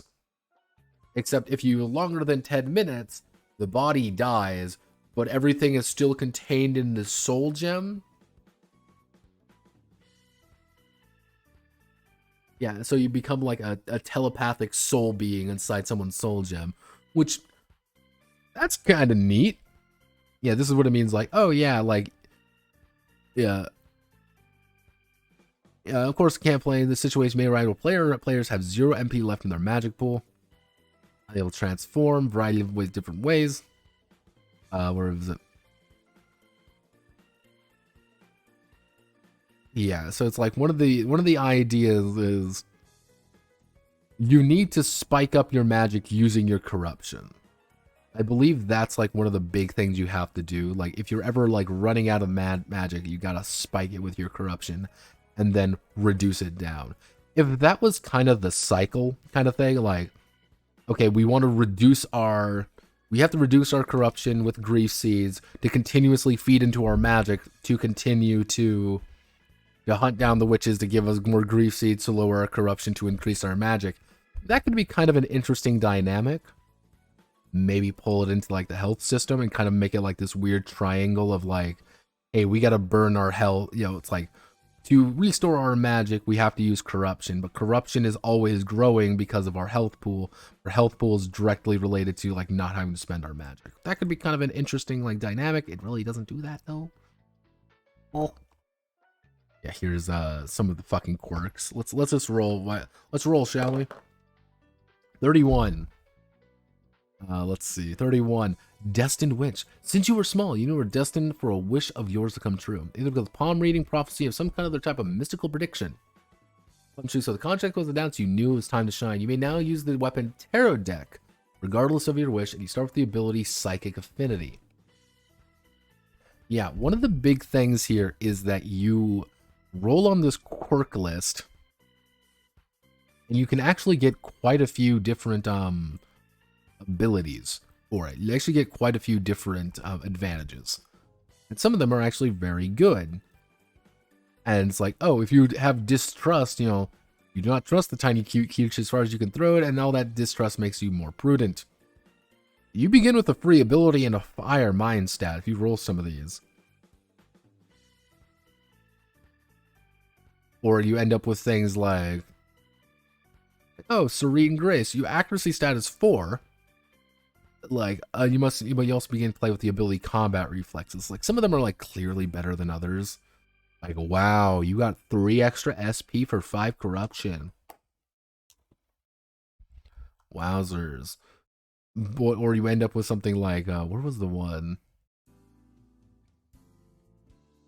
Where's the one I saw that was like, yeah, large soul gem, which was like, yeah, like you start with higher skills in general. Or it's, yeah, there's a few of them that are just like, oh, this is kind of lame. Cool. The Harkness inside of you. Like, yeah, you start playing with the flirty ability, but you make an attempt to use it and ability on enemies at a -2 roll. Special weapon get. Yeah, like usually it's things like small bonuses, or you can become a gamer too. Lone wolf. Dark thoughts, volatile magic. This is the big one, is time magic. However, immediately add as a bonus for spell category. However, due to your constant traveling, you add 2 years onto whatever age you are going to start at, as well as 10 corruption. A certain degree in order to deal with all the realities that might have been or you have witnessed and never came to pass. Yeah. You have a 2% chance. Yeah, you have a 2% chance of getting time magic and fucking the game over entirely. Yeah, these are all the special weapons. Some of them are actually like, each of these have special abilities, mind you. Except the Warhammer, which is just bonk. Another one of those like, oh, deals damage within a 10-foot circle, being like there's no map, so that doesn't mean anything. Like, yeah, that's... Yeah, we also have some of like, here's all the spells. And mind you, these aren't like just like little spells either. Like, let's take for example, light. FB1, let a blinding flash of light distract and disorient it. If the cast is successful, our targets within a 15-foot cone in front of you suffer a -2 distraction penalty on all their rolls, while critical, the double distraction penalty to -4. It's like, damn, Daniel. Oof. Yeah, so it's... Oh, here's the 10 feet of the target. No map, though. No map. However, you need a map to play this game. Like, I will say that very nicely. Like, you're going to need map. Yeah.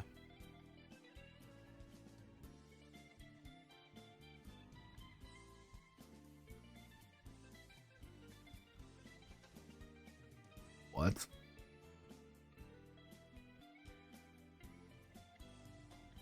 Yeah, mana burn, teleporting, healing. Let's find time. Yeah, time heals all wounds. You get a free heal, negate time, stop time, chrono shift. Now let's do the time warp tonight. You go back in time exactly 1 hour is responsible exact time. Yeah, you receive 5 corruption. Like, yeah.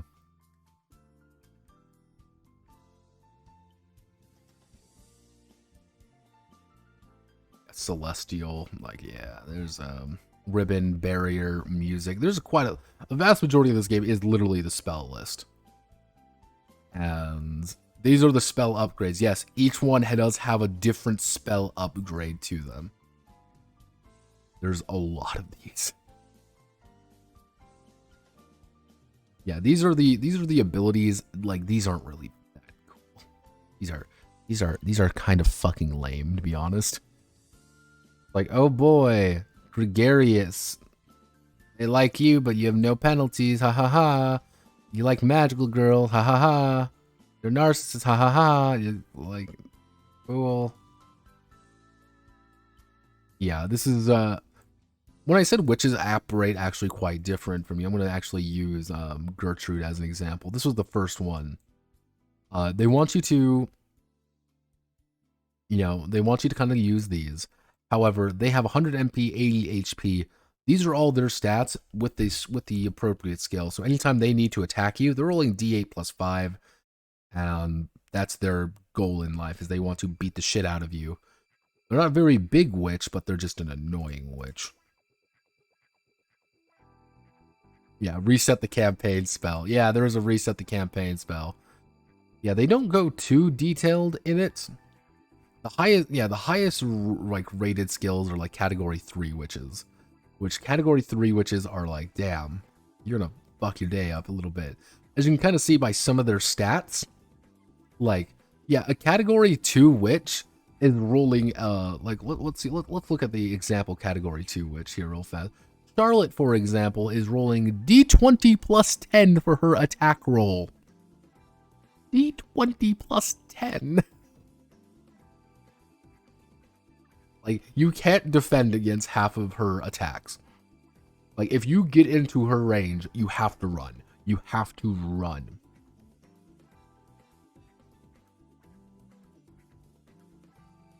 Yeah, and like, yeah, you can see an attack considered critical and threatens to outright kill the target. Yeah, if the target must make an accuracy check of 8+, or the target is decapitated and outright killed. Oh yeah, she has a 5% chance of instantly killing any character. Yeah. And she's going to be doing, yeah, let's see. If she criticals, and if you manage to survive, she's going to be doing, let's just double the damage real fast. Let's do, let's see, I rolled in total, I rolled 19 with an 11. She's going to be doing, 38 damage, which is an outright kill for almost every starting magical girl. Yeah, melees get their shit rocked with witches. But they also, like, account for this because they don't operate off the same logic. They actually have a defense stat. Like, you're rolling against this majority of the time, rather than their, like, raw attack roll. But yeah, it's like, you just gotta run. Like, D10 plus 16, like, you're just dead. Like, there's nothing you can... And they like try to be like, oh, well, you don't have to, you know, it's like, oh, well, they have all these different things, but it's like, no, like, you are not having a fun time. Like, you are in agony if you fight a witch melee. Yeah, and then you have things like Patricia, for example. Yeah, Patricia, for example. Patricia's rolling a fucking D10 plus 20. She's got like 320 HP, 208. The math here seems very wrong. Or my personal favorite, Walpurgisnacht, who has 400 HP, 360 mana. Her attack roll is let's see. Her attack roll is literally 2d20 plus 10. If she does damage, it does minimum of 11 to maximum of 30 damage. Make Madly Salmon as a witch. You speak about that. However, that is an option, technically. The rewards of slaying a witch. This is what I mean by, like, the grief seeds are actually quite a bit. Like, even if you down like 2 category 1s, which aren't terribly complicated as if you have, like, a coordinated team, like, you're gonna get a lot of XP. Like, you get a decent amount. Like, you're gonna level up quite quickly. A single category 2 will level you up, like, 3 times. If you, like... It's like, damn, Daniel. Category 3, you just die most of the time. They kind of talk about how familiars work. Now, creating your own witch from scratch is important to consider the overall challenge you're putting in a party of magical girls. Yep, they tell you how to make this. When you reach 100 corruption, you turn into a witch, unless the law of cycles is in place. They actually tell you a very detailed way of what occurs when you actually turn into a witch. They give you a lot of different... You know, they tell you how to stat it out. I would say, personally, this is the best way to make a witch. Because their stats aren't going to be, like, super insane. Yep. You know, they're going to be, like, fairly balanced. No, I'm not going to say balanced, but, like, they're going to be, like, at least a little bit, like, not as nutty. Don't forget all your skills. Wraiths are from the Southern timeline. They don't give you as much. These are a lot more manageable. Like, if you're going to play the game, play it with Wraiths. I think Wraiths are the most balanced. Which kind of sucks because... You don't...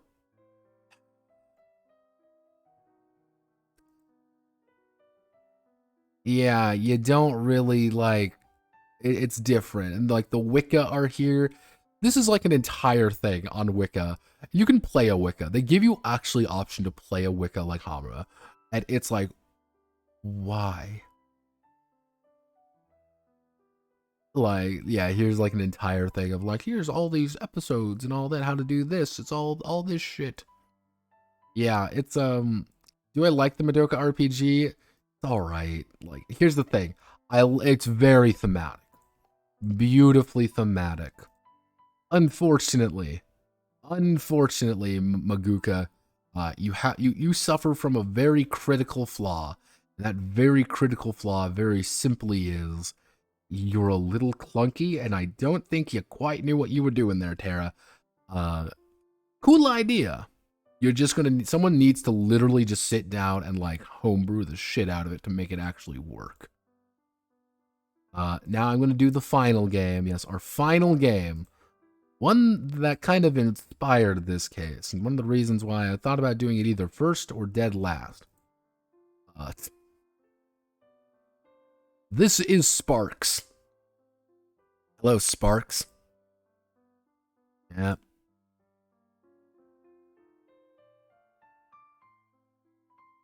Why did this inspire me to do this particular case?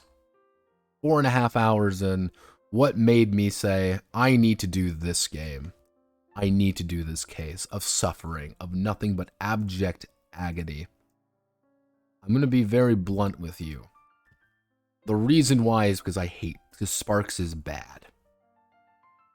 This is Sparks. You can buy it. It's actually an Electrum seller. It is sold over 250 copies.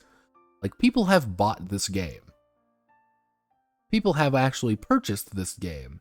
And probably have... You can buy a softcover color version of the book for $26. Or a PDF for $10. It's not on sale. Always on sale, by the way. It's always on sale. This company has done nothing else, really. Like, they've really done nothing. In case you're wondering, like, oh, like, maybe the writers have done something. Aaron Smith and Matthew Leonard, they don't exist. I could not find anything on them. The only one I could really find was, this is them. This is a Elite Tabletop RPG.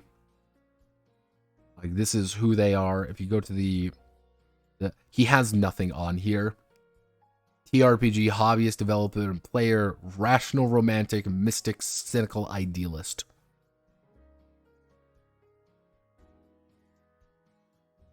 Like, this is literally it. This is all I could find on these two.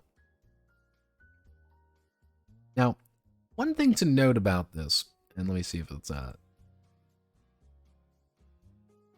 want to go over here. I want you to look right here. Now, the astute observer might notice something.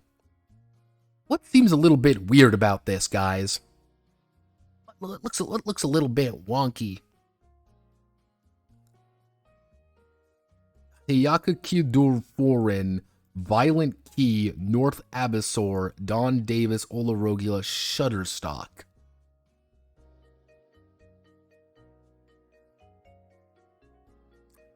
The reason this caught my eye, the reason why this game kind of fascinates me a little bit, actually started not on the first page, but on the 6th page.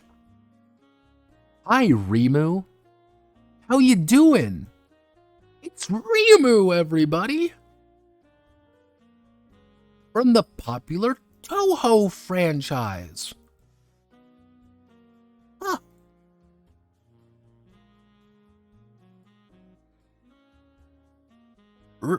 It's Rimu. I'm like, what the fuck? Because you also have this artwork, which I believe is like their actual artwork. But then you have things like this. What is this artwork? Like, where was the one, like... This is just some, like, weird fucking... Like, taken from Google image search, man. Where's the big thing is at the very end. This is really what inspired me. Ever heard of Doll Divines?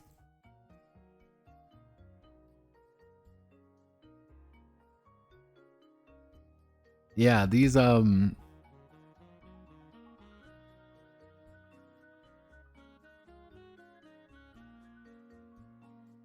not just one or two of these. No, there's a few.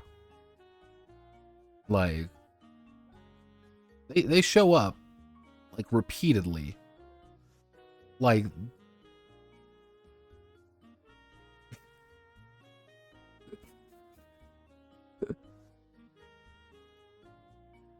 Sparks fascinated me. Now, the thing is that kind of interested me is because this game came out, according to this anyway, 2015, and the file was updated in 2016. Now, I did a little bit of digging, and it was the Rimu girl more than anything. This is North Abyssor. Now, they did a lot of work on, right here, Pixiv. This is North Abyssor. They're from China, I believe, and they actually did quite a lot of work on Pixiv Fantasia. That's one of their big things. You kind of see here, I'm like, okay, this seems pretty standard. I did a little bit more. Where is Toot Hoot? Toot Hoot, Toot Hoot, Toot Hoot. Where are you? Yeah, you see a lot of Toot Hoot stuff here. Let me see if I can find Toho. Right here, between reality and fantasy. Right here. This came out in 2013. This was minimum about 2,000 years. Not 2,000 years, about 2 years older than the actual game. Minimum 3 even. And if you actually compare them like a little bit here, they actually very strategically almost crop out. They almost crop out her the artist's name.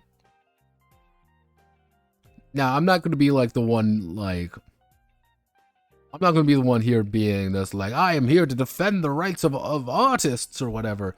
Now, I steal art all the fucking time and don't cite jack shit, but here's the big thing, and I always tell people this, I don't sell my shit. You can find any of the games I do sell or are on, like, websites and things that you can, like, download in more professional places are PDFs I've made. Like, and I, like, very specifically either cite everybody or I, just do the art, either like do the art myself or like use icons and stuff and specifically cite people. Yeah, I don't know, because this isn't like there's like a shit ton of people looking at this. There's 55,000 views. That's not a lot. This isn't like a billion, billion views or whatever. Am I implying that this was stolen art? I'm thinking it is. I'm thinking it is stolen art, or it's artwork that was maybe not credited really well.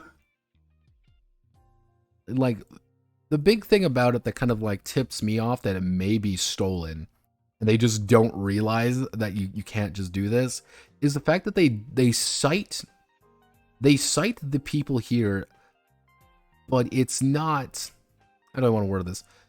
They're citing them here, but if I'm putting, like, if I would put my artwork in a book, like I've paid money, I wouldn't want to go under like a screen name or something like that. I would want to go under a like more professional name, or it would be like very specifically being like, yeah, this is it. And I wouldn't make it fucking fan art. Like, that's one of the other weird ones that it's like clearly fan art of the Toho project. Like, very clearly. Again, 250 sold. That's one thing you gotta remember. Let's look at Doll Divine. Like, the weird part is, like, he didn't even cite Doll Divine. He put spaces in between. Like, this is Doll fucking Divine. These are one of those anime dress-up games. Yeah, this is literally a fucking anime dress-up game. Let's actually try to find it. Sailor Moon. Plugin is not supported, yeah. Like, it's literally just Sailor Moon dress-up. This is literally what they used. This, and they cited Does nobody think this is weird? And like, I tried to reach out to North Abyssor here because that was the only person I could really find. But like, I might try to like reach out to Ola Ragula or something, like send them a PM even. Simply because like, I'm curious if this is like Also, graphical design, Lamau, Simon Gillian, you fucking goblin. Because, like, I think this really does sum up something very important.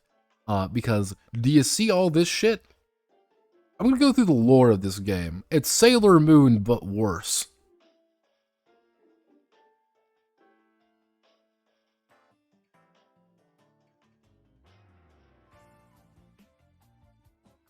Like, maybe throwing a little bit of Princess the Hopeful in there, but again, worse. I don't know why anyone would be like, I want to invest in this because this is super cool. No. Why would you do that? I guess you're wondering, like, are you skipping something or no? I'm not really skipping anything. Also, they managed to make that, like, yeah, like, I don't know if this is, like, actual artwork or this is,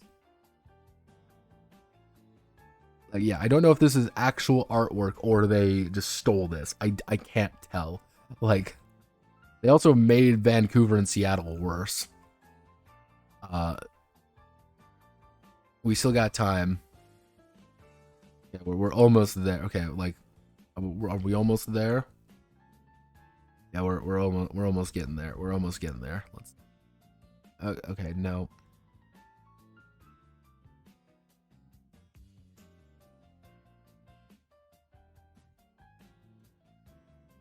Okay. We're on page 59 of 110. This is when the game begins. How much is this is lore versus game stuff? This is page 59. This is where the game begins. The rest of this is literally lore. It's lore or like how to play things. And like, I'm not lying when I say this is less lore shit.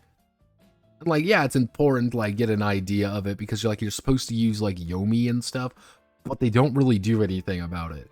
Because here's a secret, kids. This is the nastiest secret. This is fate. Yeah, it comes full fucking circle. It's fate. Now, they want you to do this bond map. Now, the idea behind the bond map is fine. Like, I've written something like that. It's like you sit around and like you actually like plat out everything. Like, what you need to do is get hope points because that's how you do it. Hope points are the most important thing in the world. They didn't have a character sheet, obviously. So, obviously, I just made Kaya Kenshiro the best she could be. Yeah, using the OC character sheet. Yeah, this is the entire game. Now, you have to, like, you can play Magical Knights. They're, like, completely different than everybody else, but they only get a different aspect. Yep, aspects. This is a Fate game. This is a Fate game. Like, hope, yeah. Go save the world in a fuku. That is. You wear the fuku, not the world. That'd be weird. Where'd you even get a pleated skirt the size of an equator?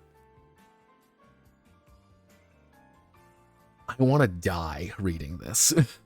Aspects are like bits and pieces about the world, including trouble. You choose a starting aspect, you choose a trouble. So, for example, I have my, I'm successful with the Madoka style martial arts school, and I'm in dire financial straits. And my two other aspects are the power of justice flows through my fist, and Apocalypse Muscle Princess. Now, you may be wondering, there's no limit, is there? The answer is, there is not. You can have as many as you feel like, or as few as you feel like. If they ever become appropriate, you have to spend a hope point.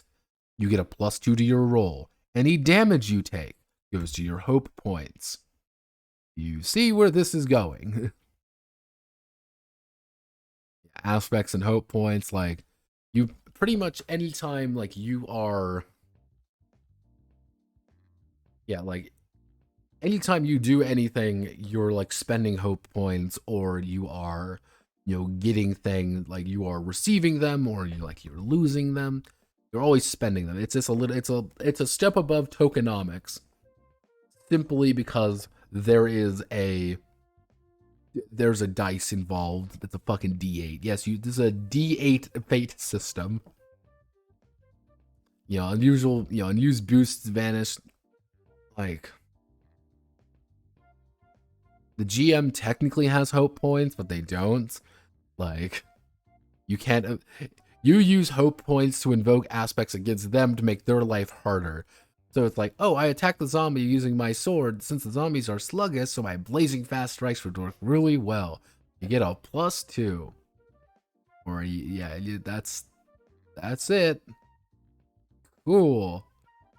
You want to do a signature move? Cool. You're gonna do it once per session, and you get a free one-time invoke.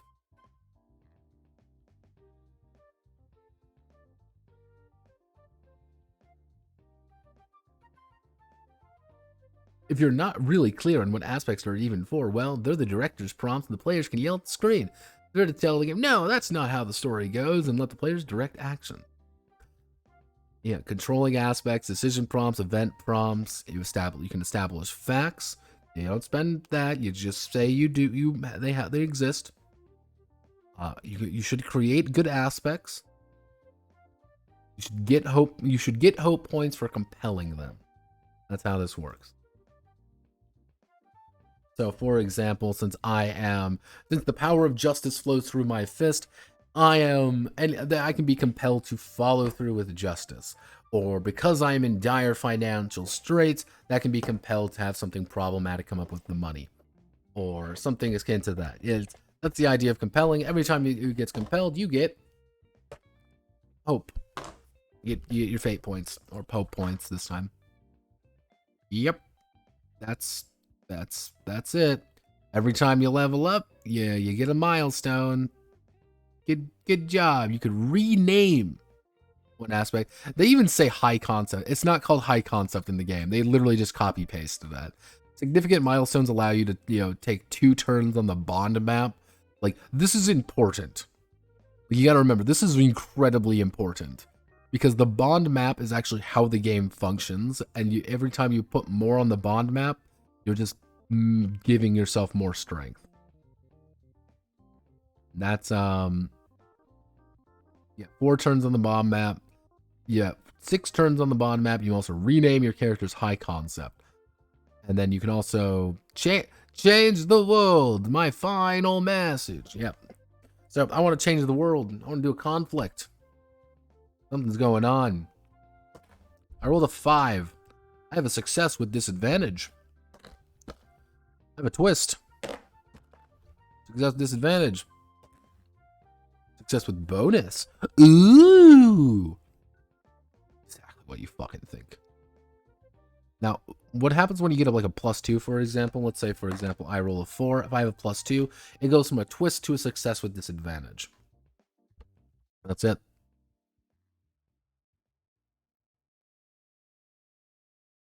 Who narrates twist? Disadvantage is kind of the same way. Advice for generating outcomes. And you always are going to be generating new aspects about you that are, like, these disadvantages are like, oh, you're jealous of Soldier Sunlight, or furious at herself, and those can be compelled for hope points, because that's all fate fucking is generating fucking words. Ah!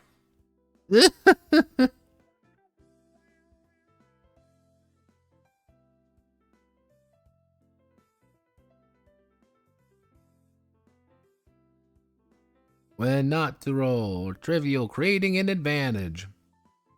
Yep, that's 3 aspects invoking, or if you work as a group, you're all trying to do things. If you do combat, because they have this combat in this game, guess what? It's generating hits. That's all you gotta do. You gotta refresh. You gotta hit a bunch of times. You hit somebody a lot, you're gonna generate hits. If you generate enough hits, they're gonna go down. Once they go down, you're good. You win. That's it. This is literally all this does. And at the very end, whatever opponent is still standing inflicts damage on everybody. That means you just reduce your hope, but you can fray a relationship, make it complicated, to get get all your hope points back.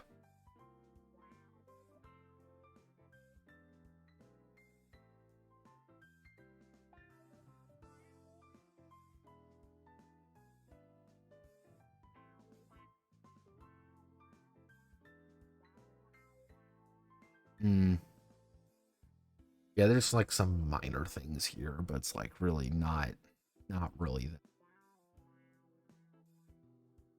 Yeah, I mean, like, there's like the evil magical girl. Oh my goodness, look at her. You can do it all this together and so amazing. Oh my goodness, I want to forge a bond. I want to forge a bond with you. And we're bonding. We get aspects, bonding. Yeah, then it's like, here's an example of everything. Rituals mean you just have to spend a shit ton of hope points and time and something happens. And like, that's technically also how spells work. You just need to spend hope points. So you are most advantageous if you have a lot of people around you, you are at a most disadvantage.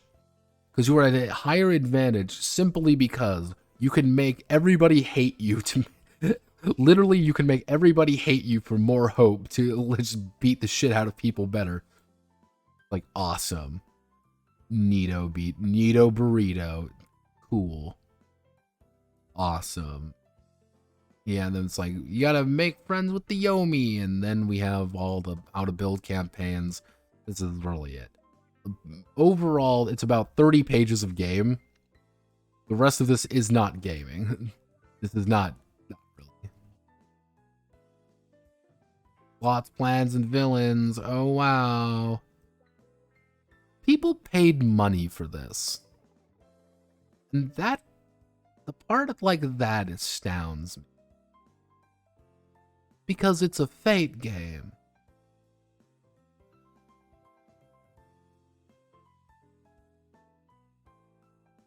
Don't know, Pat. Going through all this suffering and mysteries. Big Eye, Small Mouth, good enough to play a magical girl. I think the only good game for magical girls is in the trash. God. This was, an experience. Truth be told, this was an experience. Let me, I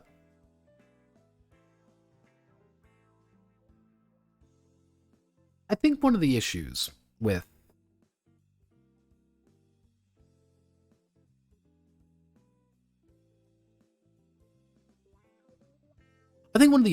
magical girls kind of come in twofold, kind of come in multiple ways.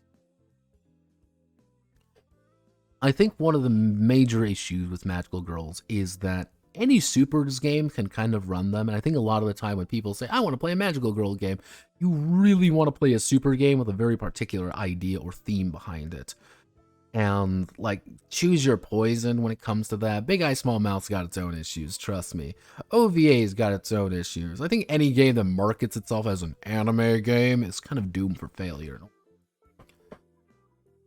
Is there a good Madoka game? I mean, I like Magical Angry, but, like, I think magical girl games are somewhat cursed. Like, just because, and I really don't know why. I think looking at this, I think the problem is people really want to hammer home it's about the drama, it's about the relationships, without realizing drama and relationships are really boring. Drama and relationships suck. Because you want to know why? Because we're not professional writers, we're not professional actors, we're not professionals in any of those cases. Like I was kind of talking with the Madoka game, I think one of the major aspects about it is that Madoka was as popular as it was because it not only played with the genre conventions a lot, but it looked good. Madoka looked really good. It sounded amazing. It was really well written. There was a really good visuals. The music was amazing. Everything about Madoka was very good and very well curated. And I think what a lot of people think is, well, I'll just play it like Madoka. I'll just play it like that, without really realizing that if Madoka looked like shit, I don't think people would have cared about it as much. It's like, wow, this game, like, this anime does seem like it has some good ideas, but holy fuck, it looks terrible. If the music was this, like, really boring, like, chiptune shit, I think people wouldn't really have talked about it as much. If the story was terrible and it had just really good visuals and ideas, it was like, yeah, it's fine. I think that's one of, like, the reasons why Magia Record never really picked up as much, was because it didn't have all the things combining together that Madoka did. In a very certain time, in a very certain place. And I think a lot of the problems is people really want the cake without any of the ingredients. They want Sailor Moon without realizing Sailor Moon was a product of love by a single woman and her desire to write the perfect thing. And then she married the guy who made Hunter x Hunter. It was a product of love that took place over the course of 30 to 20 years. It was it's a massive franchise. It's not like Precure just didn't spawn out of nowhere. It like took time. There was good artists, good writers, good everything. And I think one of the issues is that people go into a magical girl game and they just want all the results without none of the effort put into it. And I think people get really frustrated with it when the friends they're playing with aren't well written by Gen Urobuchi, or aren't written by a delicate hand of a mangaka with a clear vision in mind, but instead written by a bunch of fucking morons trying to play a fun game. Where it's like, oh well, we'll do things to make it more narrative. Like, not quite. I think, like, out of all the games, like, Magical Angry, I think, is the most solid and well put together. It has enough unique things going on with it. I think it has enough good ideas. It's just not finished, nor will it ever be finished. I think the Madoka game had a lot of really interesting thematic ideas. A lot of fun, cool concepts. I think the problem was that the author didn't quite know what she was doing. I think there was a lot of, well, this worked in D&D, this worked in Pathfinder, this worked in Dark Heresy. It's gonna work in my Madoka game. It's like, not quite. Like, I think you would need to go in there with a wrench and really patch things up to make it really work. But, and then you get things like Disaster Piece, which is like, I bet you this is a really cool game, and I have zero fucks about it. And I do not care. At all. Because it's just not, I don't like Blades, like, it wasn't a very good introduction for Blades in the Dark for me. It was like, oh, well, this seems like really narrative, and it's like, I think I did everything right, but it's like, oh, well, you should already know how to play. It's like, oh. Oh. Oh. No. But yeah, that's and then you get shit like Sparks, which Sparks is shit. Now we get to do my my favorite part. Oh, wait a second, I got I'm real fast.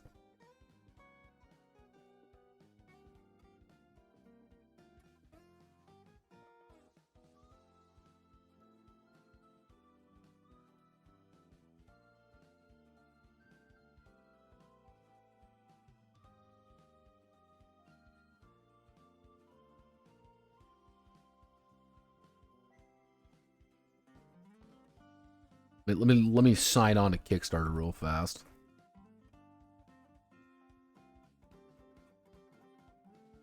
Oh wait.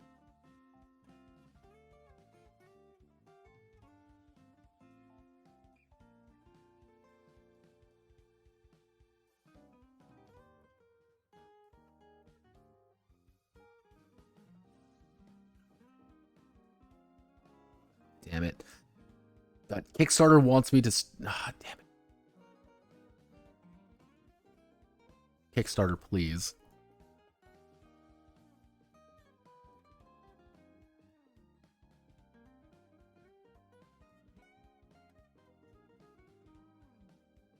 Okay, we go here. There we go. Oh no, Rookie Jet. Why do you fuckers keep giving Rookie Jet money? Why? Why do you keep giving them money? Why? Why do you? Yeah, let's just do a quick once over. I'm just gonna do Kickstarter today. I don't feel like doing fucking itch. I don't feel like killing myself. Good start.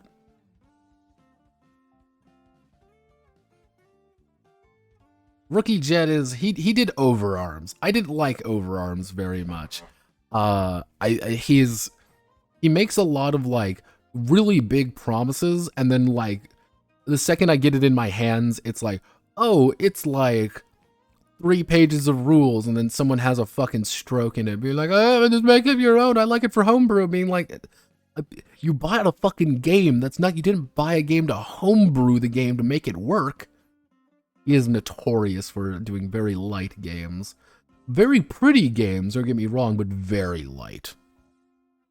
He's the one who did, yeah. Here's Overarms. Like, I did a video on Overarms. I think Overarms is bad. Like, Overarms is not good. It's barely a game. Like, there's very little in Overarms. And people like it because it's like, oh, it's JoJo, and I can do whatever I want. JoJo being like, no, it's not like you. You are just it's bad. Like, adorable monsters. Oh my god, look everyone, it's 3 pit bulls in one. The ultimate baby eater. Oh, wait, that's Morkborg.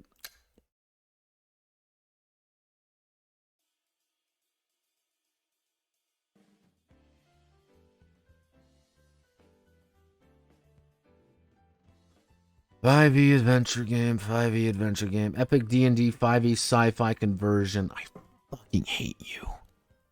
I hate you, Patty Finn. I want you to die in fire. Honey Hex.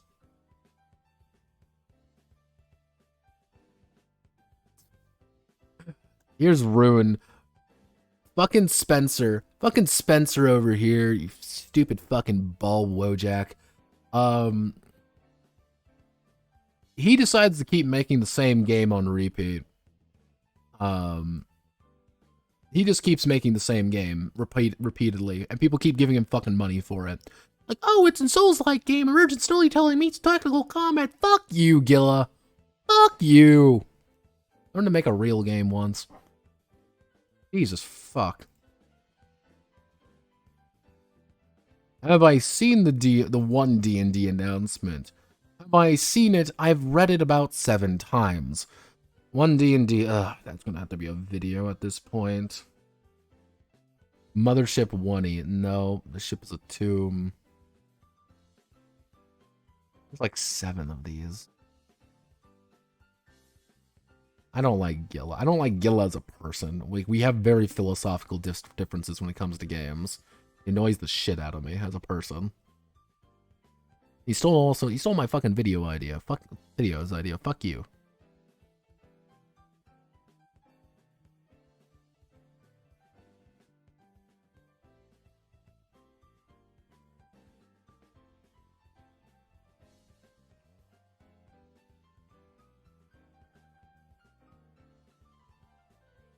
Yeah, unfortunately, actually, wait a second. See, unfortunately, this is also zine month, so we get a lot of shit coming out where it's like, it's a zine, it's a zine, it's a zine, it's a zine. My throat's dying, by the way. Oh, God. Oh, I have to have fucking, I'm gonna have dinner after this, probably. Grand Odyssey. Oh my God, it's perfect. I need it. Ugh. One Night Worlds, no. Pawn Wars Chess, Vietnam edition. Rooks in the trees, man. Rooks in the trees. Yeah, one D&D is an interesting thing. I'll do a little bit of a talk about it after this. This is already a game, by the way. We went over this We went over this game already, effectively. Does it at least have dice? Does it at least have dice? I mean, it looks like it has dice at least. Because we went over one, which was literally just called Bounty Hunter, which seems like it's the exact same thing. Cool. That's fine. That's neat. That's fine. I'm tired, kings. Kings, I'm tired. I don't want to be sad anymore. I just want to be happy. I'm not really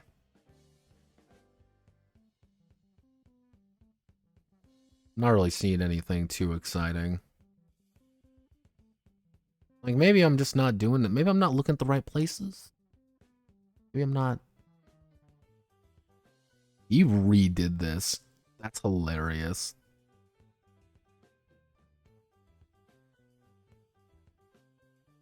It's always interesting. Okay, so let's go. Action figure RPG. You are a toy. Every great squad needs a name. For lost toy and save the day. See, unfortunately, I counter this. Here's the thing. I counter this by saying Action Squad. No, not Action Squad Combat Evolved. That's my game. I will say this. This game already exists, and it's Cartoon Action Hour. Honestly, if you want to do this, it's Cartoon Action Hour. Satanic Panic. Wait a second.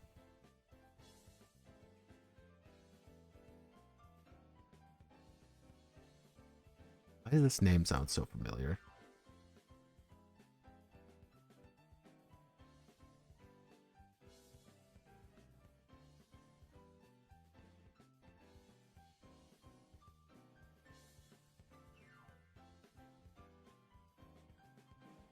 Okay, I mean... Okay, so this isn't...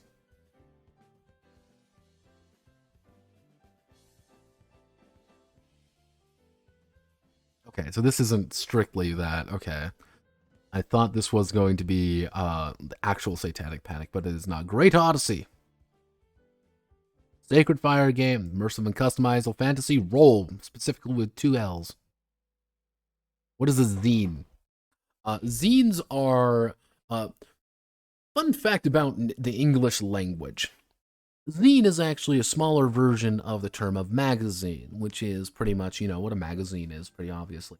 Zines are a relatively new phenomenon, which are usually smaller, they're usually more compact, and they usually focus on a particular topic. People have like, oh, here's a candle zine, and they'll send out a little magazine to people. Usually they're printed fairly small, and they're usually very focused. Usually small press stuff. In zine, in the terms of TRPGs, it's kind of come to known as like these little tiny games people print and people, you know, deliver out. And they're usually like a full game in like 50 pages. To kind of give you an example of one.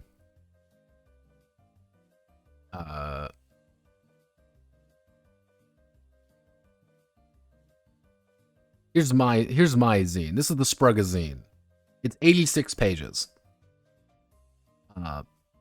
Yeah, 86 pages, and you get like a full... there's technically 2 games in here, which you should totally go and download and pay me. But yeah, like, this is all here, like everything you could want. Technically, like they did an aspect of it with like the Pocket Quest thing, where it was like, yeah, it's like keep it down really short. Like this is only 14 pages long. And it was very, you know, tightly designed. That was the entire point. Zine month specifically on...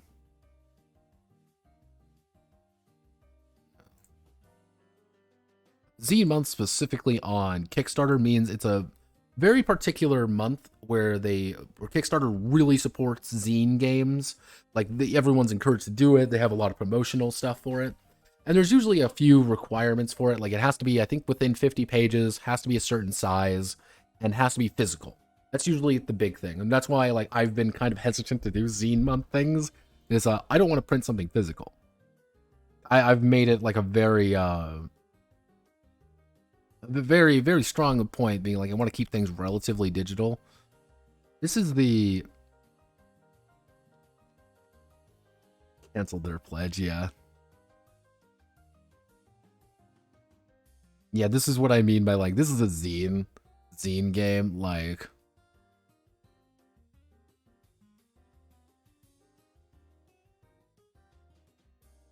Yeah, so... Yeah, usually they don't need much. Like, he got 800. Like, Honey Hex, Explore Strange New Rules of Queen and Hive. Carta-based? Optional journaling, based on the dynamic Carta system.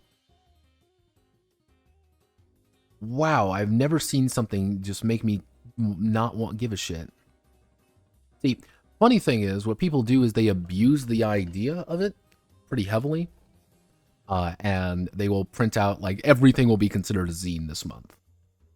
But, oh, hello there, track running girl. Now we get to do my favorite part of the game. Favorite part is where I get to try to desperately interpret what the fuck is going on with these Japanese games. Like,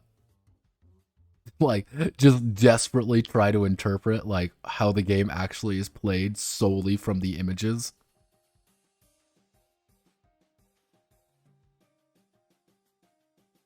Usually I'm very bad at it.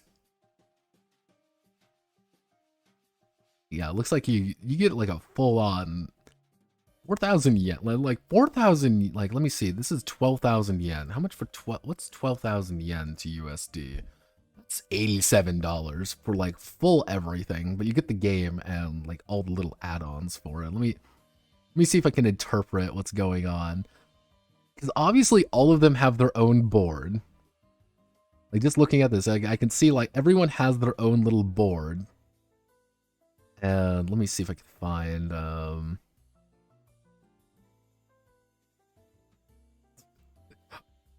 let's do... I've been doing jank-ass translation. Let's do it, everybody. Let's rely heavily on... I wonder... Will Yandex OCR? Let's see if the Yandex OCR will pull through for me. I don't think it will, but I can pray. Let's see. Oh, it's chugging. Okay. I'm not going to let the players 3 years nurturing excellent players 3 tube for me. It is...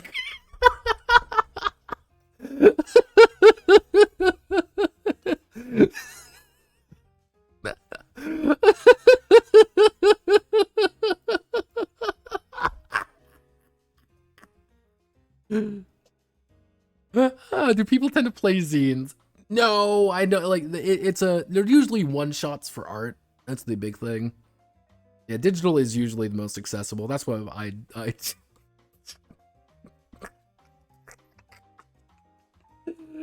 oh my god, that is fucking... Oh god.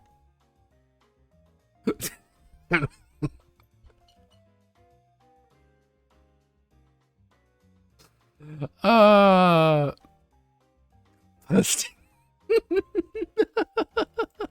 Oh wow. Okay.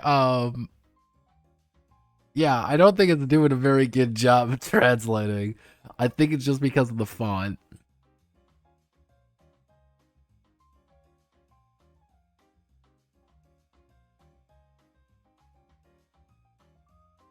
See, if I were to be conservative, this is just game design thinky time. Game design thinky time. I'm making a wild guess that every character here usually has something to work with, because I'm seeing like some have like 29, some have like 16. I'm assuming that's like a dice roll they have to hit or something to like start moving real fast, but they look like they get some like minor bonuses. Because, like, obviously you need to succeed at, like, your shoes, your strength, and your stamina or whatever to, like, continue on. Like, that's the entire idea. Like, you have to hit it on your game board, and that advances you. Because this is clearly, like, how you win. You just sprint along the board, and you either succeed or you fail. Yeah, you kind of see this, like,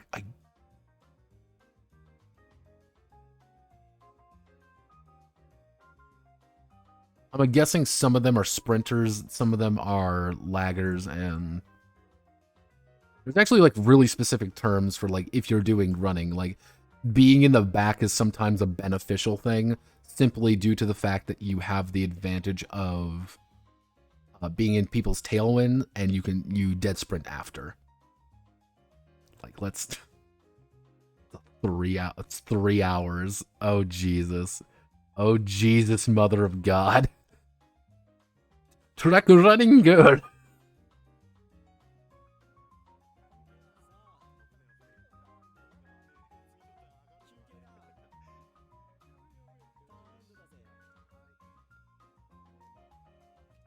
Sound like a VTT or something.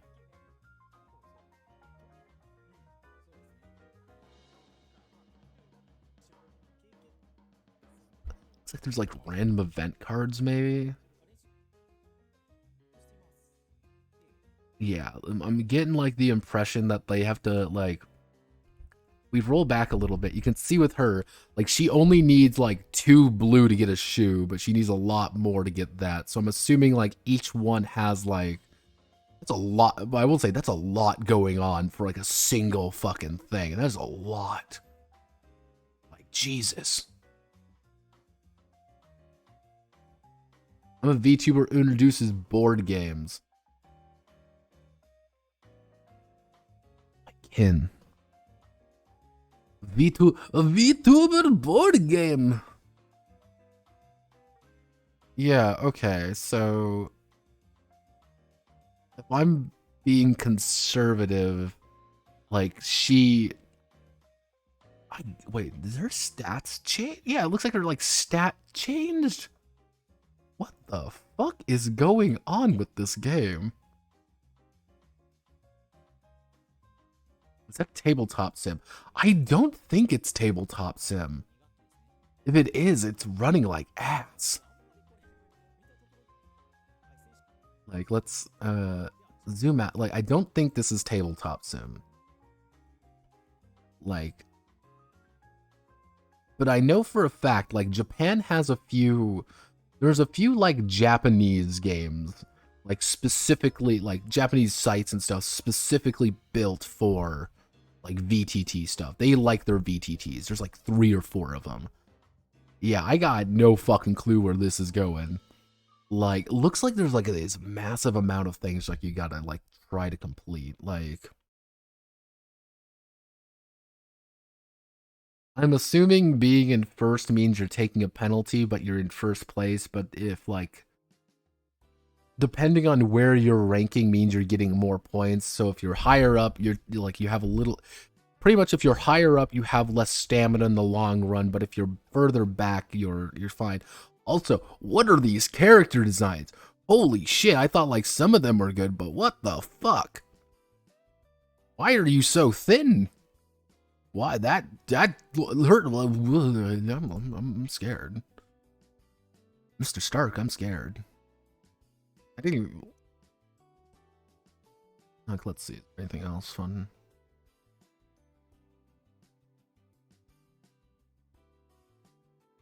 No, not really. I'm not really seeing anything too exciting. Yeah.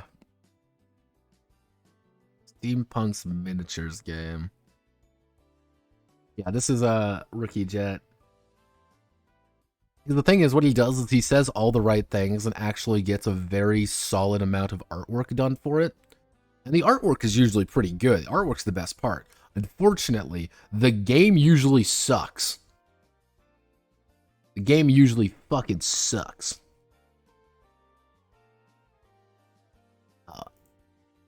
Yeah, very lightweight. Yeah, it's like built to be very lightweight, which is, I mean, there's little mechanics, and people are gonna. The thing, what's going to occur is that people are going to buy the game.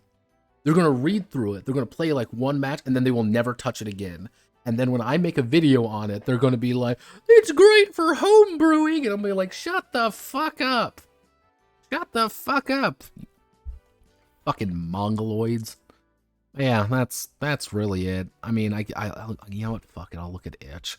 What's on itch? If I'm gonna click on physical games and I'm gonna get new and popular, if I'm sad, it's over. Okay. We're just done.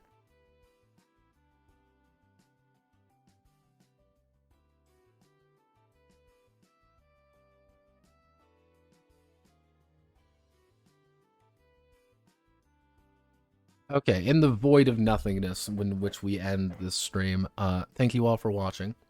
My name is Notepad Anon. Hope you all had a wonderful rest of your day. I will see you all on Monday, most likely, which we will be continuing on Zombie Dark 30. And most likely, Zombie Dark 30, I'm going to try to get as much of it I can done today and tomorrow. So hopefully we can finish it by Wednesday. My goal is Wednesday, however, it might be to Friday, depending on how things go. Outside of that, life is good.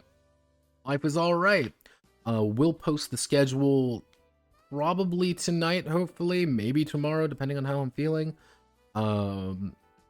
We will probably start continuing things more diligently. Next week, I might do only one, maybe Thursday stream. Maybe only one The Wong stream. Just because I burnt myself the fuck out this week. Horribly. So I'm probably only going to, next week is going to be probably a little bit more lax. Yeah, because, I don't feel like, dying. So, thank you all for watching. Godspeed, good luck. I will see you all on the flip side. Brush your teeth, do all that shit. Alright, I'm away.